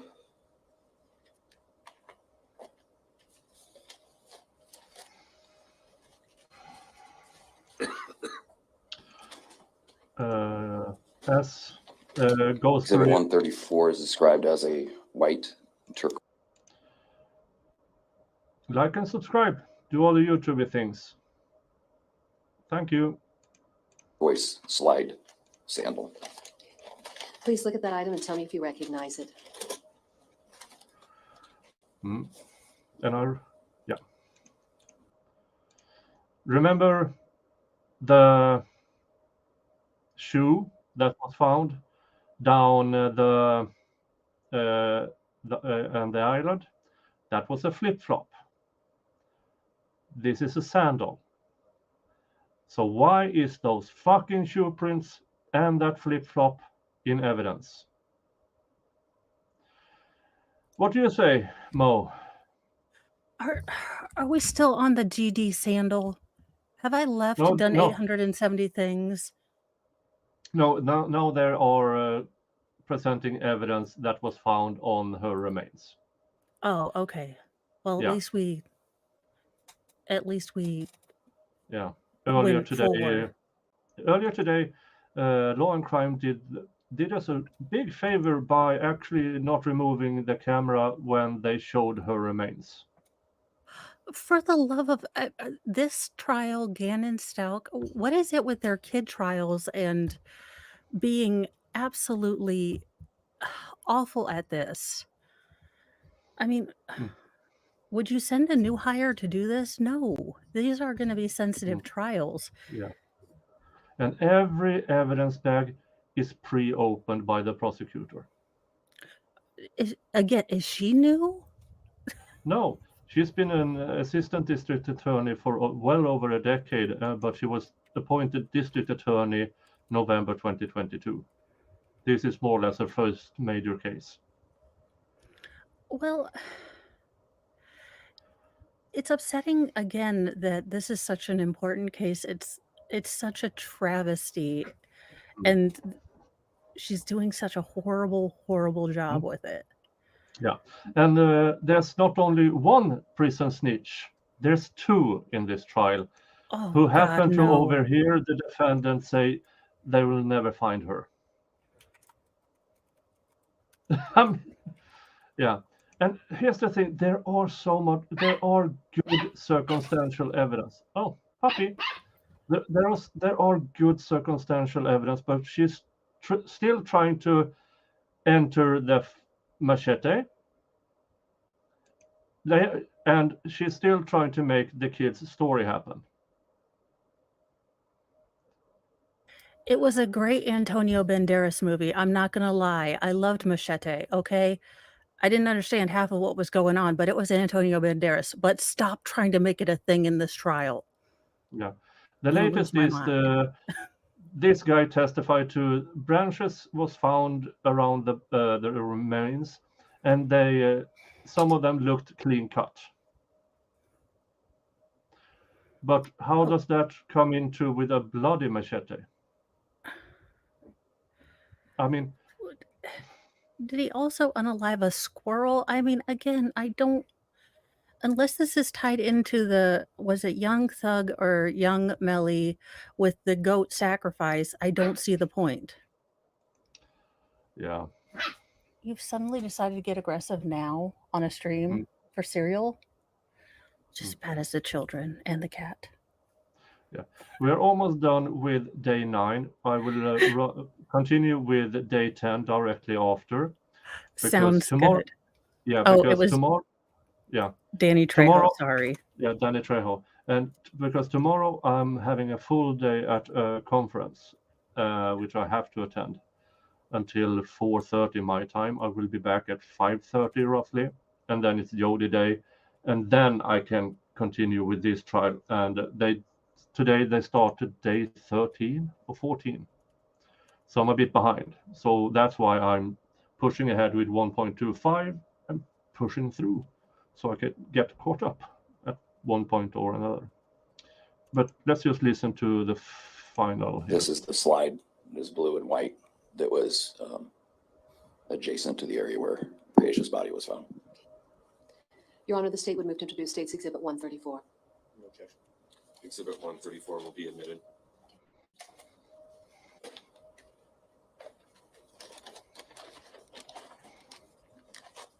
Oh, you're going to love her dress.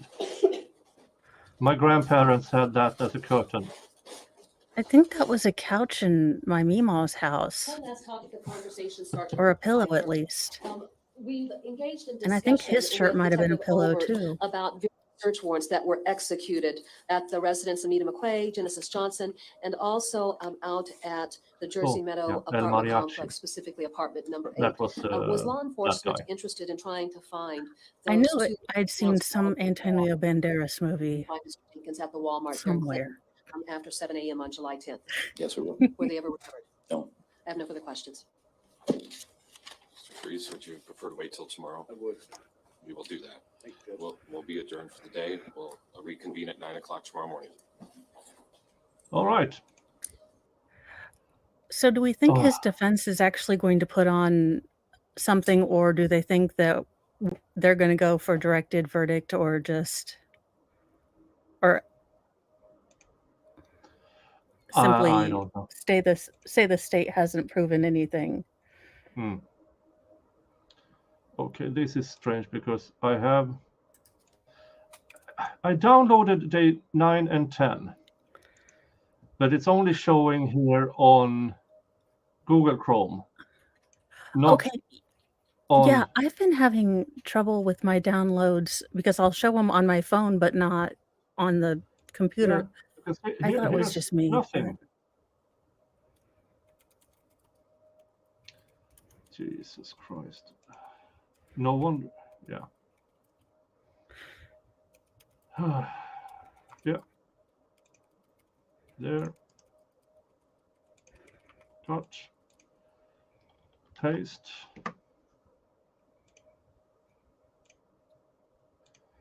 Dun, dun, dun. Frybert, Present. no, not a shoe. Screen.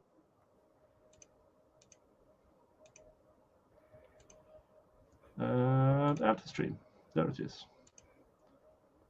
Extra sound. Full screen. And there it is. Oh, that was a bad. Yeah, you don't want to see the defendant laughing. Especially in this case. And Yeah. perhaps it's a cultural thing, but I don't know that his hairstyle is the most courtroom ready that I've ever seen. I have to go take a leak. You introduce yourself to the audience and everything, right, I and will do I'll see you in a that. bit.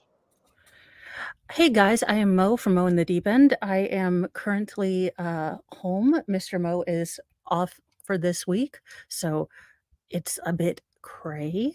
But I do courtroom, crime, current events, and chaos. I am a mom of 6 who just kind of fell into doing commentary.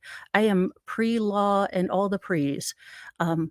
We are currently doing that's Fry, my new puppy. He's my pseudo emotional support animal. But right now he's just he's actually the most lively I've ever seen him. So I hope that he's settling in. And hello Sylvia and Stray Cat Way. And yeah, so I am here helping Nick. I will probably be doing I'll probably try to find a trial for me to do. I'm not quite sure yet. It's been the start of school craziness. I'm glad that Nick is covering this because sometimes the ones with kids are a little bit hard. I have been covering kind of teachers behaving badly here this week and random I was things. alerted. I know, Mr. Freeze, you're going to start your cross-examination. Holy Snooky, bump it up. understanding the What the state would heck like is to this hairdo? Reopen its direct examination. And Is yes, that Rabbit, correct? That's Antonio correct, Your Honor. Banderas There, and Any Andy objection? Ms. Cunningham talking. cannot be a bad thing. Thank you, Mr. I will Freeze. even watch Spy You Kids, may proceed. okay? Thank you. Sergeant Pfeiffer, I just had 2 additional topics that I wanted to discuss with you. When you went out to the area of Kunow Implement on the evening of March 22nd of 2021, there along 270th Avenue, how would you describe the lighting conditions if you recall? On the initial night, Yes.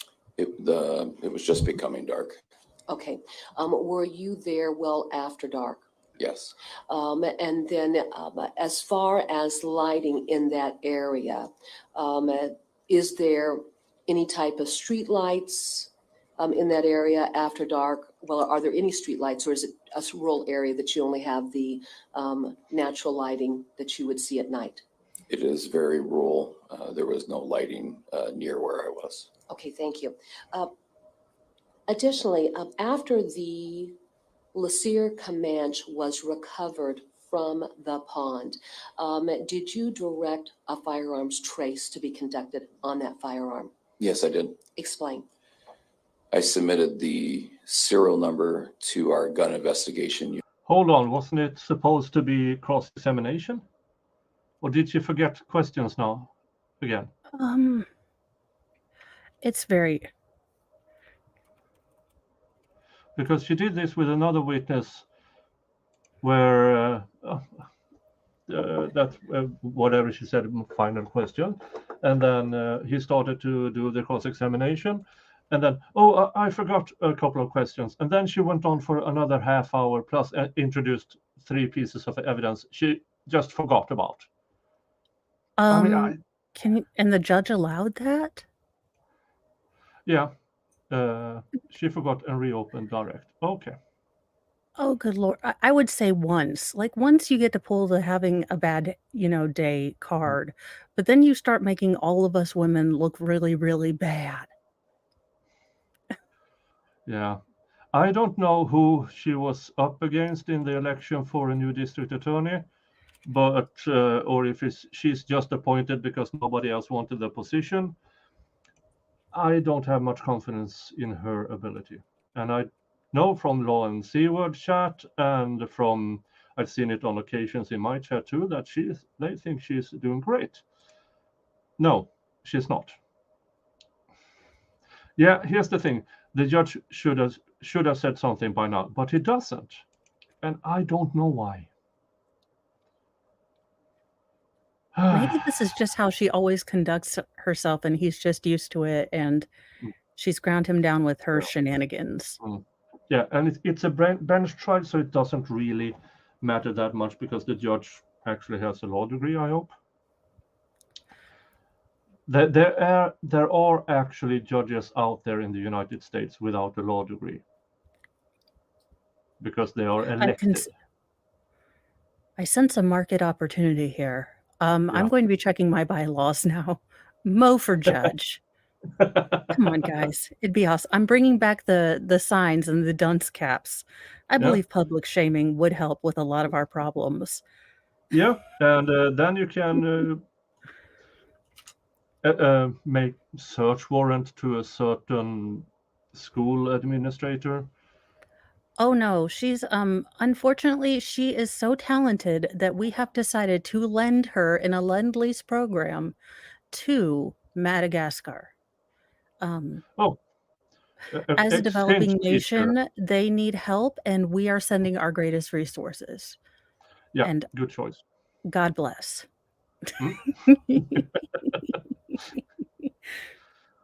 Yeah, and I know exactly what kind of plane and starting mechanism for that plane you can use. I believe there's a movie It's about by it. catapult. We were trying to be green. We're trying to be green. Yep.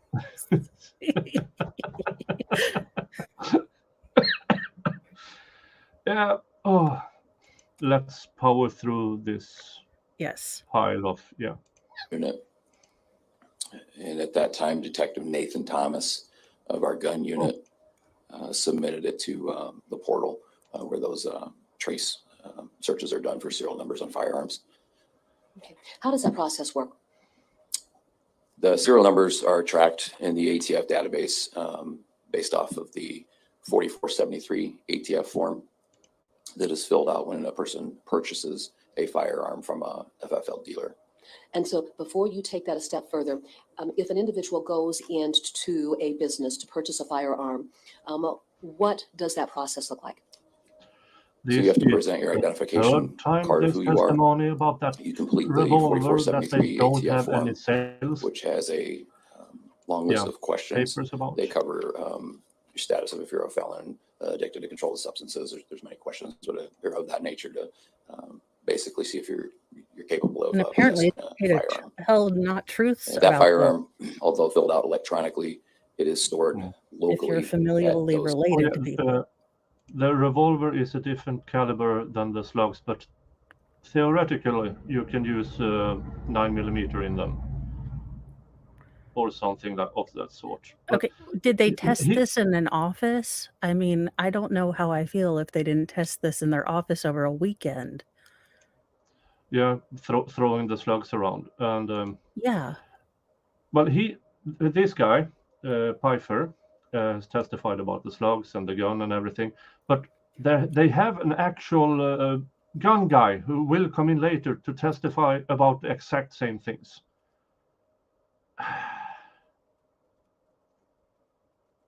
Yeah. Then why is she asking him this question?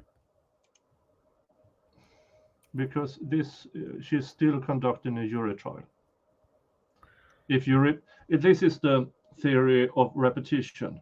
If you repeat something over and over again, all of a sudden it becomes true. And I believe the one who minted that is either Julius Caesar, Mussolini, or someone else. All people who ended up really well. Yeah. They weren't all unalived by people in the back and hung up in different various places. Possibly people don't like repetition, just saying. The information regarding the serial number and the purchase with very limited transaction information is then forwarded to the ATF. So There's upon no making these purchasing at all. e-trace Limited, searches for yeah, serial numbers on limited. firearms, we obtain very aggregate information, and it results in the location of the FFL dealer that last had a recorded sale of a particular firearm. From that point, investigators would have to respond to that particular location to obtain a physical copy of those forms. Okay, so then the last His point of papers in sale, the if a flooding. firearm had been acquired legally, is that where the documentation is going to be located? Yes. All right. In this particular case, were those steps followed for the LaSere Comanche with the serial number 184998? We were not able to obtain the form when the trace came back. Agent Pessman from the ATF had informed us that the shop in Iowa City, Iowa, who had handled that last recorded transaction had gone out of business in 2014, and the records were being moved to a different owner of that store. It was relayed to me through emails and through Agent Pessman that there was records that they believed were lost in a flood that took place in the Iowa City and Cedar Rapids area, and I believe it was 2009. All right, thank you. Your Honor, may the record reflect that I previously provided counsel a copy of State's Exhibit 155. May I approach the witness? You may. I'm going to use State's Exhibit 155 for purposes of identification. Do you recognize State's Exhibit 155? Yes, Exhibit 155 is the results of the e-trace for the LaSere Comanche 238 special revolver. Okay. In this particular firearms trace summary, does it speak to the issue of the wholesaler retailer no longer being in business? Yes, it does. Okay. And does this apply to the gun that we're talking about? Yes, it does. The serial number depicted on this trace form is 184998. Okay. Your Honor, the state would move to introduce State's Exhibit 155. No objection. That exhibit will be admitted. The state has no further questions, Your Honor. Ms. Cunningham, if you could just hang on to that for a short bit, I don't want to use that. Detective Pfeiffer, looking at State's Exhibit 155, that indicates that this LaSere 38 revolver came into the hands of the dealer in November of 2007, right? Yes. Okay. Now, the firearm that was tested was a LaSere 38 Special Comanche revolver, right? Yes, sir. And you have no records, no reports that this firearm was ever stolen. Is that Correct. true? Correct. You inspected the firearm, you saw a serial number, correct? Correct. So the serial number was not obliterated? No. No one ever reported this Please stop buffering. firearm used in a crime prior to this one, correct? That's correct. So the signs that we look for weapons being previously used in a crime, filed off serial numbers, stolen firearms, things of that nature, those weren't present here, were they? No, they were not. Okay. So for purposes of this record, this firearm was legally possessed up until the time you ran the check on April 6, 2021, right? There's no information to say otherwise. Was a llama revolver ever recovered in this investigation? I don't know one off the top of my head. Do you have a location or anything more specific? No, I'm just asking in general. You know what the firearm brand llama is? I have not heard of it, no. Okay. Now, why was the FBI brought in on this investigation? In the initial phases of this case, there was members of the police command and administration busy trying to figure out where resources were going to come from. We were in a time of COVID staffing issues and dealing with staffing shortages within our own local agency. There were powers that be from well above my pay grade, and they began reaching out for the best advice early on while I was still out in the field. And upon my return to the office that day, I was informed that the FBI was contacted by police command, and they were going to be responding on some sort of level. To the best of your knowledge, did the FBI get contacted because of the resources that they have that perhaps local police did not have? I believe that's part of it. Testing and the 1.25 protocol again, and the hoping testing it won't equipment they buffer. may have that local or state police may not have? It's possible, yes. Is it fair for me to say that when items are sent off to the FBI crime lab for testing at Quantico, that we're sending items for testing at a place where, frankly, we have the best of the best in the country? Yes. Okay. Were you the point of contact or the liaison between local police and the FBI? For many things, some of it existed in the upper command ranks of the agency. Did you inform the FBI that Breasias Terrell was in that Impala? In the initial phases, yes. Okay. What evidence did you have that she was actually physically inside that Impala? Just statements. From who? From Andrea Culberson. And what did Andrea Culberson say that allowed you to conclude that Ms. Terrell was inside in that car? So as far as being directly inside, I don't recall her being specific as you're saying. The inference of her standing next to the car, and then at the same time Henry Dinkins left, she was no longer standing by the car, and Henry Dinkins and Breasias Terrell were both gone, as well as the maroon Impala. Okay. So that was the leap in logic that you made, right? Yes. Okay. And Now you understand we that actually because only of that have inference, Andrea's that testimony to that. assumption, the FBI did not do certain tests on the inside of that Impala, correct? Which tests? For DNA. In a matter of it being a car that you would be familiar with, certain forms of DNA would be appropriately in those areas. Well, assume for a minute that Breasias Terrell were trying to put her inside that Impala. You would want, first of all, in your training experience, to be able to place her inside that car, would you not? I would. And if we don't have any eyewitness testimony or statements that absolutely put her in that car, we would want some physical evidence to put her in that car, would we not? We would. And if she hadn't ridden in that car before, DNA evidence would be helpful to put her in that car. Right? Oh, so he picked her up in his other car. He picked the kids up in the other car. Okay. Then Yeah, that then would. yeah, then her Yeah, you- DNA in that car would be really substantial. Huh. I thought he picked the kids up in that maroon car, but apparently not. Or am I misremembering? Yeah, it would seem like if he'd picked them up in the other car and had no reason, or she had no reason to be in this car, they would have tested for her DNA in this car if this is the one they have them on camera doing all the. Yeah. The I mean- logic in this thing seems to be all the dumb. So Yeah. I can't recall. I remember the grandmother testified, but I don't remember her testifying the type of car he picked them up with. Or I don't remember the DL saying anything about the car they were picked up in. So, but either way, if this is the first time she would have been in the car, yeah, DNA would have been crucial. well, But they and this is never where a tested. demonstrative would have helped. If they're going to have multiple cars, if you know there's multiple cars and multiple different people Yeah. and different things, having a good demonstrative, even if it's a bench trial, to explain to, everyone, because, even if he Mhm. gets,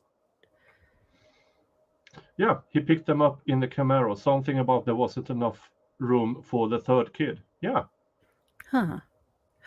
yeah, then this is where a demonstrative would have helped, because, or even using the GD whiteboard. I mean, for the love of all that is holy, make this a little bit Yeah. more Thor, are you kidding?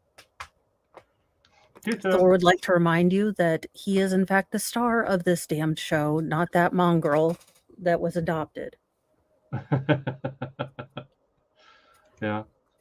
But this would be easily for them to know he picked them up. I mean, if this was the actual first time he picked her up,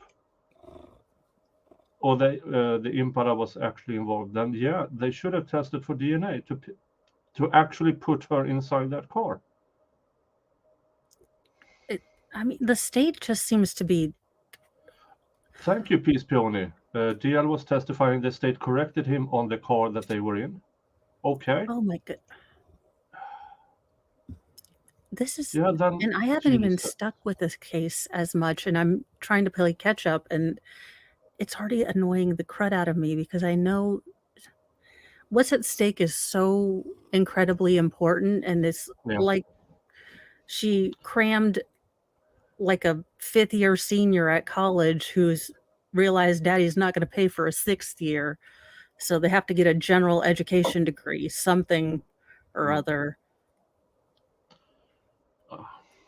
Well, let's continue listening to the cross-examination. Maybe it will come up. It would. So, are you now aware that the FBI did not test that car for any DNA evidence apart from blood and semen? I guess I'm not sure what forms of substances that we're getting at. Sweat, tears, saliva, skin cells, any form of DNA. So in my experience of collecting DNA, there are a few bodily fluids that retain, I guess, the DNA integrity far more than others. So we don't try? I don't know with specificity what the FBI did in their methodology for They their were following scouring of the vehicles and then the testing police processes they did. precinct's- None of it came from our direction. precinct's order. Well, you read the reports from the FBI, right? I have. And those reports said we did not test for DNA other than blood and semen, right? Yes, I do. Did it ever occur to you to communicate back with them and say, why don't we try for other types of DNA now? With them being the experts in the standard of it there, it was all left to them. Same thing with trace evidence. What's trace evidence? So with respect to trace evidence, it can be different samples of hair, it can be skin flakes, it can be a multitude of different things expelled from the human body. And once again, if we don't have eyewitness testimony or some other testimony that puts Breasias in that car, trace evidence can be very valuable, can it not? It can be if it's possible to be used, and we have a very low to no success rate of trace evidence being developed with the profile. Okay. So once again, we don't try? That's on the FBI. That was all part of their investigation. No, the We saw the FBI reports from the FBI testified that said to they that didn't test for trace evidence in that Impala, right? they go on the Did you think orders to maybe from the police call back precinct. your contact at the FBI and say, hey, maybe we should be looking for Breasias Terrell's hair, skin particles, something else? I had several communications with our local agent, Cameron Smith, about things that I felt were missed through a couple different processes by them.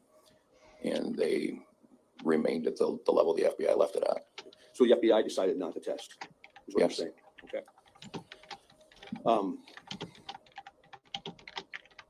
You testified you sent certain items off to the DCI to be tested for bleach, right? Yes. So I can assume that the DCI at least has the capabilities to test items for the presence of bleach, right? Yes. Is it fair for me to assume then that the FBI has the same capability? I would imagine so. Did anyone ask the FBI to test any item that was sent there for the presence of bleach? I don't know specifically what's in all of those Seriously? reports. Their evidence requests were Aren't you made the and lead completed by investigator? FBI agents. Yeah, well, one of them. I mean, How many? they just showed the poor girl's shorts she was wearing, pointing to discolorations that might have been bleach, but they actually never tested. Oh, for the love of Cheetah. Are you kidding? I give up. I give up. Humanity is lost. Nicholas, let's just get drunk. We're done. I Humanity wish, is but lost. I have conference tomorrow and I have No, to I'm drive an hour. joking. Yeah. I would, but Black pill everyone. We're done. We're becoming as drunk as that teacher on my stream last night. Prefer to see items tested for bleach if you would have made those requests? Yes, I would. That's because the assumption is that Mr. Dinkins killed evidence, DNA type evidence, physical type evidence with bleach, right? It's a possibility. And would you agree with me, being the kind of case agent in this case, that we have no evidence that bleach was used anywhere in this case? Correct. There's no signs of it being revealed in any sort of test. Okay. There's been tons of testimony about that fucking bleach So just bottle. to summarize, And all of a sudden you're telling me that we have no testing? DNA at all putting Breasias Terrell in that car, right? Correct. Okay. I think so. We're all just. I need you to see the level that No we have blood, sung. no semen connecting either Breasias Terrell to Henry Dinkins or vice versa. Correct. Someone is not having issues You- with a new puppy. We're involved in some interviews of this young boy named DL, right? Yes. Now, by the time you were involved with interviewing him, how many times had he been interviewed prior? I had him in a vehicle ride with Detective Hammis. And I believe at that point, he had 2 structured interviews Okay. prior to that. And you reviewed those interviews prior to taking him on the ride? I had summaries given to me by the people who did them. So the summaries you were given in the interviews prior, he had not talking about any bloody machete in those first 2 interviews, had he? There's 2 different things there. I guess you're asking if I can clarify. Sure. I had information that he saw a machete and then it was wiped off. Okay. But you have information that he made that disclosure to Detective Hammis, right? Yes. And you also had information that when he made that disclosure to Detective Hammis, she dug a little deeper into how he knew that, right? Yes. And he told her that he was told, DL, by an officer downtown about the bloody machete, right? I don't remember the exact contents of that one. Really? Well, Detective Hammis, when she interviews people, she reduces that to a report, right? Yes. And she's a good report writer, right? She is. Very thorough, right? Yes, she is. And if that's in one of her reports, we can rely on that as likely being true. I would. Okay, we can talk to her about that, and we will. He also, DL, talked about Credit Island. Did you go with him to Credit Island? On the day that I was with him, yes. Did it turn out that Credit Island really had any relevance to this investigation? Not with respect to the overall discovery, other than the phone records and video shows they were in the area of Credit Island. Did he talk to you about Henry going fishing there? No. Did he tell you that Henry got out and there were 6 people there? At Credit Island? Yes. I don't recall it if there was. Okay. Would that be a detail that, had he told you, you'd likely remember? Is that a fair statement? Yes. You'd want to know if other people were present, and you note that, right? I would, yes. So the And kid how did it heard happen that something from a DL police wound up officer and all of a sudden north he on remembers 61 it. going toward Clinton? The area north of Scott County is an area that I wanted to explore for purposes of his memory recollection. I'm referring to DL, based off of the cell phone ping at the Comanche, Iowa, which is adjacent to Clinton, just on the south side of it. Okay, so DL didn't direct you that route. It was officers having knowledge of phone pings, taking him to the north side of Davenport, heading toward Clinton, right? Yes, and in a full aspect of that, when Henry Dinkins and DL left the apartment just after sunup that morning, they were together, leaving there by statements of, in totality, how we came across DL later that morning, and by Andrea Culberson saying that DL left with his father in those early daylight hours. And then vehicle surveillance shows the maroon Impala traveling north out of the city of Davenport and goes by a couple different highway cameras. So that creates that distance north where DL would likely be in the vehicle, and it's going towards the direction of the Comanche phone ping that we had knowledge of by the time that took place. Well, sure, and I understand all that. But what I'm saying is, this little boy didn't say, hey, we need to go north of town toward Clinton. It was officers who put him in the car and started heading that way as the basis for going toward Clinton, right? Correct. And DL had no memories of going out toward Clinton on 61 until you guys started driving that way, right? Correct. And at this point, this is the 3rd time. Which speaks to my theory that the kid was asleep, woke up at Walmart, played with the phone, stopped playing with the phone, and went back to sleep. Everything else is stuff he has heard from other people. and stuff that he then created. He's been interviewed. He still hasn't said anything about going to Walmart, has he? I don't believe so. Right.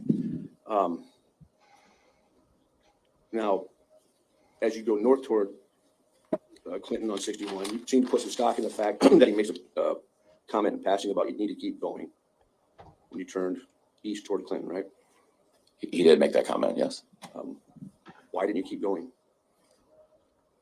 For me at that point in time, I knew of the Walmart and I knew where the phone ping came from.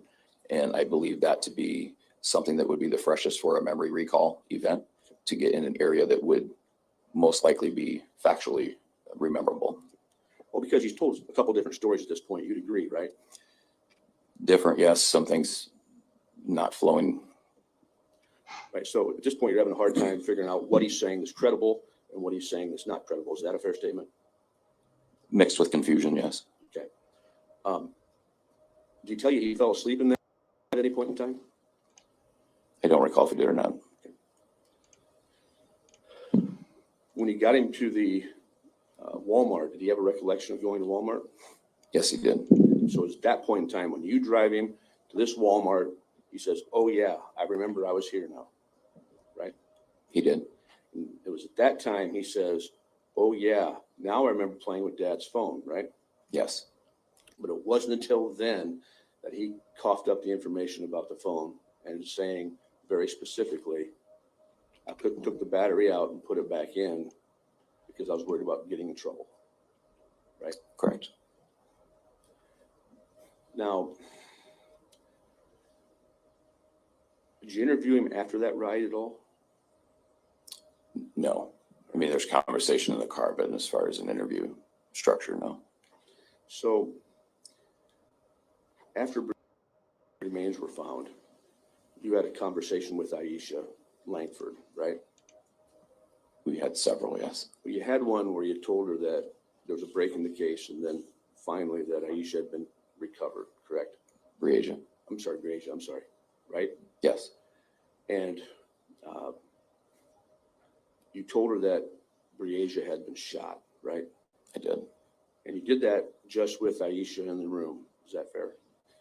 Aisha was there. I think she had one other family support person. I had also reached out to our advocacy partners who had been with us a couple different times and looking, I don't know if they were there at that moment or not, or just on their way. Point is, DL wasn't in the room. He was not in that room. He was in his bedroom, which is just next to that area. DL is a precocious young boy at that point, right? Yes. Kind of rambunctious. Very. Okay. Did you get a call from Aisha in the weeks following that disclosure, but before Mr. Dinkins' arrest, that DL now had new information? Oh, really? Yes. What was that information? He had been saying that he saw his dad shoot his sister. So did you take a report on that? We met with DHS who filed a report on it, and we had conversations about that. With DL? And Aisha together. What did DL tell you? He said that I'm paraphrasing a little, the gist of it was he had looked back and he made some motion of bang, bang, bang of some sort. And it was his dad shooting his sister. Did you put any credibility in that? It was very low to no to me. Why do you say that? Based on the fact that he heard the conversation that I had with his mother.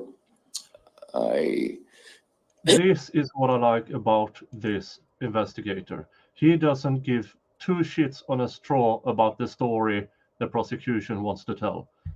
He's there for his investigation, not the fuckery the prosecution brings forward. Yeah, because at least this cop is like, yeah, the son, regardless of if he was in the room there or not, it's the story coming out a couple days later.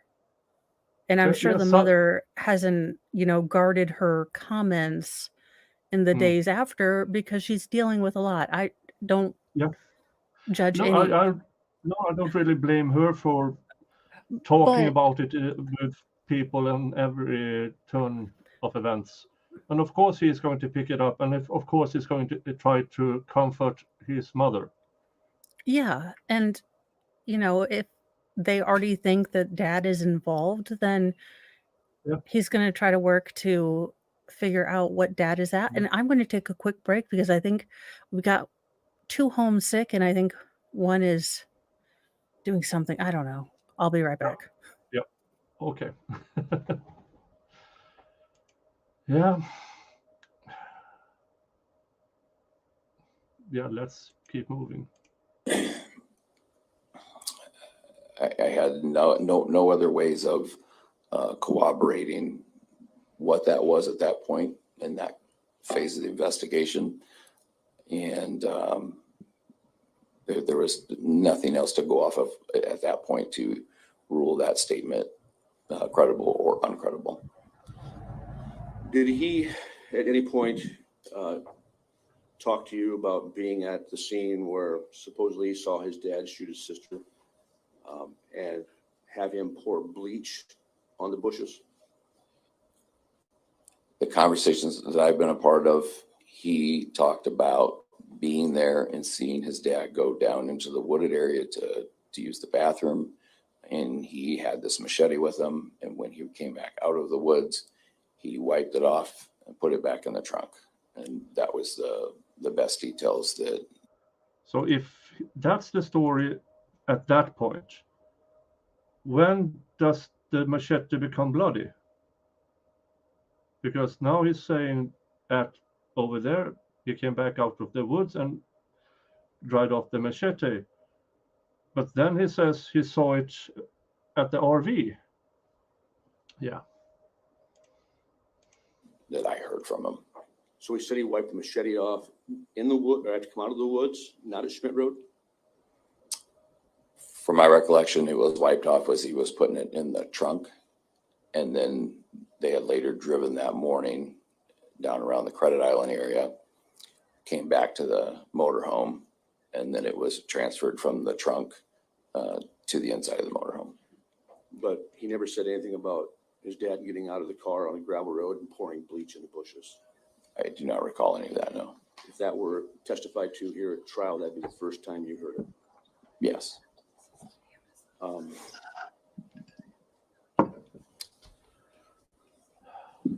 So there was discussion about this machete and your vast knowledge of the city of Davenport maintenance.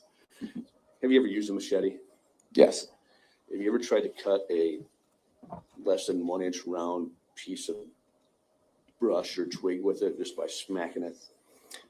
My only experience with it is tall, I call it weed grass, tall straw type material is all I've done with one. Did you inspect the machete in this case? I did not look at that one up close. It was packaged for evidence processing.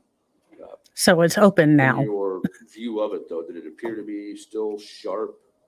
And from the pictures I saw, I noted to be one that I had not seen before. It was serrated on one side and then had a ground knife edge on the other.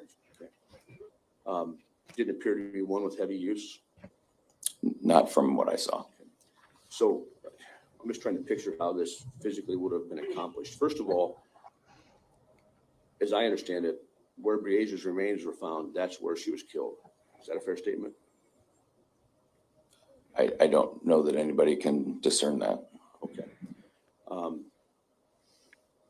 So Mr. Dinkins would have had to have be armed with a gun, assuming this is true, that she was killed right there, have a 10-year-old girl with him, keeping her under control, and if the state's intimation is right, chopping branches with a machete to get through the brush, right?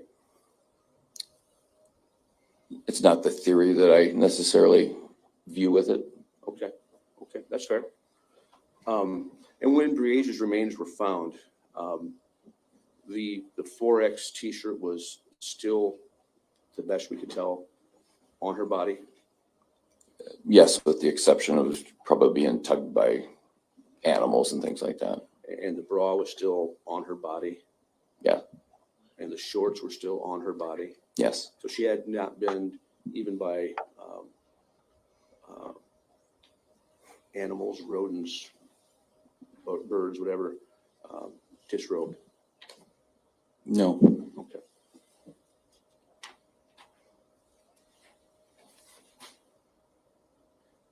And the results of testing on those items, when they were sent to the DCI lab, no bleach was found.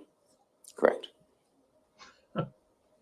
No bleach all I was had, found thank on the clothes. Ms. Cunningham? Thank you. Sergeant Pfeiffer, you keep being asked questions about no bleach being found. Is that actually an accurate statement relative to the submissions to the DCI lab based on your review of their reports? I guess with respect to which piece? Well, for example, with the passage of time, with the exposure of clothing to the elements, does There that is pose still- difficulties in being able to test for the presence of bleach? You still test it. You still Yeah, test why did you not test? I really don't understand why you don't test.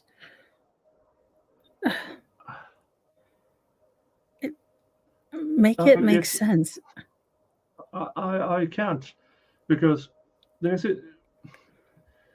in at least one trial, I'm referring to Sakura Anderson trial, where they actively avoided to test because they were afraid of the result not being favorable to them. And I'm thinking that this is what's going on here as well. They don't test because they are afraid that evidence might speak against their theory. So they rather leave it ambiguously, as they can say, we can't rule it out. But Yeah, well,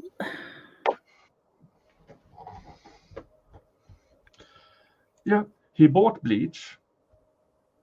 They couldn't find the bleach bottles. Why is it so hard to say, please test for bleach residue on these items? yeah, it just seems like, again, this is this is a child.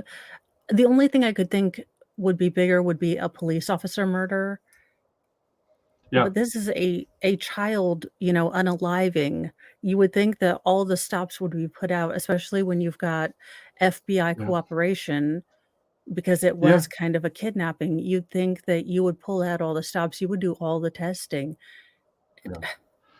And they didn't even, they had swabs of his hands, under his fingernails, in his peen area. And if she was shot, you would assume that they would retest those swabs for gunshot residue. They didn't. You would think. I give up, Nicholas. I give up. I pre-law in the Darrell Brooks Learn to Law over the internet, where he has yet to write a single letter of this book. I could do a better job at this case. I'm beginning to doubt the value of a law degree. Yeah. Let's continue. I don't think this is helping her redirect. I don't think it helps the state's case. Not yet, Well, at least. Oh, your you have to say- shenanigans, sir. Yes. And was that a factor in this particular case? Yes, I was told that it would be a very improbable amount of potential that bleach would be still detectable after the seasons of rain. Here's the thing with bleach on black clothing, it doesn't discolor. Not because they showed her shorts, and it was bit discolored, like not black but more brownish on the front side. If you throw bleach on it, it would do more than just a different shade of black. Yeah, it's You going to will turn see orange. where the actual droplets, because I mean, I have clothing with stains of bleach. You see, it removes color.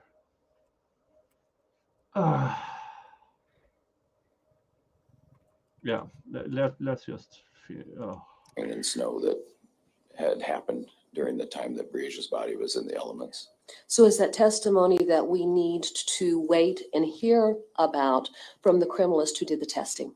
Yes. All right. Now, Sergeant Pfeiffer, did you have a chance to visit with any of the FBI analysts from Quantico to speak with them about whether or not they even had the instrumentation to test for bleach? Yes.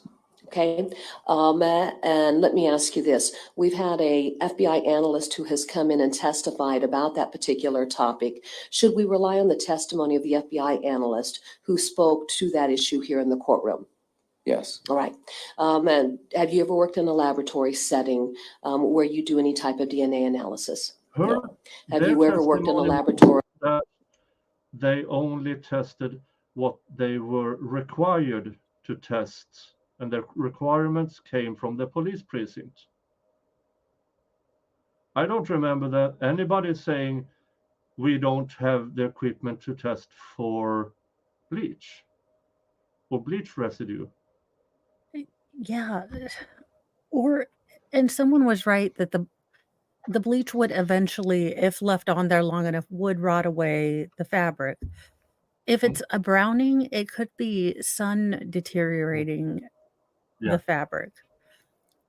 But the fact that you didn't test, you should look, even if the text said it's, gonna be really hard, you test to close that loophole.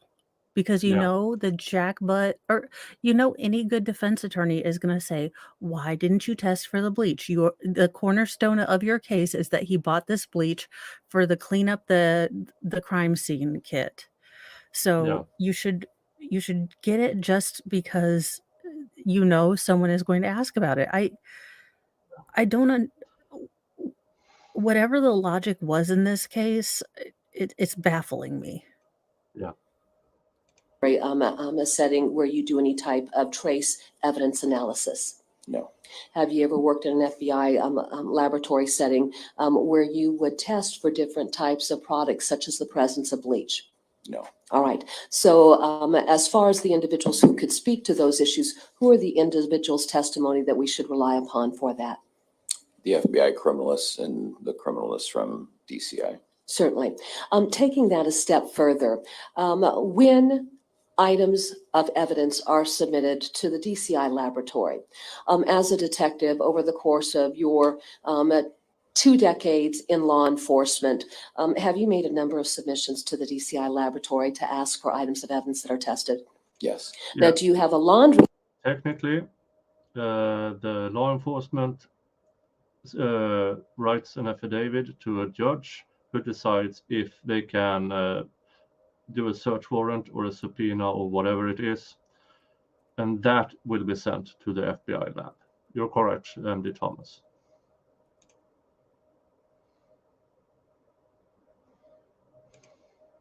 List of items that you would like to have tested when you do submissions. Yes. But does that necessarily mean that the criminalists are going to test everything that you have requested?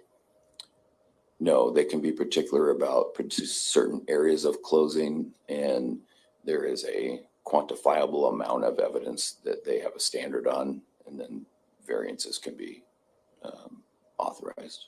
And so then therefore, do we need to rely on the testimony of the criminalists or the analyst who would speak to those issues and identify what items of evidence would be valuable for purposes of any type of testing that they do?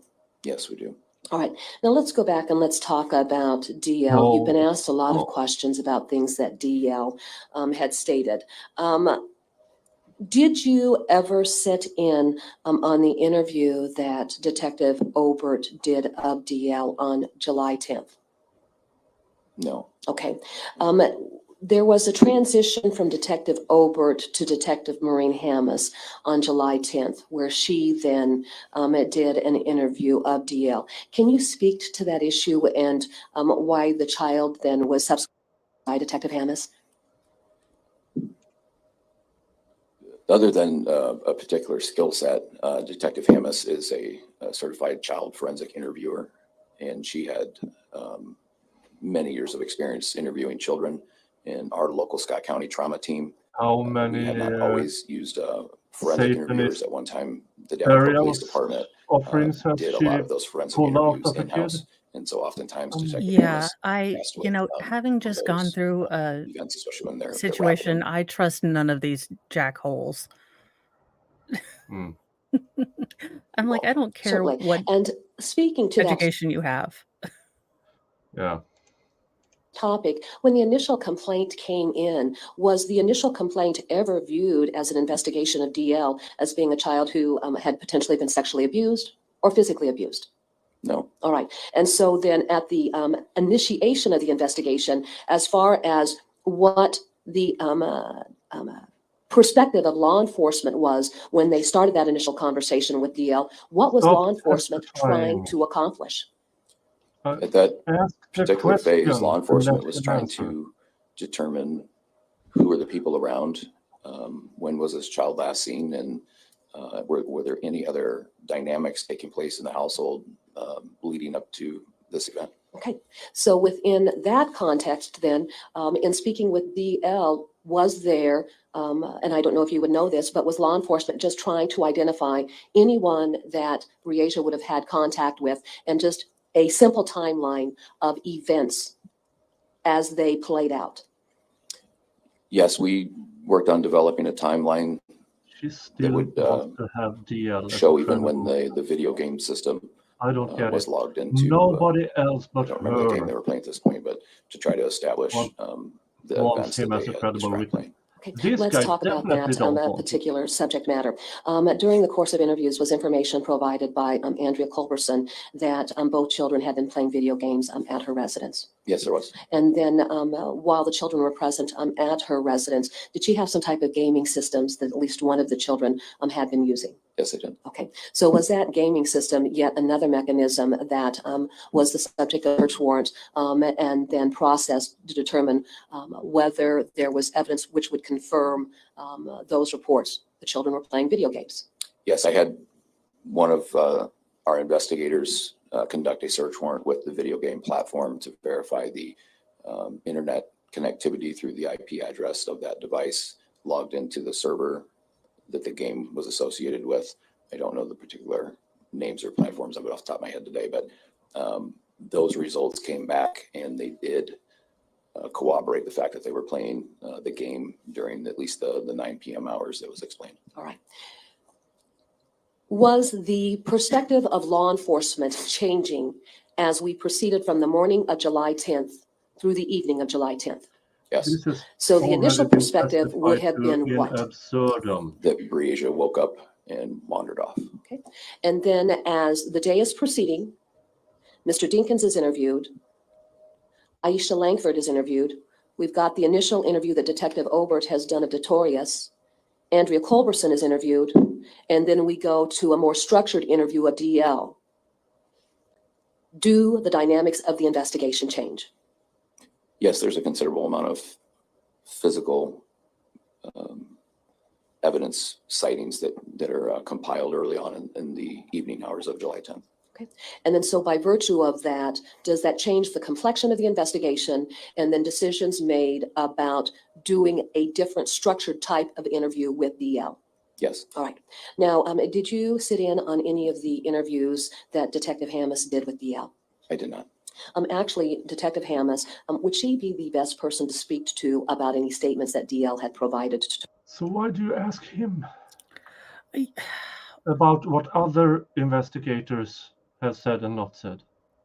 I hate to quote her, and I do it in distress and to highlight the absurdum and the point to which this woman has pushed me. But to quote Hillary Clinton, what difference does it make at this point? Yeah. Or what point does it make it or difference? Whatever she said it, and I am why? Why are we ad infinitum to the level of farce? Why are we covering this yet again? Yeah. I wish I could tell you why. Her. She would. Okay. And then I'm just going to ask this question. It's a very simple yes or no. Were you aware of DL making statements to Detective Hammis about his father having taken bleach down by the water? No. All right. So is that a topic that we should talk with Detective Hammis about? Yes. I'd like to discuss with you the theory about the use of the machete and discussions we've had about brush that was located near the area of Breasias remains. You were out there. Just based on what you saw, the brush that you noted had those clean cuts. What was the physical placement of that brush relative to the I'm skeletal about to remains? take Mr. Mo's machete Directly and over go the area go where do the remains some were. And so with you seeing rage that cut brush down with of those clean cuts weeds. over the top of the skeletal remains, just based on your experience as a law enforcement officer, what did that suggest to you?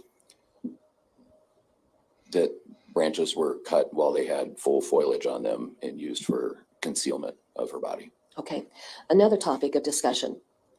DL was how old? Here's the thing. Everything about this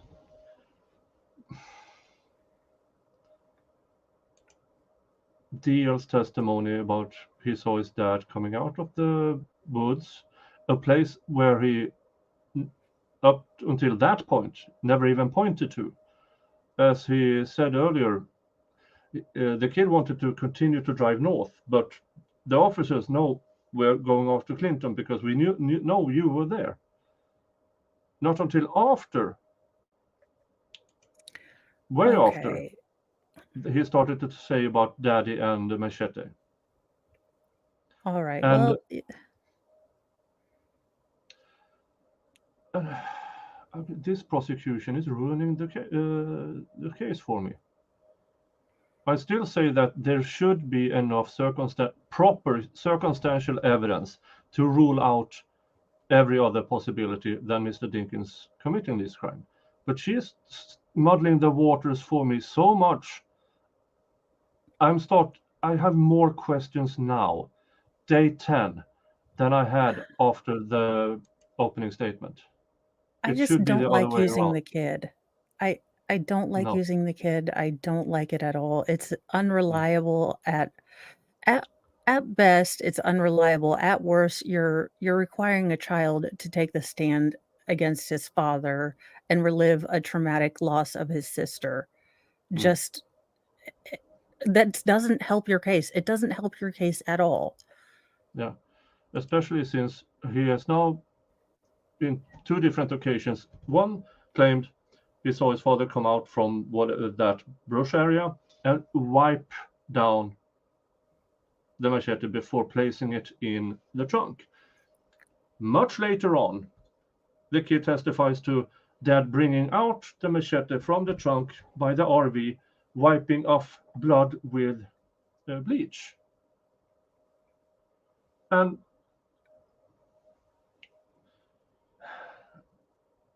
yeah, let's just continue with this clusterfuck. At the time of this incident? 7 or 8. Okay. For a child of 8 years old, based on video surveillance footage that was gathered, was that child taken to a number of different locations when he was with his father? Yes, he was. And was that verified through video surveillance footage? Yes. Now, recognizing that the child was taken out of Scott County to Clinton County, would they have had to have traveled some distance? Yes. Okay. Recognizing that the child then was brought back to Davenport down along the area of Credit Island and 743 Schmidt Road, was the child taken some distance? Yes. Okay. For an 8-year-old located in a vehicle, typically if we think of an 8-year-old and their stature and their ability to be able to sit high and view out of the windshield, does their size tend to restrict what it is that they're able to see? Yes, I can. Okay. Did you have a chance to review that video footage from the Walmart where Mr. Dinkins is pulling out and we can see that child sitting there in the front passenger seat of the vehicle? Yes, I have.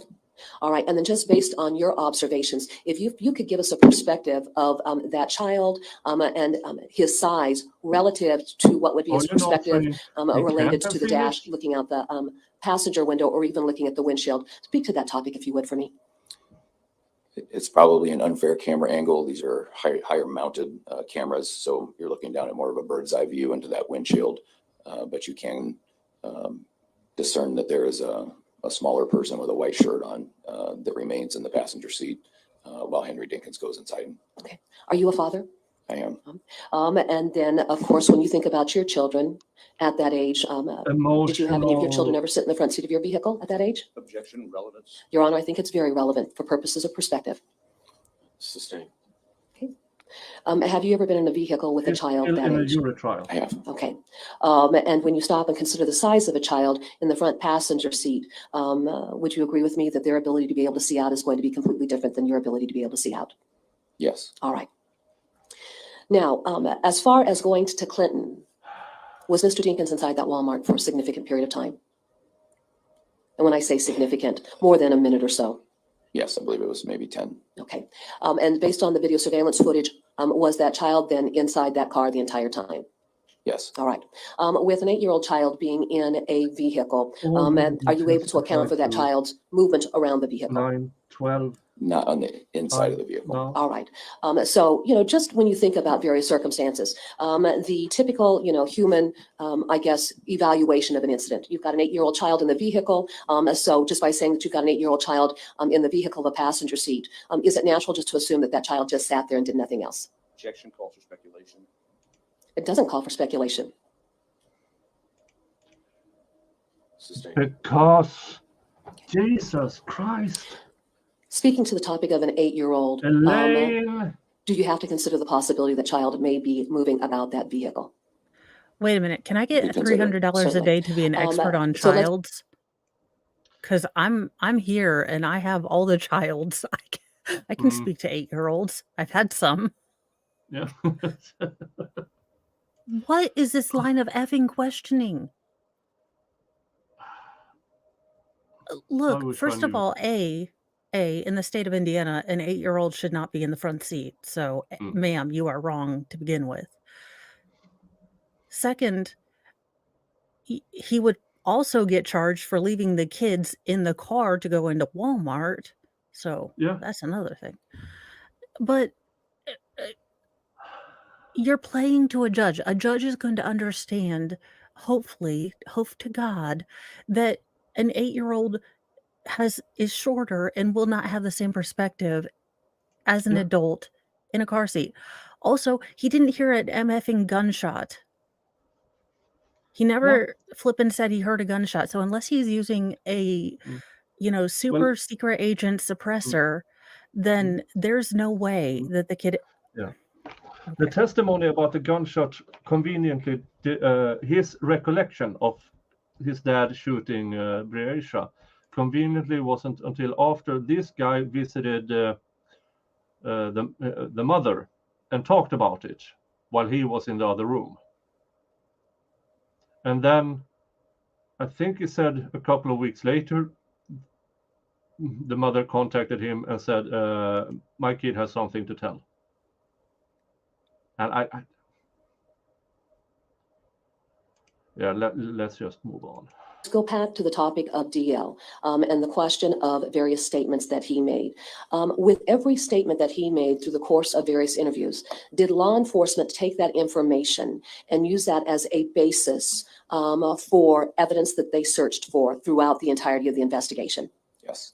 And with respect to the child's statements, was there either physical evidence or video surveillance footage that was captured that corroborated what that child said? Yes. Okay. As a detective involved in this investigation, were you surprised by the amount of independent evidence that was collected that would corroborate details provided by this child. Objection irrelevant and immaterial, whether or not he was surprised. Your Honor, this goes specifically to questions that counsel had asked the witness to suggest that this child was making statements all over the place and you couldn't view the child as credible. The objection's overruled.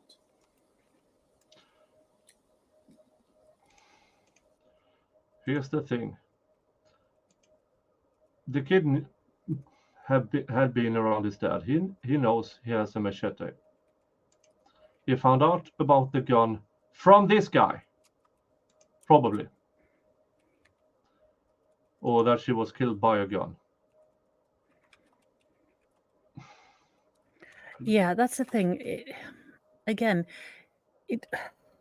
whole first of all, Annie Potts from Designing Women wants her hair back. Delta Burke wants the entire outfit back. And Snooki wants to understand why you have a bump it in. There are so many things wrong with your outfit, ma'am. Your credibility is gone. You have made this poor detective so angry and Twitter-pated, he had to take off his suit jacket. He's sweating his anger out. Yeah, and he's already testified he didn't find the kid credible. Yes. So why are you continuing to make this? It's not happening. At some point, I hope the lead detective, I mean, you can tell he's reticent to co-sign anything that this kid says. Why are you continuing to try to push it with this particular witness? I mean, as a lawyer, I would think you could tell or possibly read when your witness is just not going to ever meet you in this particular area and you're going to lose more trying to lead them to water. And this will be recrossed on. I mean, everything she's trying to get out of him, and he might try to rehabilitate himself, it will be recrossed and ruined again. And then she'll try to recross and crossnate it. Like DL, but DL was kind of cool, wasn't he? And like, just drop it. DL isn't going to happen. Look, he was a 7-year-old who lost his sister, and you shouldn't base your entire case on him. The end. So as far as being surprised, I don't know that's the right phrase for it, but Go ahead. the statements were verified by all of those different comparisons of either optical viewings and surveillance or physical evidence recovered based off of statements made. Okay. Before With or any after investigation, someone told when him. individuals make statements to law enforcement, what does law enforcement do with those statements?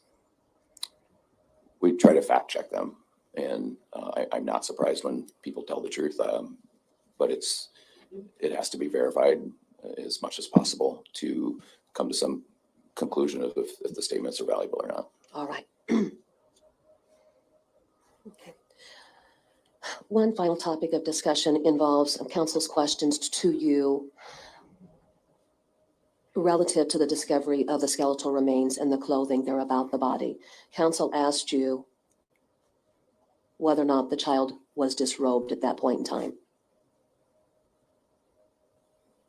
Do you recall that question? I do, I'm sorry. All right.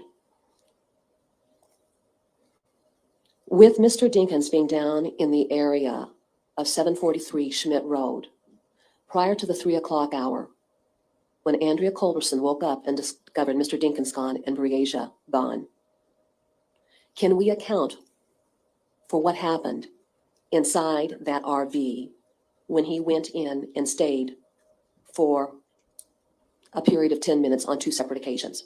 No. But do we know that Breasia is not in that apartment as of 3 a.m.? Yes, we do. And so is it significant that Mr. Dinkins, in his interview, never mentions being down in the area of that RV on Credit Island between the 2 and 3 o'clock hour? He never mentions it. Okay. Is it significant then that based on time elements, there's a vehicle entering on Credit Island and coming off of Credit Island during that 2 to 3 o'clock time frame? I believe it is. Okay. Is it also significant that after Andrea Culberson saw the child standing there by the passenger side of the Impala at 3:30, she sees Mr. Dinkins leaves, looks out, the vehicle's no longer there, Mr. Dinkins is no longer there, and Breasia is no longer there. But we have him up at the quick shop at 3:32 a.m. where he's making purchases and purchasing gas and leaving at 3:38 a.m. Can we account for what would have transpired between that time frame and then when he showed back up at the apartment prior to 5:50 a.m. to pick up Detorius? No, we cannot. Okay. They tested Now, her clothes. was there evidence For that was Halloween. gathered in the course of the investigation There were none. that would have tied Mr. Dinkins to the location where Breasias remains were recovered before 5:50 a.m. and after that 3:38 a.m. timeframe on July 10th? Yes, And that evidence is what? Jared Brinks was driving to work on that morning of July 10th. Yeah. I found out from in the chat that particular witness who claims he pulled the defendant's car out of the ditch is no longer alive. Ah, And of what I've heard through other witnesses and cross-examinations and stuff, that gentleman, at first, when he tried to remember, thought it was the fall of 2020. Because, yeah. And something about a big dent in the car. There's no dent in the car. So, yeah, that will be interesting when that testimony shows up. Because it's a police interview. Because he can't be testifying for obvious reasons. And he came forward and described a subject jumping up in the middle of the median on Highway 61, adjacent to the Kunal implement. And Jared Brinks pulled over, offered assistance. He described this individual matching the description of Henry Dinkins, and that he was stuck off the side of the road. And Jared Brinks put him in his truck, drove him over to the location where the maroon Chevy Impala had gone off the side of the road a little bit. Jared Brinks explained that he hooked a chain to the front corner underneath the Impala, hooked it to his truck, pulled it out. He said that the individual offered him $100 for that, which he said he didn't receive. And he drove off, went to work, which he works down here southwest of Davenport in a little town called Buffalo. All right. Was Jared Brinks' cell phone then submitted to the FBI lab with our special agent, Richard Fennerin, doing the processing of that cell phone to identify its location Did during you the early test morning hours of July 10th? DNA towards? All right. I mean, And was that phone located, hitting off cell phone towers in that area? okay, so we have another person at that location with cell phone okay. data. Did you test him? I mean, Yeah, this that is seems like pure speculation, but I'm quite confident they didn't. yeah, again, part of the things that I find really interesting about the trials is how you have to, as either side of the case, you have to look at your particular, argument as both how you are going to present it and how the opposite side is going to try to punch holes through it. Yeah. So And I would think that they would test this and person. yeah, and I mean the Swiss cheese are envious of the amount of hole poking. I mean, it's like throwing a stick into the Hudson Tunnel. I mean, the holes are so big. Yeah, it is It's like just visiting a Polish whore. I mean,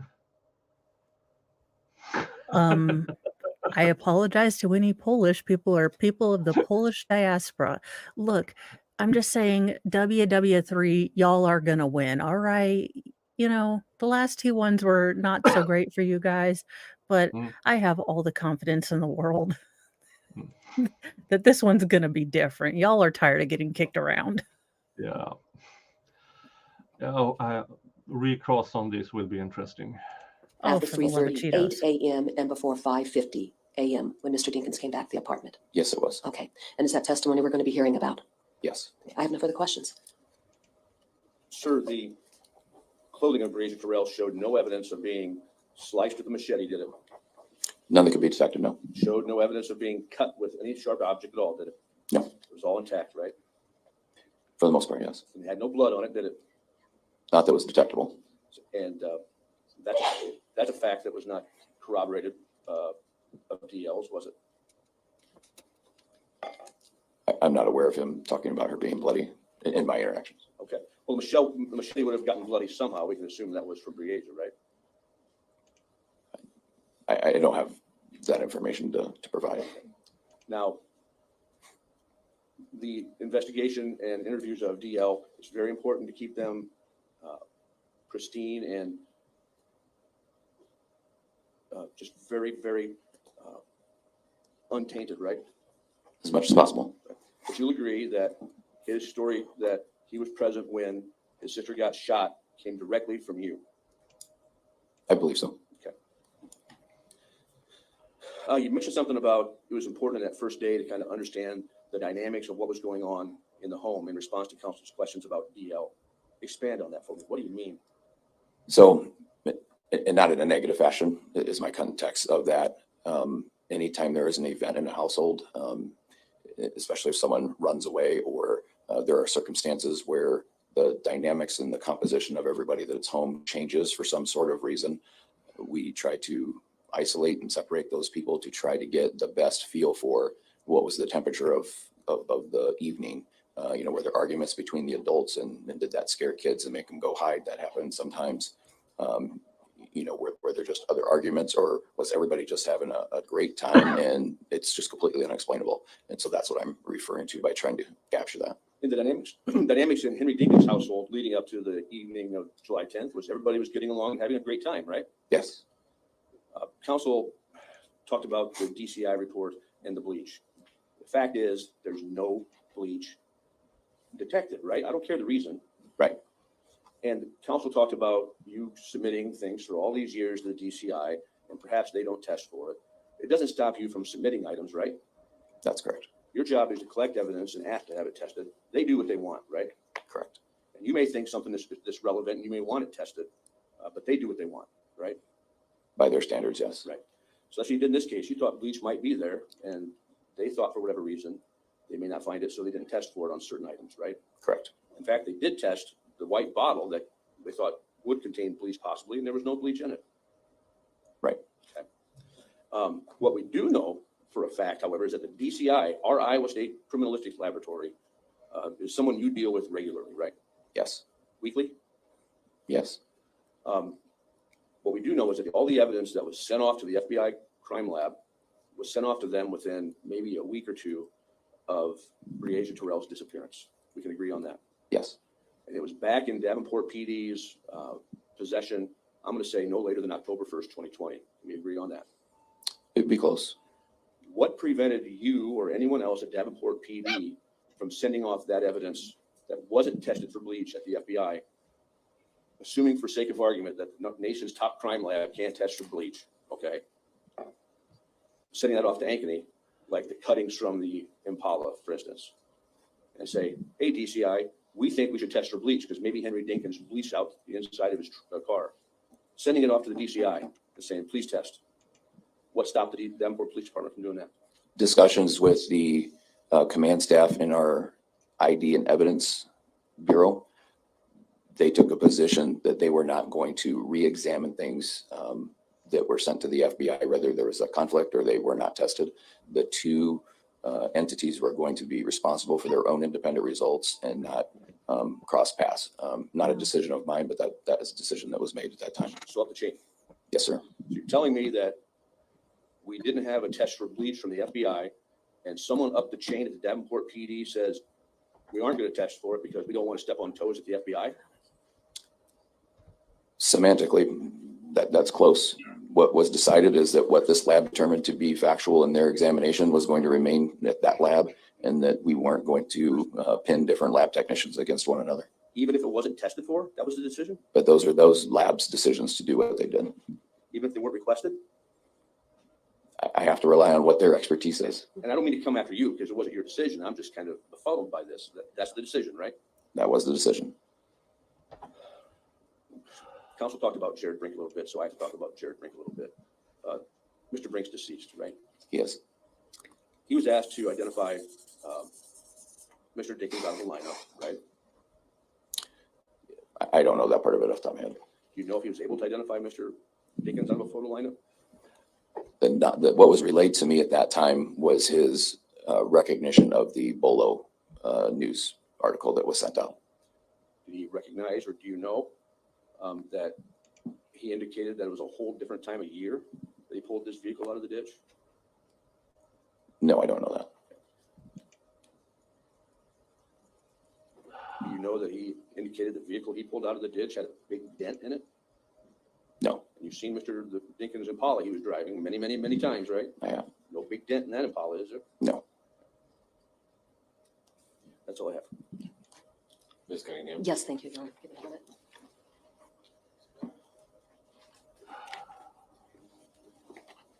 I am so.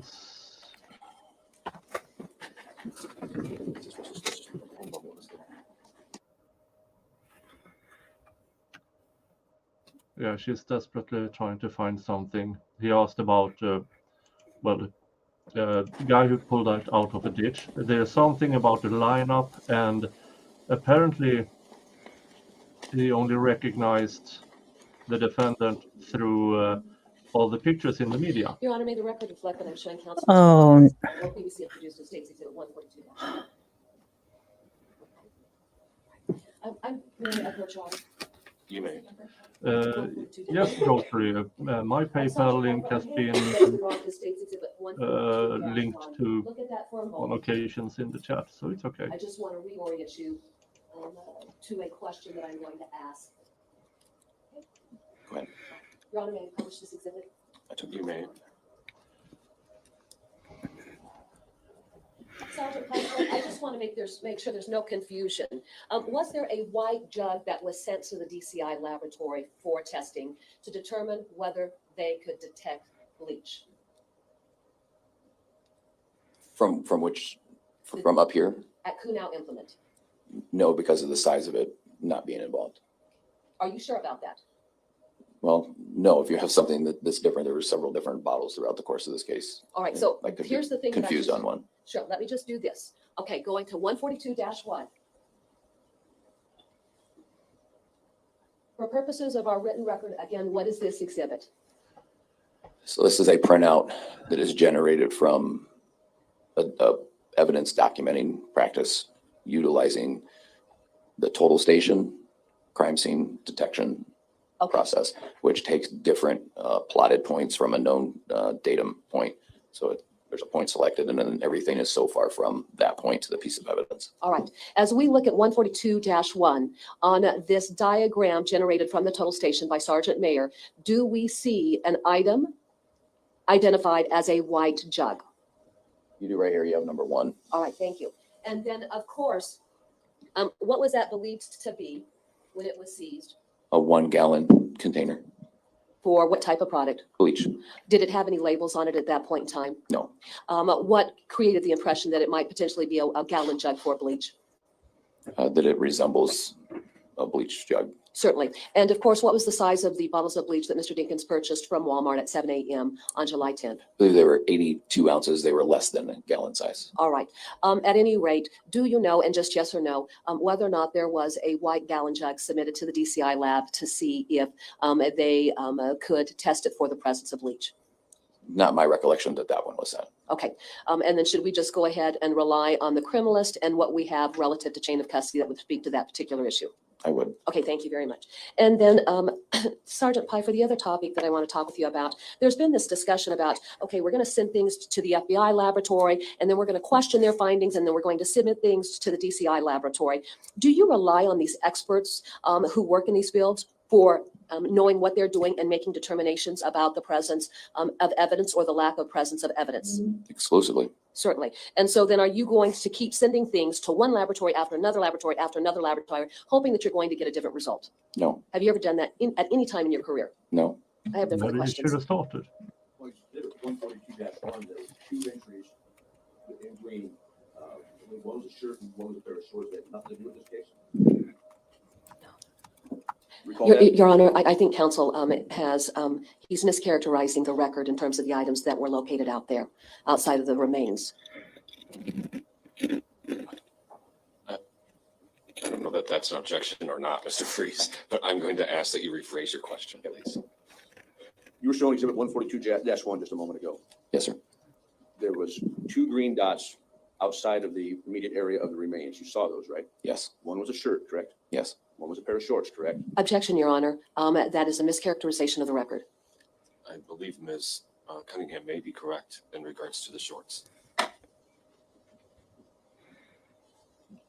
rephrase. The second one was a shirt as well, right? Oh, the green dots, correct. Okay. What relevance did those 2 shirts have to this investigation? So you're talking about 2 shirts away from the body. Right. Based off the size of them, they were not relevant at that point. Were they seized? Everything was collected. Were they tested? I do not believe those were tested. For the presence of 2 shirts out there, we can assume that at least one other person had been out there at the scene prior to Breasias' remains being found, right? I wouldn't make that connection, no. Okay. What other connection can we make that 2 other shirts were near the location of Breasias' remains other than someone else left them there? In August of 2020, there was the derecho storm that went through that area that had 80 to 90 mile an hour direct line winds, and there were trees damaged in that area and debris blown into that area. And as you know, wooded areas are kind of a catch net for things that are just blowing across open fields, which is that area. So is your testimony that the derecho possibly deposited 2 shirts there? I think it's very possible. Very well. That's all I have. I have no further questions, Your Honor. All right, you may step down. Ms. Cunningham, if you could wait one moment, please. Certainly, Your Honor.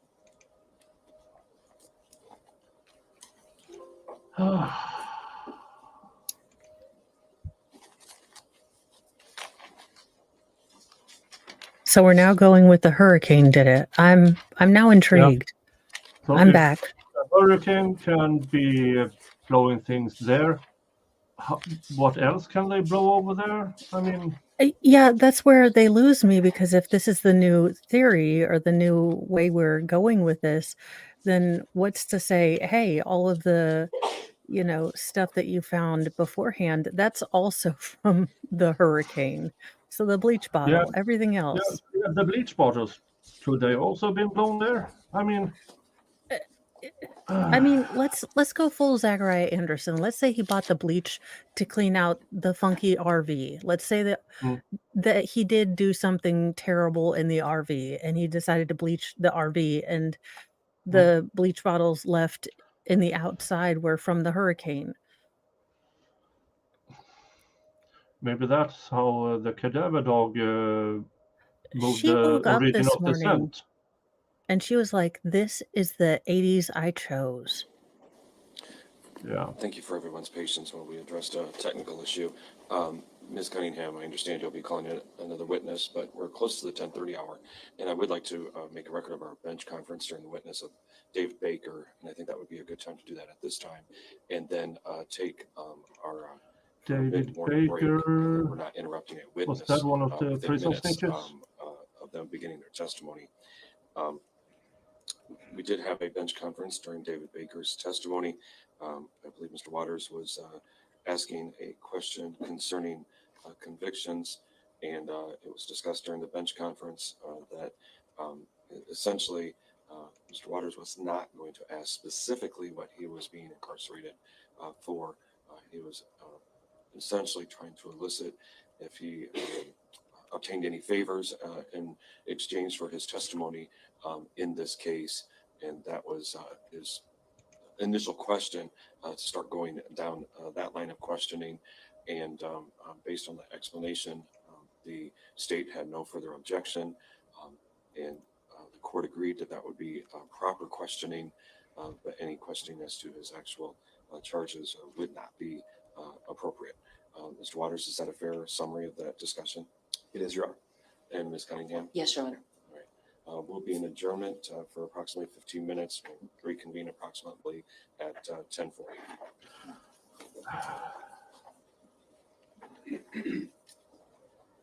Okay, let's do this up until lunch. And then I think I'm Sounds done good. for today, because then we would have done a day and a half.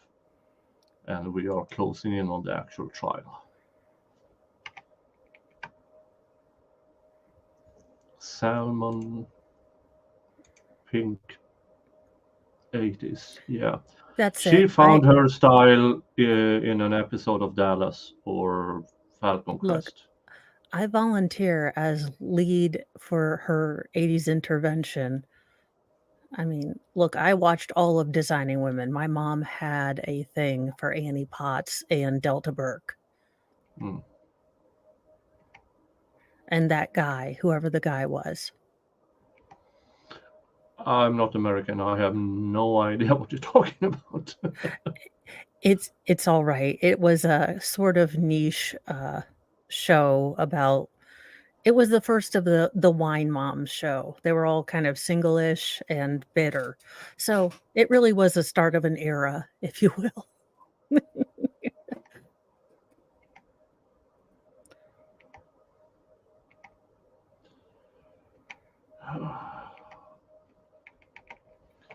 Come on, start. Wojciechowski? Oh, that will be interesting to spell out. Yeah, we talked about polls just a minute ago. That was good timing. Yeah.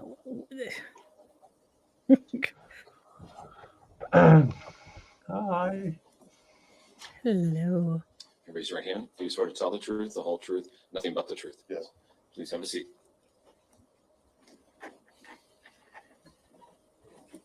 Can you please state and spell your name? Yep, it's Adam Wojciechowski, A-D-A-M, Wojciechowski spelled W-O-J-C-I-E-C-H-O-W-S-K-I. So exactly like it sounds, huh? Just like it sounds. How are you currently employed? I'm a deputy with the Clinton County Sheriff's Department. And how long have you worked for the Clinton County Sheriff's Department? 6 years. I'm just going to take a wild shot Have at you worked anywhere else in law name. enforcement? No. Can you briefly I describe your thought he was educational out on background parole. and the training you've received for your position? I have a Didn't bachelor's read- I degree didn't from Ashford read, University, and then I deputy. have also a master's degree in business from Ashford University.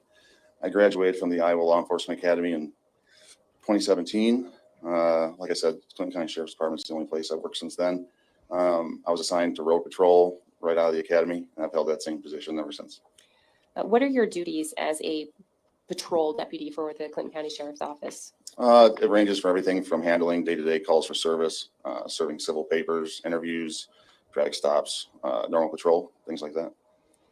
And were you working in this capacity back on March 22nd of 2021? Yes. Okay, he's going to testify about what shift were you working that doing day? something remain. That would have been night shift. Stuff. What hours does the night shift cover? So we work 12-hour shifts, so it's 6 p.m. to 6 I'm a.m. going up to 1.5. And at some because point, were you dispatched to the area near it's just Kuhnel foundational Implements? to Yes. what he did at Do you recall approximately what the time you would have scene been of dispatched to that area? Approximately what time? Remains. No, but it was right around time I did come on shift, so I think it was around 6 p.m., maybe 7 p.m. Sometime between 6 and 7 p.m.? Yeah, I think so. And do you know why you were dispatched to that area? Originally, it came out as a call for service for a possible body that was found. Now, are you familiar with the area near Kuhnel Implements? Yes. Do you know the approximate address of that area? Not the approximate address. The area where the body was supposedly found doesn't really have an exact address, but it's between 212th, 218th Street, and 270th Avenue. It's just right off Highway 61. It's visible from the highway on the east side. So you knew where to go when you were dispatched to that area? Yeah, I knew exactly where to go when they said that it was at the pond just south of Kuno. What did you observe when you first arrived at that location? When I first arrived, I met with... just going to say this, according to my statistics, even though we are 70 live viewers at the time and 116 likes, which is an excellent numbers, so far I have had close to 600 different. So it's been rotating every 45 minutes or so between people who has been watching. So if you haven't pressed the thumbs up yet, please do so. It helps the YouTube algorithm to bring out my content to more people. But we are doing good numbers today. So thank you so much. The caller, there were two gentlemen that were down there fishing that called in that they had found possibly a skull, possibly a body. Do you recall their names at all? No. Does the name Brendan Rogge sound familiar? Yeah, Rogge, I think it was like Rogge or Rogie. And when you arrived, where were they located? They were standing up on the road.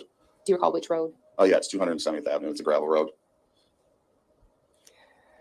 Now, right next to you here, it states Exhibit 41, and there is a pointer on your left as well. First of all, you're familiar with what's being depicted in States Exhibit 41? Yes. What is it? It's a map of location of now and also. Yeah, the two prison snitches has already been testifying, and apparently they were cellmates who accidentally heard the defendant say something of the sort of, "They will never find her," and and they immediately, 4 months later, told the staff about it.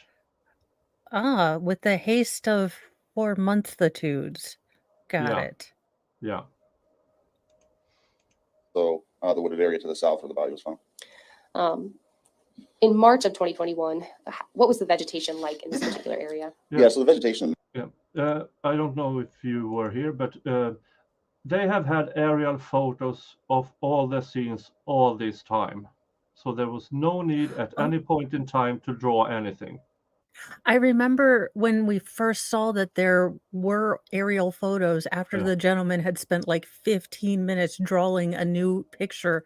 And then she said, "Oh, we have an aerial photo." And you could physically see the man's soul crumble into dust. Yeah. And his strong desire to become an accountant, really. It was it was terrible. Large is it's obviously very light, just tree branches, some heavy thick bushes. Is it like that all year round? No, in the summertime, springtime, and then like late fall, it's pretty thick in terms of leaf coverage, foliage. Like the satellite picture is shown there, you can see like really well. In the summertime, you wouldn't be able to really even see the pond. Now, why wouldn't you even be able to see the pond? I mean, trees are big, but you would. Well, if there's underbrush and a lot of stuff, I guess, maybe. Once you made contact with the callers, describe for us how you would have proceeded at that time. Well, once I spoke with the callers, I told them to stay up on the road, which would be right around here. And then I walked down this path, because that's what I said where the body was located, right about there. So I didn't obviously want them to go with me. I wanted to try and preserve whatever was there. When I located the area where they said the body was, I did notice that there was a human skull sitting up, what looked like to be on the chest of the body. And then there was some black hair. Yeah. One guy saw, that looks weird. Why is it white and shiny over there? The other guy gets over there, and there were three who was going to fish in that point. Two of them said, "Well, we think he only touched it." And then he comes on to testify, "No, I picked it up." And apparently he picked it up and then placed it on the chest of the rest of the skeleton. So he did the entirety, "Oh, Yorick, I knew him well, Horatio," stint with it before he realized it was an actual real skull. Did he do to be or not to be? Like, did we do the whole Hamlet shtick? Because, are you kidding me? Yeah, and they asked him, "Oh, did you notice the hair?" Yes, it was African American. Somehow, I don't think that was the word he used originally. Mm-hmm. I might be wrong, but the way he handled, those three people were, well, high school friends. They graduated high school at roughly the same time, 10 years before. And they could have fooled me because I would have assumed mid-30s, early 40s. No, 27, 28-year-old guys from that area.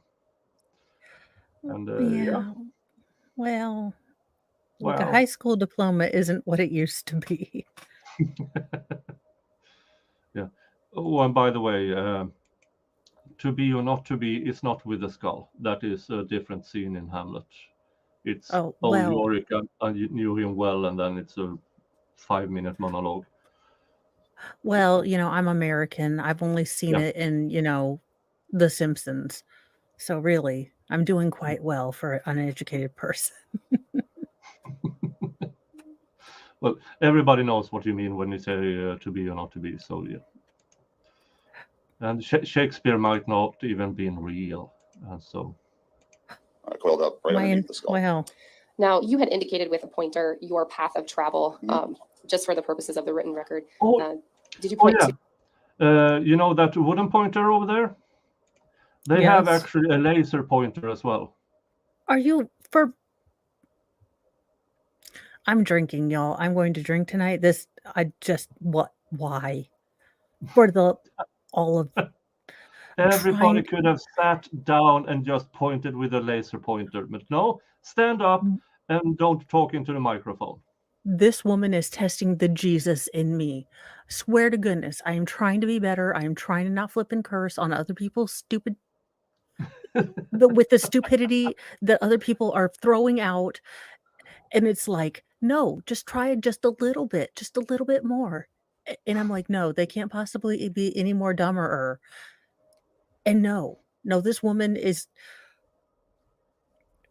Yeah. I'm going to have to go full no time I don't think she revoke trusts the 19th Amendment. I can't. I don't This think woman she has. trusts electronics, and that's why she keeps having them go up and draw stuff and use the woody pointer. And there are actual aerial photos and a laser pointer.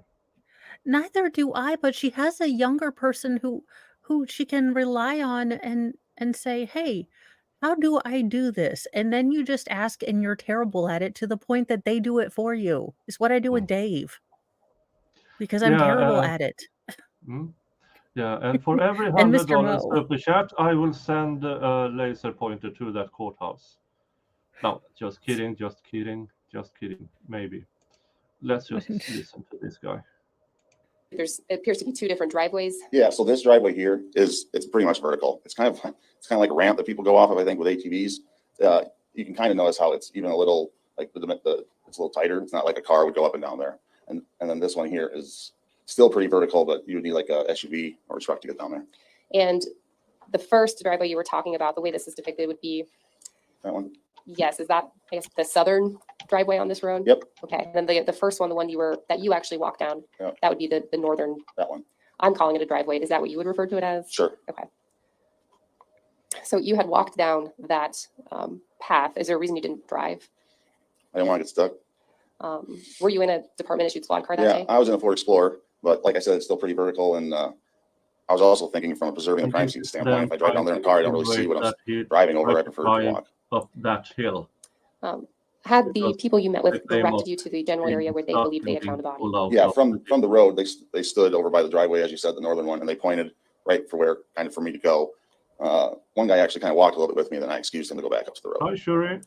And again, with the pointer, can you show us where then you would have walked? I would have walked right down this path and then into this area here. You can't really see it again because of the trees, but there's actually a rock formation right here, kind of like a 15-foot wall. It's a mirror. Originally, this area was an old quarry test site. And so once you got to that area, I believe you said you did see a skull. Yes. This is were you why the able aliens haven't come to determine if it was a human Yeah, but skull no, or anything it is along the those young. Yeah, I determined that it was a human skull just from looking at it. I probably got within a few feet and kind of stood over it. Directs them to the laser pointer. 4 or 5 feet, I'd say, is about the closest I got to it. And you also observed some hair? Yes, I observed some black curly hair. Do you recall observing any other skeletal remains at that time? Yeah, like I said, you can kind of see the chest, and then I would think part of like a leg. And based on what I was seeing and the size of the skull, I thought that it was a small body, possibly a child. Do you recall seeing any clothing at that time? No. Excuse me, I did see a flip-flop to the right. I believe it was white or pink. It was a sandal, not a flip-flop. Based on the hair, were you able to make any sort of determination about the ancestry of that hair? Based on the curliness of the hair and the way that it looked, I thought that it could be an African-American type person. Were you familiar with a missing child case out of Davenport involving Breasias Terrell? Yes. Now, back in July of 2020, had you assisted with any of the searches in the Clinton County area? Yes, I was assigned to like the southwest area down by the Wapsie. The absolute. And so when you arrived at this location and you're observing these skeletal remains, and you've already testified it appeared small, like a small child, what were you thinking at that time? I immediately thought that it was Breasias Terrell. So at that point, how did you proceed? Well, at that point, I told dispatch over the radio that it's confirmed what the call for service had stated. I didn't say over the radio that it was a body. I didn't want people that use scanners to know what was really going on. I wanted to keep it quiet. So I told them that had been confirmed. And then I used my cell phone to call dispatch to notify my sheriff, Bill Greenwald. No, good choice. Once you notified like your this sheriff, cop. then how did you proceed? So then I immediately used some police tape to kind of make a quarantine safe zone around the scene. And approximately what size of, I guess I'm gonna call it perimeter, would you have? Yeah. So I used like I said before, there's a rock wall to the north. I kind of used that as my northern base for the perimeter. And then I made a horseshoe going around the trees, maybe like 40 feet away from the body in all directions. I went all the way down to where the Good pond's work, located on the police southwest, and then I officer. went to the east, and then back up to the north. Promote this guy. What was the purpose of doing No, that? don't To promote preserve and this to keep guy. people out. He knows how to secure a crime scene. While you were doing that, did more law enforcement arrive on scene? Yes. Make him the Do you know DA. which departments those law enforcement agencies were from? Yep. So some more deputies had arrived from our department, and then also the Davenport Police Department. Clinton Police Department also arrived to help with the perimeter. Several DCI agents arrived on scene. Once you established that initial perimeter, what was the rest of your involvement there on scene? The rest of my involvement for that night was to do a log to keep track of who came and went. I did that for a few hours, and then I was told by my sheriff to pass that log off to Davenport. So then they became responsible for tracking who came and went. Like I said earlier, our shifts are 6 p.m. to 6 a.m. I stayed on scene till midnight, and then another deputy came from midnight to 6 a.m. Now, you've testified that you're familiar with this particular area. Yeah. Is this a well-traveled pond? No. Is this an area that, the roads are, I guess, well-traveled themselves as well? Well, that's the thing. This is a well-traveled area in terms of roads. Like 218th, 212th Street, yes, 270th Avenue. If you kind of want to think of it as like a back alleyway that goes behind Punau, which creates kind of like a pie-shaped property. Really, nobody uses that gravel road very often, I would say. And then you also have Highway 61 there, which is also traveled a lot. So it's in a very centralized location in our county, but I bet people don't even know it's there for the most part. The pond area, is that what you're referring to? Yeah.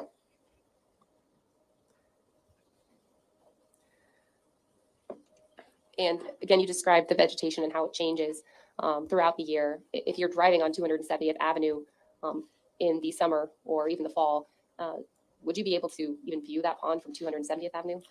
You'd be able to view it, but the only angle you could view it from, again, would be right about there, looking down into the southwest. When you're coming north and looking, you can't see that pond. The vegetation is just too thick.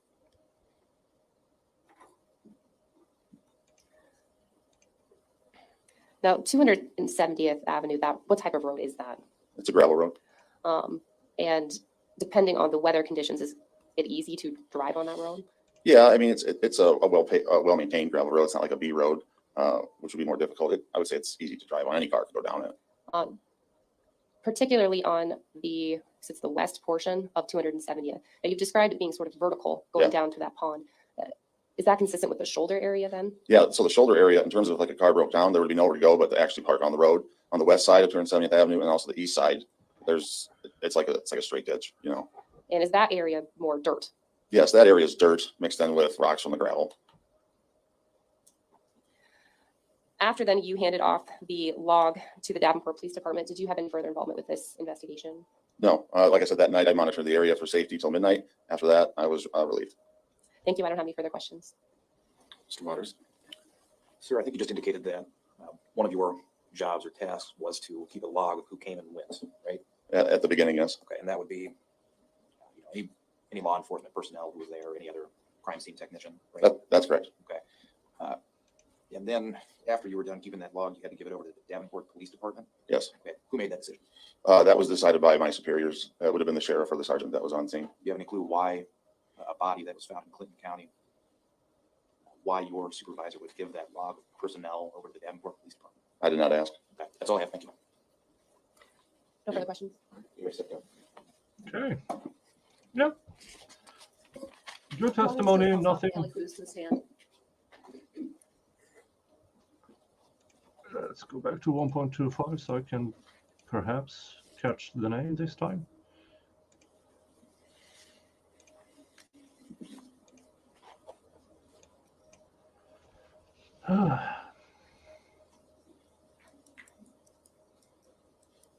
Yeah, he did a good job, and then his superiors came in and So the initial Yeah. part of this went great, and then yeah.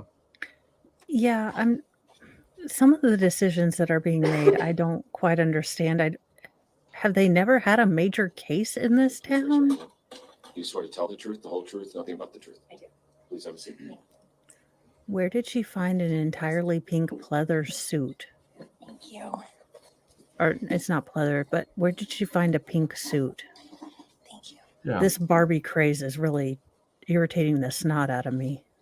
Please state your name for the record and spell both your first and your last name. My name is Kelly Cruz, Kelly Kruse. What is your occupation?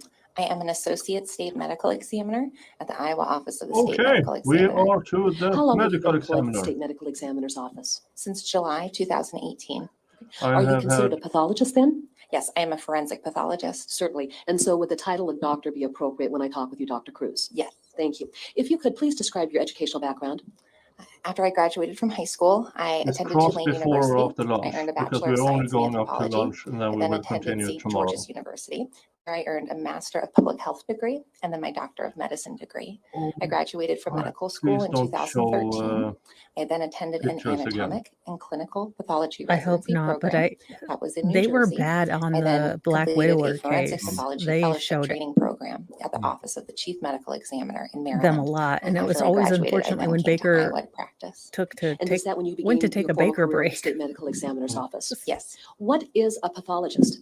A pathologist is a doctor who practices pathology, which is the study of disease processes and how they affect the human body. Forensic pathology goes a step further. They look at disease processes, but also injury and how those affect the body and ultimately lead to death. All right. In your capacity as the State Medical Examiner's Office, or with the State Medical Examiner's Office, do you work hand in hand with law enforcement? Yes, we work closely with law enforcement. And describe the nature of the professional relationship that exists between your office and law enforcement agencies throughout the state of Iowa. So our office serves the majority of the state of Iowa, usually with the exceptions of Johnson County and Muscatine. We work with all agencies then outside of those counties. Most times when a person comes to our office, they have a sudden and unexpected death. And in those cases, law enforcement investigation is warranted. So usually our interaction with law enforcement is receiving a report, and other times it may be talking on the phone, and other times it may be in person when they attend an autopsy. Okay. And then so where there has been a body recovered, where there is an unknown cause of death, is the State Medical Examiner's Office requested to perform autopsies to determine what the cause of death would be for that individual? We often are, and it is at the discretion of the county medical examiner who, in essence, orders the autopsy be performed by our office. Now, describe the role of the county medical examiner's office in the context of criminal investigations and how that has bearing on any involvement that the state medical office would then engage in. Each county has their own county medical examiner, and sometimes they have more than one. When someone has a sudden unexpected death, that medical examiner is called to the scene. They may respond, or they may have investigators who respond. Once they learn what they think they need about the person's death, they then determine if an autopsy is necessary. Once an autopsy is deemed necessary, they then send the individual to our office, and then we perform the autopsy and essentially take over the entire case. Then we are the ones interacting with family members. We are the ones interacting with law enforcement. We will certify the death certificate and so on. Certainly. Now, if you could speak to the issue of chain of custody, where there are human remains or even skeletal remains that are submitted to the State Medical Examiner's Office to perform an autopsy. How does that process work? One of the more important duties of that county medical examiner or their investigators is to maintain chain of custody, especially with the body. And part of that is placing the body in a body bag, labeling the body itself, labeling the body bag, and placing a lock with a number on the body bag, so that when we receive the lock and we see it sealed, that indicates to us that no one has had access to the body during transport to our office. There's something very And then annoying once you with their voice. receive the human remains, whether or not they be a body or skeletal remains, Very negative. where is that evidence stored until the autopsy is performed? We have two what we call coolers in our office. And back to we have one 1.25. main one when someone Well, is received it's in that that, and alert, it's the much fact that colder she's than the not normal assertive. temperature She's in the supposed to be an office, and there they expert, and stay she's until like, the autopsy is well, ready to we be do performed. have some At that point, coolers then, is the and body essentially checked some out other and things. then directed to a She's room where not you'll perform the declarative autopsy? That's in correct. anything she Dr. Green, says. were you involved in performing an autopsy on skeletal remains that were collected in the area of rural Clinton County near a farm implement business known as Kunow Implement? Yes. All right. Who was the county medical examiner that would have responded to the crime scene and assisted in placing those skeletal remains, or I should say even taking custody of those skeletal remains that would have been sent to the state medical examiner's office? Dr. Mary Malcolm is the county medical examiner, and she would be in charge. Can you spell Dr. Malcolm's last name so that we have a correct spelling for our Why record? don't you put her I on the hope I spell stand it so she correctly. I can? believe it's Malcolm. And then who would have performed the transport of those skeletal remains to the state medical examiner's office? Each county has their own process, and I'm not entirely sure who Dr. Malcolm would use. It's often a funeral home. Certainly. Do you know what date then the state medical examiner's office received those skeletal remains? Those remains were transported on March 23rd, 2021, which is the day before the autopsy. All right. What date did you perform the autopsy? March 24th, 2021. How was the body presented to you? The body was presented to me in that body bag as locked and tagged by the county medical examiner. And we have a photography process that documented that. And then once the bag was opened, I had the body and then a number of bags which contained smaller bone fragments and teeth. Okay. Since you were dealing with skeletal remains as opposed to an individual who had just recently died and law enforcement was trying to determine the cause of death, how is the autopsy process going to differ? So the autopsy process, we try and follow the same process for everyone. However, when someone is decomposed, we do utilize a number of additional steps. One of those additional steps is taking an x-ray of the body. We will do that when someone's not decomposed for various reasons, but when someone is skeletonized, we always do that.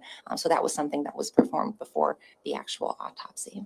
At the point of death, how quickly does a body start to decompose? The decomposition process, it varies significantly depending on the person and depending on their environment. So really it's hard to say, but ultimately at a cellular level, you start decomposing right away. When we start to see it and appreciate it better, does depend on that environment. If an individual is outside in a rural environment during the heat of the summer, is that body going to decompose much more quickly than, let's say, a body that... Just for... If she was immediately killed and you have severe decomposition, that is a pond that people are using to go fish apparently a lot. Nobody noticed. Yeah, there would be a smell, there would be animals going by, but also if it's a pond that people use, I mean, there's also critters that die all the time. Yeah. So that that's might true. not be too weird. And, I mean, okay, my mind goes to dead body because I'm me, but Yeah. other people might just go to like dead raccoon. Now, Yeah. I'm always thinking now that I have a dog, I mean, granted, he doesn't walk very far, but I'm like, I am one step closer to being that woman who's just out walking her dog and finds that dead body. You are going to go out with nose everywhere. This going to be the day that I'm going to be a witness. I'm going to be the best witness ever. I'm going to take notes and everything. I'm going to be like photo guy, photo Chad from Your You're Honor, going to I be a have my suspect. pretty much, Your Honor, I have my own notes and my own suspect. Ma'am, you are not allowed to, you are in contempt already. Don't push it. And you're going to call. You're going to do all the ODRS things and call and be updated on the case and. They're Well, maybe like, not "Ma'am, all of you're the not even-" ODRs. Maybe not all of Pretty the much. ODRs things. Yeah. No, what I'm going to do is I'm going to call my lawyer because David Helm Per my own understanding of my membership fee, I have him on retainer with my $3.99 a month. I'm going to call him and say, your lawyerliness, I have found a dead body. Do I run if I haven't left anything and let some other schmo find it? Or do I anonymously call the cops? Because I ain't getting in none of this schnick. Or do you know anyone in Indiana? Because I ain't dealing with this crap. We are not giving out legal advice. This is not legal advice at all. Again. No. And I'm Swedish. Legally, I can't even do that in the United States. So. And I'm Moish, and yeah, this is a terrible idea if you follow me. Let's continue with Miss Vocal fright through the nose for some reason. May have been recovered in an outside environment in the middle of winter. Yes, much more quickly. Okay. And how does heat then facilitate the decomposition process? The decomposition process has two components. It has autolysis, which is your body breaking itself down. Then it has putrefaction, which is bacteria breaking the body down. Heat provides a really nice nurturing environment for that bacteria. So they're able to essentially kind of take over the body and promote that decomposition process much more readily than they would in a cold environment that they really don't, in essence, enjoy being in. Certainly. Now, when a body is decomposing, at any point in time, is there the possibility that there will still remain tissue associated with skeletal remains? Yes. And how would you describe that type of tissue that would still be present on the recovered skeletal remains? In this case, even with severe decomposition, so mostly skeletonized remains, there still was tissue, which I would describe as mummified. So the water component of the soft tissue no longer remained. It was leathery and firm, similar to what you would expect to see when you do think of a mummy. Certainly. Now let's talk about who was present for the autopsy when you performed it. We had two individuals. I can look at my report from the Davenport Police Department. It's Jeffrey Piper and Evan Obert. All right. And then were you assisted by technicians during this process? Yes, I was. As you perform an autopsy, are there photographs taken as you proceed through the various stages? Yes. And was that done in this particular case? Yes. All right. So let's just start walking through it. When you received the body bag, what was the first step in that process? Upon receipt of the body bag, the tag labeling the body bag and the lock with the lock number are photographed. Then that lock is broken, the tag is removed, and then the body, it's zippered, the zippers are opened, and then the contents of the body bag are appreciated. A photograph is taken immediately, regardless of what you can see at that time. And then if there's something like a blanket obscuring the body, then that is removed and the body is photographed again. Were the tags appropriately secured when you received the body bag with the skeletal remains? Yes. All right. And then once you were able to open up the bag, just on your initial observation, what was your impression of whether you were dealing with an adult or a child? It was difficult to tell, especially with skeletonized remains, but it was a small individual, at least with the components that we had. Okay. Now, do you weigh those skeletal remains? Yes. Why?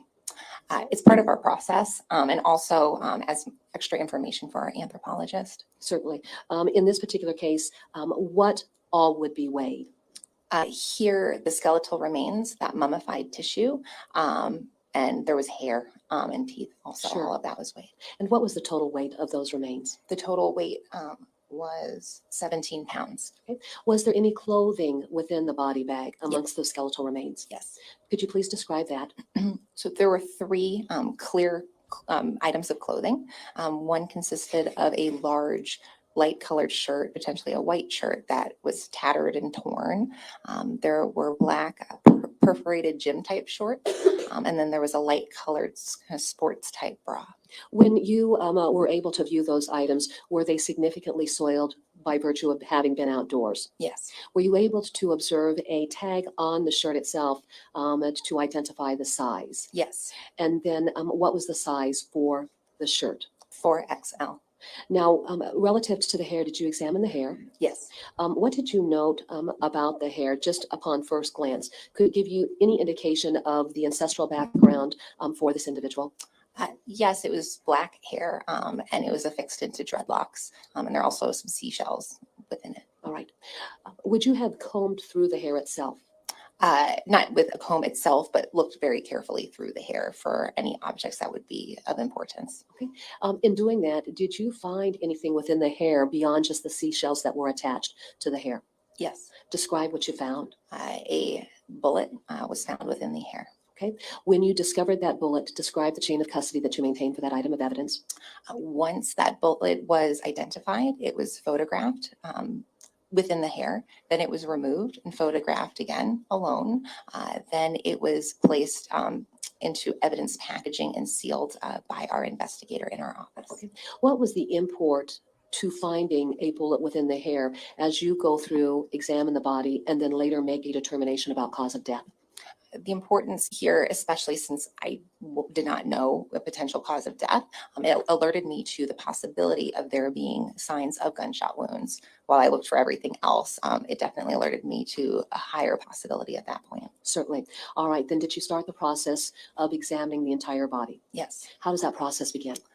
With skeletal remains, once everything is photographed as received and things of importance like the bullet are removed, then the bones are laid out according to anatomic position in an attempt to identify what bones we do have, what we don't have, and look for injury. I utilized Dr. Garvin, a forensic anthropologist, and relied on her expertise pretty heavily. So really my job was to find things that were more particular to my area of expertise, like the bullet, and looking with the amount of experience and expertise I have for any injury I could appreciate before she did her job. Okay. When you perform autopsies on bodies that have been shot with a living individual, as the bullet enters the body, what are we going to see relative to the entry wound in its appearance as compared to an exit wound if the bullet actually did exit the body? The difference between entrance and exit wounds on skin is usually pretty clear. Entrance wounds tend to be quite round. There's a lot of energy and force that comes behind that bullet, as it's usually just traveling through air before it makes contact with the skin. Other things you can see with an entrance wound as well are findings associated with close range discharge of a firearm, like soot or stippling, which are little abrasions on the skin from gunpowder. Once that bullet enters the body, it goes through organs and more soft tissue, potentially bone. It's losing a lot of energy. So once it exits the body, it pushes through the skin in order to exit. So we don't have a round wound. We have more of a slit-like lacerated exit wound. Okay. Dr. Cruz, given the bony structures within a body, with a bullet entering the body, does it present a good likelihood that a bullet could strike bony structure that would leave evidence behind? Yes. Okay. Now, in this particular case, since you're dealing with skeletal remains, were you looking at the bony structures to see if you could determine a potential point of impact by bullets striking the skeletal structures within the body? Yes. Okay. What did you know? So at autopsy, there was a clear gunshot wound that was evident as I was laying out all the bones. That one was in the mandible or the jawbone. There was a clear gunshot wound there. It was round and it has what we call beveling, where on one side of the bone, the opening is larger than the other side of the bone. There's also a clear gunshot wound in one of the scapula, which are bones in the top of the back, the right scapula. All right. Now, staying with the topic of the mandible and that gunshot wound, were you able to discern a path of travel and where that bullet may have gone after it traveled through the mandible? Yes. Explain. So in the mandible, the way the beveling showed the pathway, the bullet traveled from the front of her body to the back of her body. When I do directions of wound paths, it's relative to anatomic position, with the person standing straight up, looking forward, their hands by their sides with their palms forward. So from her front to her back. Other injuries that were appreciated by me and even further characterized by Dr. Garvin were injuries to cervical vertebra or some of her neck bones, which were right in the pathway of that injury to that mandible. So the pathway for that was front to back and left to right. Certainly. Did it appear then that the bullet got stuck within the cervical region of the child's neck? There was injury to that cervical region. It is possible that that bullet recovered from the hair, which is right in that same area, could represent that bullet that created that wound. Thank you for that. And can you please explain what the presence of having been shot in the mandible and having traveled through the cervix region, what's significant about that type of injury relative to human life and causing death? So the mandible itself and the cervical vertebra, injury to those may not necessarily be immediately life-threatening. However, there are a lot of structures surrounding them that could quickly produce death. There are a number of very large vessels in the neck in between those two that when injured could cause pretty rapid death or significant bleeding. Also, the spinal cord is next to those bones in the neck, and that could have been injured in the process as well. And that can have significant effects on the human body. Okay, if a bullet strikes the spinal cord, what happens? So the spinal cord relays information from your brain to the rest of the body. Depending on where your spinal cord is injured, leads to certain sorts of disabilities. An injury high up in the spinal cord could have devastating effects on a person. And then how does that type of injury impact the body's ability to relay messages to various organs or even the brain to keep that body functioning? It inhibits that process. And so it's depending on how significant the injury is, but it definitely could stop that communication completely. All right. From there then, let's talk about the physical structure of the body, back first, so that we've got some understanding of that for your descriptions of other areas of injury. All right, so if we start at the top of the back in the area of the neck, that area of the spine, what is that known as? In the back of the spine, so the spinous processes? Oh, no, just this area. What do we describe that? The back of the neck or the spine, Yeah. cervical vertebra. Okay, and then if we move C1 down through from the C. cervical region, going down the back, what would be the next region? So once you're out of that neck region and down into the chest, it's the thoracic region. Okay, and then how far does the thoracic region extend from the base of the neck and down the back? It goes down so your entire chest cavity and down into your abdominal cavity when it then transitions into the lumbar region. Okay, and then what area of the human body does the lumbar region encompass? The lumbar region is that lower back area, and then if you're looking from the front, in the abdomen. All right, and then in the area of the lumbar, when we talk about the lumbar region, in the tailbone area, can you explain just the various locations there and what is at play? So just throughout this whole area, the spinal cord is there. The lumbar region then moves into the sacrum, kind of overlying that tailbone region as well. There you're not getting those vital structures, but you have a lot of blood vessels, and it's don't need to explain bone in the body. everything. Before we talk about the other injuries that you noted, there's a thought that I had I want to go back to. When you were talking about the direction of travel of that bullet through the mandible, does that give you any indication of the placement of the individual shooting the gun at the time that the child was shot and that bullet traveled through the mandible? In terms of placement of the person shooting them and the shooter, it's difficult, especially if it's the head, since there can be a lot of movement. What I can say is the bullet came from her front. Thank you. All right. Now let's go to the other area that you noted injuries to. Again, what was that area? The scapula. What is the scapula? So you have two, and they're in your back in the upper portion, and it was the one on her right side that was injured. Okay, so if we're looking at the human back, and we think about our arm and the rotation of our arm, and then there's that bony structure there up toward the shoulder region, is that the scapula? Yes, the shoulder blade. The shoulder blade. Now, we've seen pictures of the scapula. We've got that broader point of the scapula that comes down more toward a point. The broader section of the scapula, where does that lie relative to the top portion of the shoulder versus the lower portion of the back as you're moving down the thoracic region and going toward the lumbar region?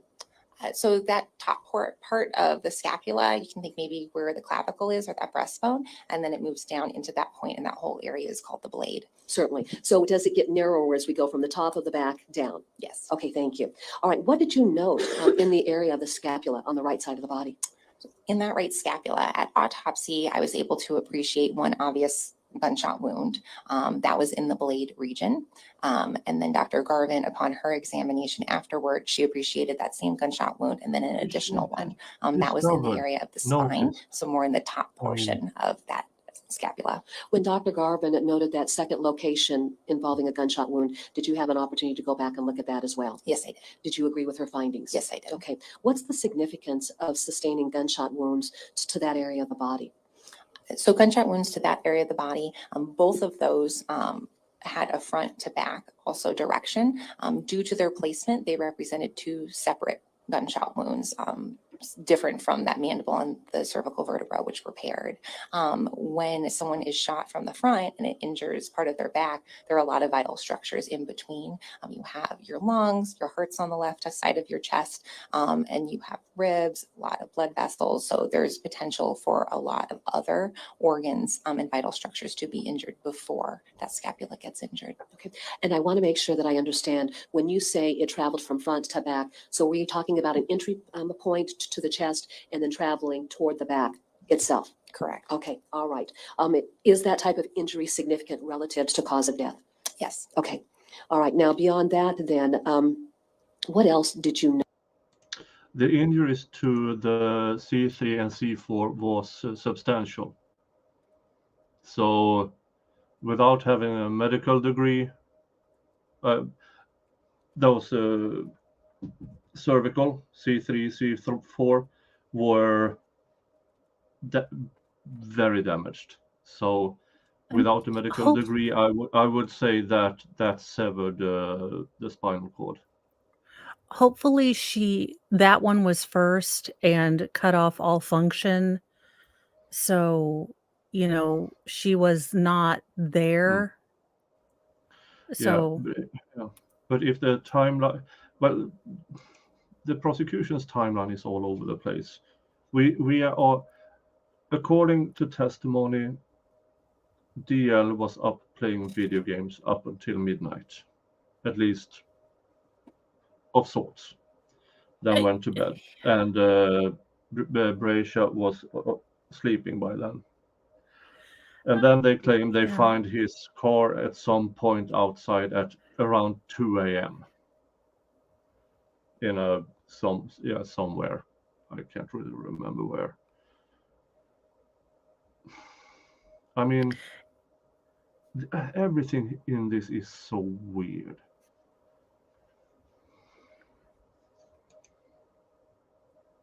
So somewhere between midnight and 2 a.m. or again, midnight demonstratives. 3:30 a.m. She must have been taken up there, or not walked, because it's a good distance, but been taken up there. But then again, then you have the testimony that she was seen at 3:30, and all of a sudden, everything needs to happen within a 2-hour time frame, because that's 5 something, and they have him on camera, maybe a red sedan, but there aren't that many red sedans out and about at that time in the morning, I would assume, in the middle of the summer.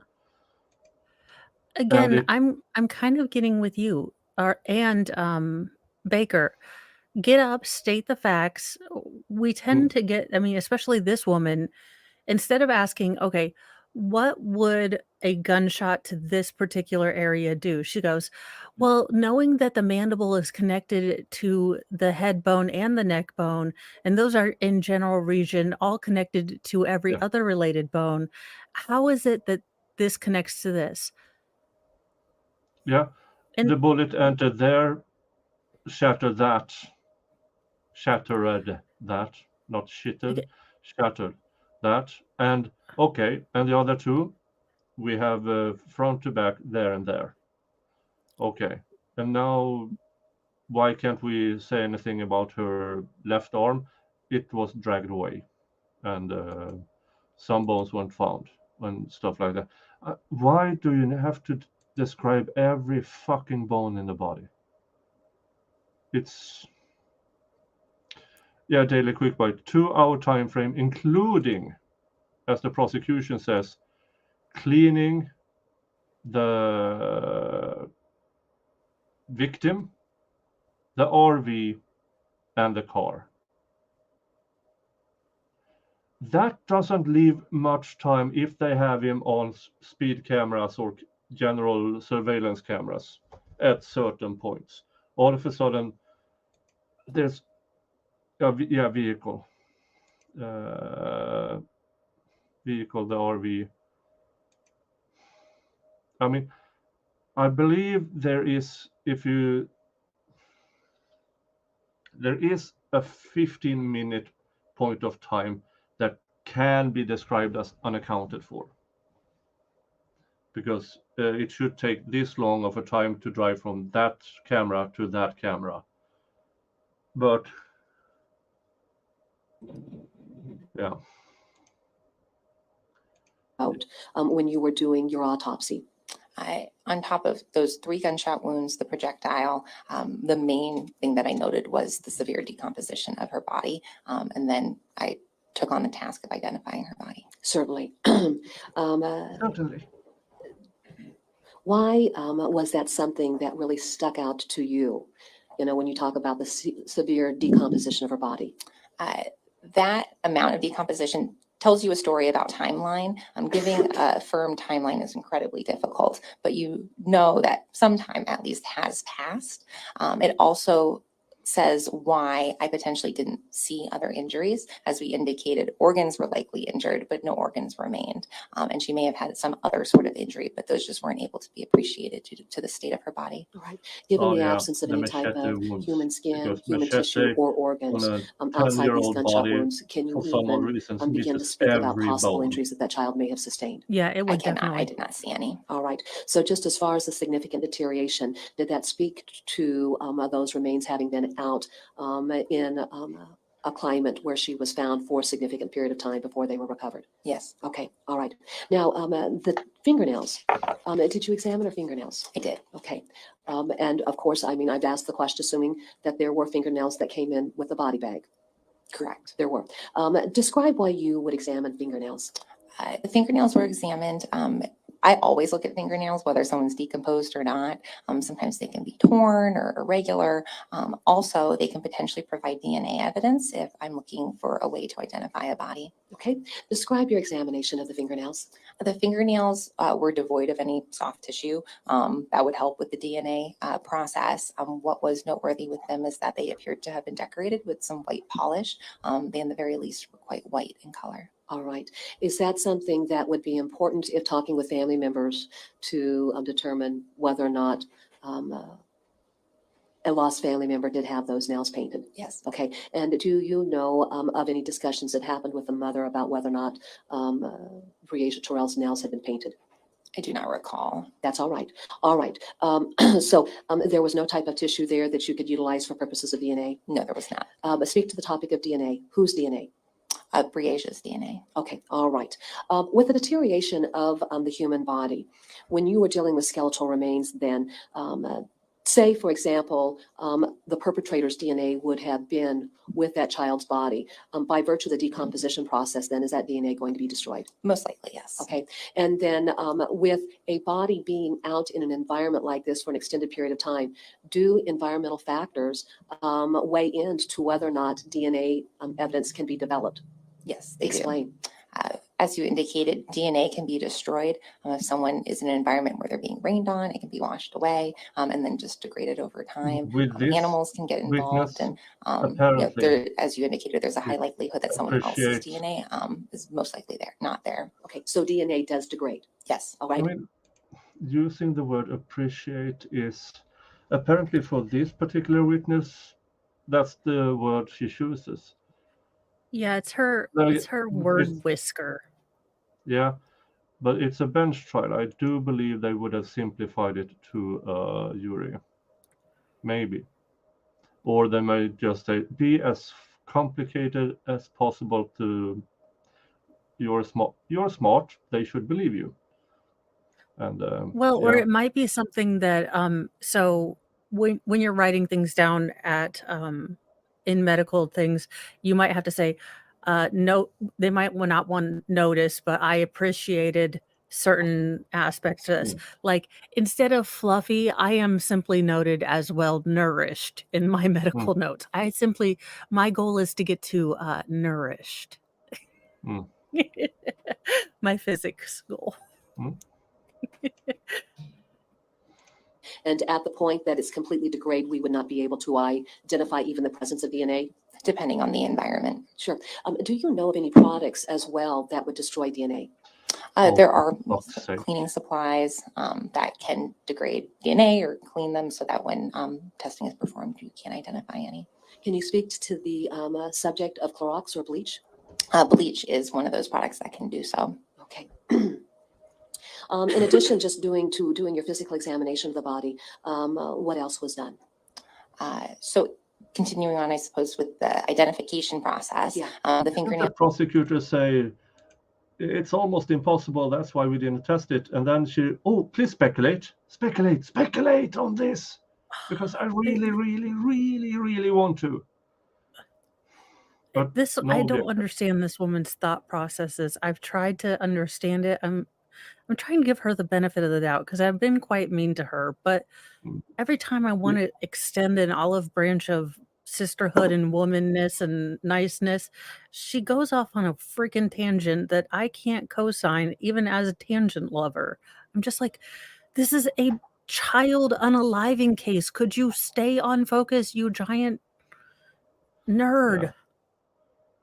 And there's everything in the prosecution's case is resting on the credibility of DL. When it should be, okay, what can we prove without DL? And focus on that, investigate that to the end of next week. Yeah, it just feels Instead, like she... it just whiskers over actual circumstantial evidence. Let's get this machete in some way. Let's get this bleach in some way, because DL said it, and we must prove everything he says is truth, even though we know it isn't. Yeah, that is the problem, is that, and she's contradicting. This is the same thing that happened in the Ford case, where the prosecutor was contradicting his expert witness and really wanting his expert witness to say something different. Yeah. She's contradicting, her police officer. Her police officer is like, look, the kid was there in the house. He heard the mom say stuff. Obviously, he's going to, possibly,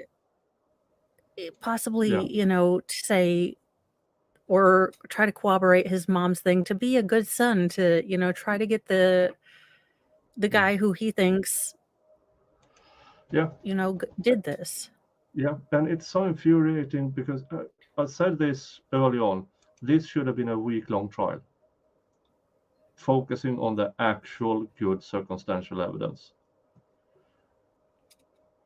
But repeat in absurdum about that fucking machete, and say machete one more again. I feel like Medea. I swear to goodness, I do.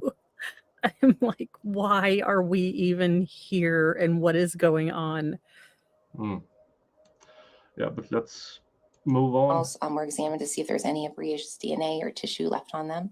She did have some of that mummified tissue, and then ultimately bone was used, which contains DNA, to compare her DNA to her mother's DNA. Okay, when the comparison was made between the DNA taken from the body to the DNA of Aisha Langford, what findings were made? The findings from the laboratory was that they're very, very high likelihood that they were related. Okay, now when you talk about DNA, very, very high likelihood. That's not good enough.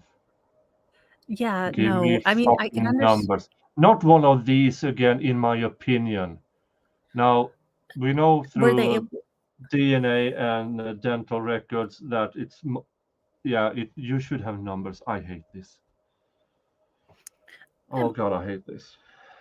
Well, it's so weird because it seems like some of the things they're relying on this being a bench trial, so they're kind of half-assing it, and other things they're going through pedantic, foundational stuff that they would go through for a, jury trial. Like, what is DNA?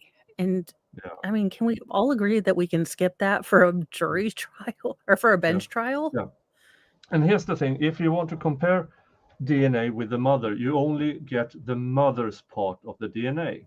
To have a full DNA blah blah blah, you need from both the mother and the father, and as far as I know, father unknown. Yeah, it's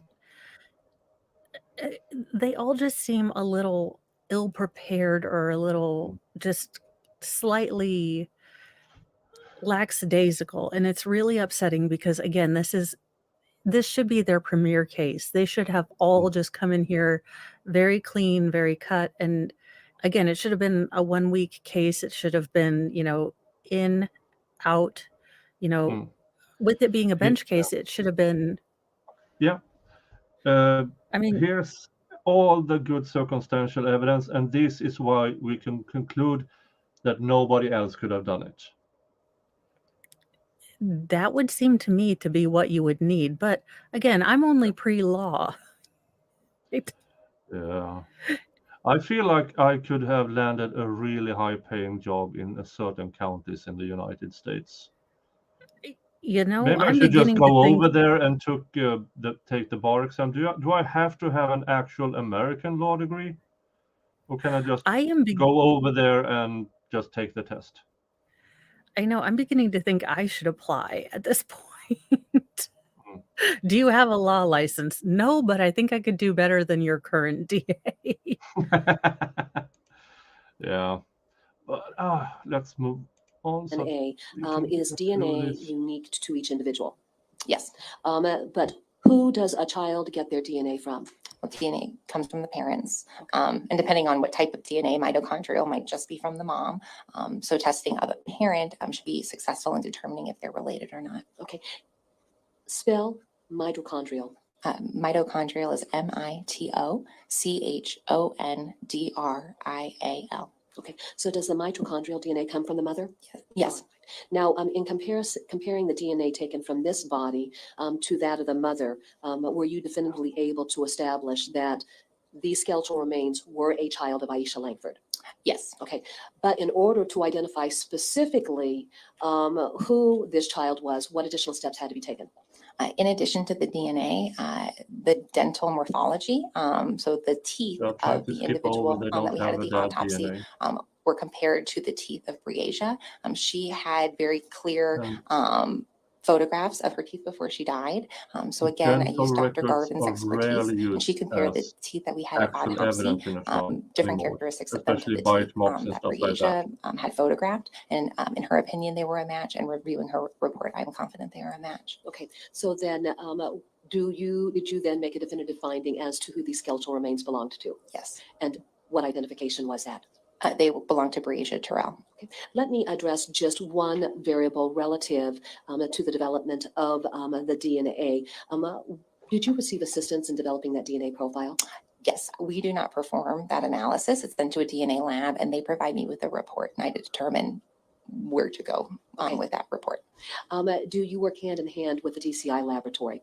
We are actually physically connected, and we submit evidence to them, Washington, and that's how we California, operate and Virginia. with them. Okay, and that's one of the issues that I can Dr. be Garvin had collector on. spoke to. She indicated that there had been a submission to the Virginia DCI bar, so so- that what had been taken from the bones or the DNA from the bone could Can be I do identified. that online? And that is a part of what occurred. Is that correct? That is correct. Did you determine a cause of death?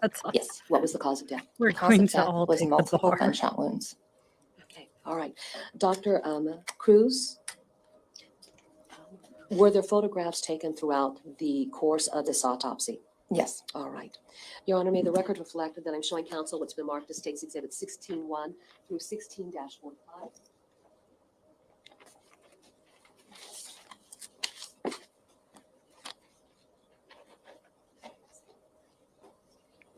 May I approach, Your Honor? You may.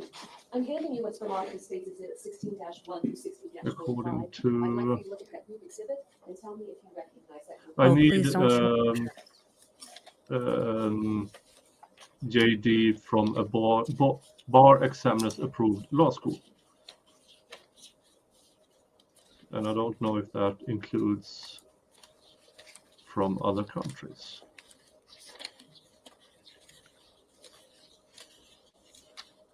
Just say you're a traveler on your land boat and you answer to no law, therefore you are the law of your own land. Yes. Yes, that's it. That's it. I These are the will autopsy refer to photographs that we myself took. as Okay, and they, do those them, accurately depict what it is that you observed as you performed the autopsy? Yes. Your Honor, the state would move to introduce this group exhibit. and not having an American law degree, exhibit will that's be admitted. racist. May I publish, Your Honor? You may. All right. It does seem like a Before I do racism that, to me. Dr. Cruz, Yeah, I want to go back really. and talk about one other issue. So you indicated the cause of death was attributable to, Multiple gunshot wounds. and then beyond cause of death, do you also author a professional opinion about manner of death? Yes. And what was the manner of death that you reported in your autopsy report? Homicide. Everything's a homicide until you can rule out self-ending and disease. All right, I have before you States Exhibit 16-1. Explain what we are seeing in States Exhibit 16-1.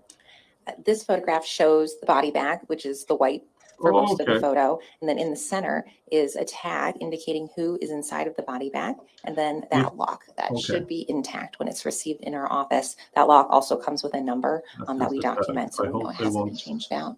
When the skeletal show remains came actual into remains. State If they Medical do, Examiner's I'm going office, to what identifier was used for the skeletal I'm going to remains? do this. So If they this show actual tag remains, on the body because bag I and then a don't want tag it. inside as well. But what was the name given to the skeletal remains? Adolescent doe. And then does it indicate a date and time that essentially it was found or recovered? Yes. And what is that? 3/23/21 at Wyoming, New 10:45. York, and Maine county? allows lawyers Clinton. to practice without earning And then a of note, JD I also degree. spelled Dr. Okay. Malcolm's name incorrectly. Some I'll law have a school second thought. experience. That's Okay. all right. According to what she wrote. And does this particular body tag indicate who was responsible for tagging the body bag once the skeletal remains were placed inside? Yes. And who is that? Dr. Malcolm. All right. States Exhibit 16-2. What are we seeing here? This is that photograph, which I call an That can as-is be an photo. So ambulance this is chaser in exactly New how the York. remains are in the body bag as they were received once we opened the zippers. Okay, doctor, can you take the pointer, and I'm going to talk about the wooden pointer behind you. I'm going to, and after show I us retire, what I'm would going to go to represent New the York and hair become an that had come in ambulance with that chaser. body bag. Oh, The mass of hair that came with the body, and then here are the rest of the remains, and then in the back Yeah. there are even more remains that are more fragmented. Okay, as we look at this photograph too, is the clothing intertwined within that larger portion of skeletal remains? Yes. All right. States Exhibit 16-3. What are we seeing here? This is essentially the same photograph, just making sure we have everything in the frame. Sometimes it's difficult to tell, so I'll take more photos than maybe are necessary. In this photograph, are we focusing on the lower half of the body or the upper half of the body? It appears to be more the lower half, but things are kind of jumbled. Sure. Going to States Exhibit 16-4. What's the perspective of this? This is that other end, so potentially more of the upper half of the body, including one of those bags, just to make sure we have everything. yeah, they're not currently showing photos, but I'm not taking any chances that Law and SeaWorld will just, hey, look at this. Where's that at? That's They were to the really it's the bad. mid right of the photograph, in between the hair and the brown paper bag. All right. In this photograph, is there other clothing that's difficult to see? But as we look at the mass and we go through this, we will start to recognize that that's another article of clothing. That's correct. And then can you point that out for us? Well, intermixed more so with here, I'm able to take off that really tattered shirt. It was really jumbled in with everything. Thank you. States Exhibit 16-5. What is happening at this point? So these are the bones as I received them in autopsy. Once I took that clothing off, we were able to remove that mass of hair. And they're just sort of a loose representation of how they should be in the human body before Dr. Garvin made them like the way they absolutely should be. Absolutely. Going to States Exhibit 16-6. Here, more of those bones, Yeah, more laid we are out, and then just that mass listening of hair now. here next to that ruler. As we look at this photograph, can we see the seashells within the hair itself? Yes, we can. Can you point those out? All right. How many did you point out for purposes of our record? I pointed out two as an example. All right. States Exhibit 16-7. Similar photograph as before. Okay. 16-8. Here we're looking at some of that mummified remaining tissue on one of the extremities, just to give an idea of how severely decomposed. They're not currently showing photographs, but again, I'm not taking any chances. What bone is this Yeah, mummified tissue attached to? I'd have to go back and Well, look at some of that the and bones for in the dignity Sure. of this little girl who had it all robbed from her. I mean, I understand for the court case they have to have it, but 16-10. Yeah. Law and SeaWorld did this with the bone examiner. Every picture All right. shown. So in this photograph, how many And teeth do we still no, see not having that. within the jawbone itself? Well, that and wasn't it the Gannon Stalk case? Yeah. Okay, States Exhibit And then 16-11. Yeah. the Luckily, I was on David's stream, and he had his own 16-12. conduction of watching through, so he could just remove it. But everybody else saw the decomposing remains of 16-13. that poor, yeah, it was just. I'm All right. lucky Yeah. that I kind Dr. of Cruz, missed can you that speak to entire this? As we're part looking at the because back of the skull, the victim there impact statements appears were to be terrible some enough. type of Yeah. compromise of the bony structure. Yes, can you talk Now they are showing to pictures that of topic the and help us skull, understand what we're seeing here? I think. So you have a number of what are called sutures Yeah. in the skull. When you're a baby, we all have many bones in our skull. When you're a baby, they're not quite together. As you get older, those bones fuse together, but we still see remnants of them being separate. But here's the thing, you already identified it as So it's a squiggly line that shows the two bones her. connecting. And at the back of Why Yeah, I is don't it still understand. so very Thank you. important in Going to States showing? Exhibit 16-14. Is it just to make sure that all the bones haven't merged yet, What are so we they seeing here? can This is looking at exclude? the top of the skull. But We see then more of again, those suture lines. they They're already over the back. concluded We have the sagittal female. The suture bones and indicated across the female side, between the 9 and vertical 12. suture. We can also see That here is the what Well, the and bones didn't they actually say, which contains some teeth, and didn't already they also see a testified to. box containing multiple additional teeth. All right. didn't The they mandible identify her through and mitochondrial the tummy DNA? was still intact in the lower Yeah. jaw, which did not have to be replaced. Now, did Looking they at But not now get they're dental just, DNA? Got it. Okay. I Let's don't go know, to but States Exhibit 16-15. What are we seeing here? Here it's the underside of the skull. We see teeth and then a large hole in the middle of I've the skull. already which is called the seen groin this neck. through the Certainly. bone examiner. 16-16. And they can Again, testify it's to that same this photograph. via diagrams. It's just a It's a closer view. bench trial. Better lighting. You don't have to I'm shock gonna sit a right here. jury. That's the best that we can do there. Yeah, that's kind of what I'm 16-17. thinking. Yeah, you can enter all this That into mandible evidence by have stipulation. been replaced. 16-18. Here's that mandible with the replaced teeth, this time from the left side. And as you go through the process of replacing the teeth, then are x-rays taken and compared to the dental records of Breasia Terrell? Yes, they can be. Here more so the gross morphology, just looking at the teeth with the eyes. Already been testified to. Thank you. Every States piece Exhibit of evidence 16-20. they are entering So part of the multiple process, times. doing the And autopsy it's is the top of the so skull unnecessary. usually to look at the brain. But what I know, Again, and what we found out, is he opted for a bench trial 2 days before the actual trial started. So, yeah, the prosecution didn't have much time to change the strategy 16-21. or. Here we're looking at the But they could have Yeah, been but I doing that. wonder. Meanwhile, I mean, they had opening statements and the first witnesses. They could have been 16-22. working on, okay, what can we remove? What is not necessary in a bench trial? But I wonder if this sort of repetitive, non-important stuff would have worked with a jury. I don't know. Well, I mean, it worked in the Black Widower. Never mind. They threw a bunch of chaff out, and the Black Widower people, 16-24. they had nothing. Yeah. And with, since it's a bench trial, it will be a guilty or not guilty. There's no chance of hung jury All here. right. Let's go to the top right corner. Ms. Cunningham, we're at our new now. We're going to start another area of this examination. I think this will be a good time for our break. I think so too, Your Honor. Thank you. Thank you. We'll be in adjournment until 1:30.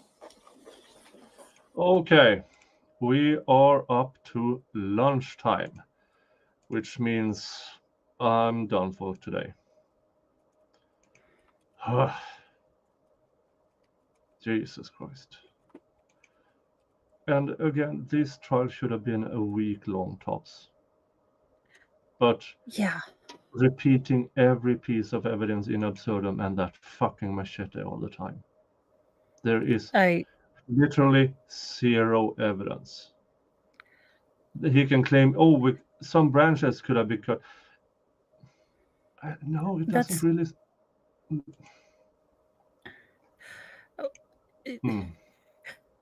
If it didn't do anything, if it didn't have anything to do with the scene, other than the fact that the little boy said it.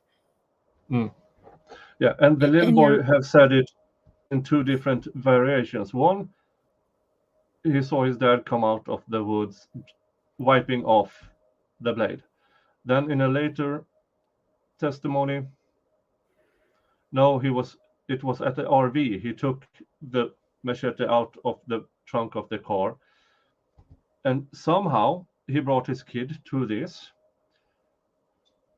and wiped it off just where he could see it. I mean, I know this guy is a It's all career a criminal, dumb. but not even he is that stupid.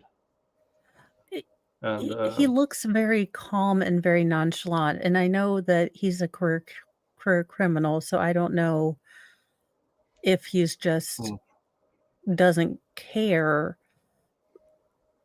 But she is Yeah. doing so terrible. I mean, Yeah. I don't know if his lawyer's like, she is just awful. Yeah. And it seems like David is done for today, so I can't redirect to David. And I don't think he redirected to me either. Did he? I didn't see it. Never mind. I have Yeah, no idea. I was almost done when he finished, so we might have redirected them to someone else. But who can I... Let's see here. Alternate Corner is doing a Zachariah Anderson trial replay, day 4. He has been going on for 3 hours. And day 4 was a full day. So I think I'm going to send you off to that guy. Good job. That way you can be frustrated on about 2 trials On at the other same levels. So if you're not frustrated by this, go get frustrated by another prosecutor. Yeah. Jeez. Yeah. Either way, Mo. Yes. Go subscribe to her. Yes. She's funny. Definitely. Actually, I was sent a case to look at. It is, let me look it up here because I have terrible remembering this, which is always helpful. And of course, I can't find it quickly because, okay, it is Gareth Pursehouse, and it's California versus Gareth Pursehouse. And it is a death penalty trial starting tomorrow. So I might look at it and check it out tonight. And I'll probably do it kind of like Nicholas is doing his. So I'll do opening statements and then kind of, we'll stretch it out because, we have 5 cats, 6 children, 1 puppy, 1 husband, Yeah. It might be kinda one goes of that these way. cases you really don't want to. Yeah. Yeah. And and hi, Nick Stars, Trial Watch. If you haven't liked and subscribed yet, please do. I'm almost 7 hours today. I kind of deserve a like for that. Please. Yes, at least like. And yeah, I'm going to send you off to Alternate Corner, I think. Yeah. So you can tell him it's a Viking raid. And I'll see you all here tomorrow for Geology Day, and then we will continue with this trial. I'm going to turn off all lights and sit in the darkness and reboot. Yes, very much. Yeah. All right, folks. See you around. Thank Have you, a nice day. Sylvia. Bye, guys. Thanks.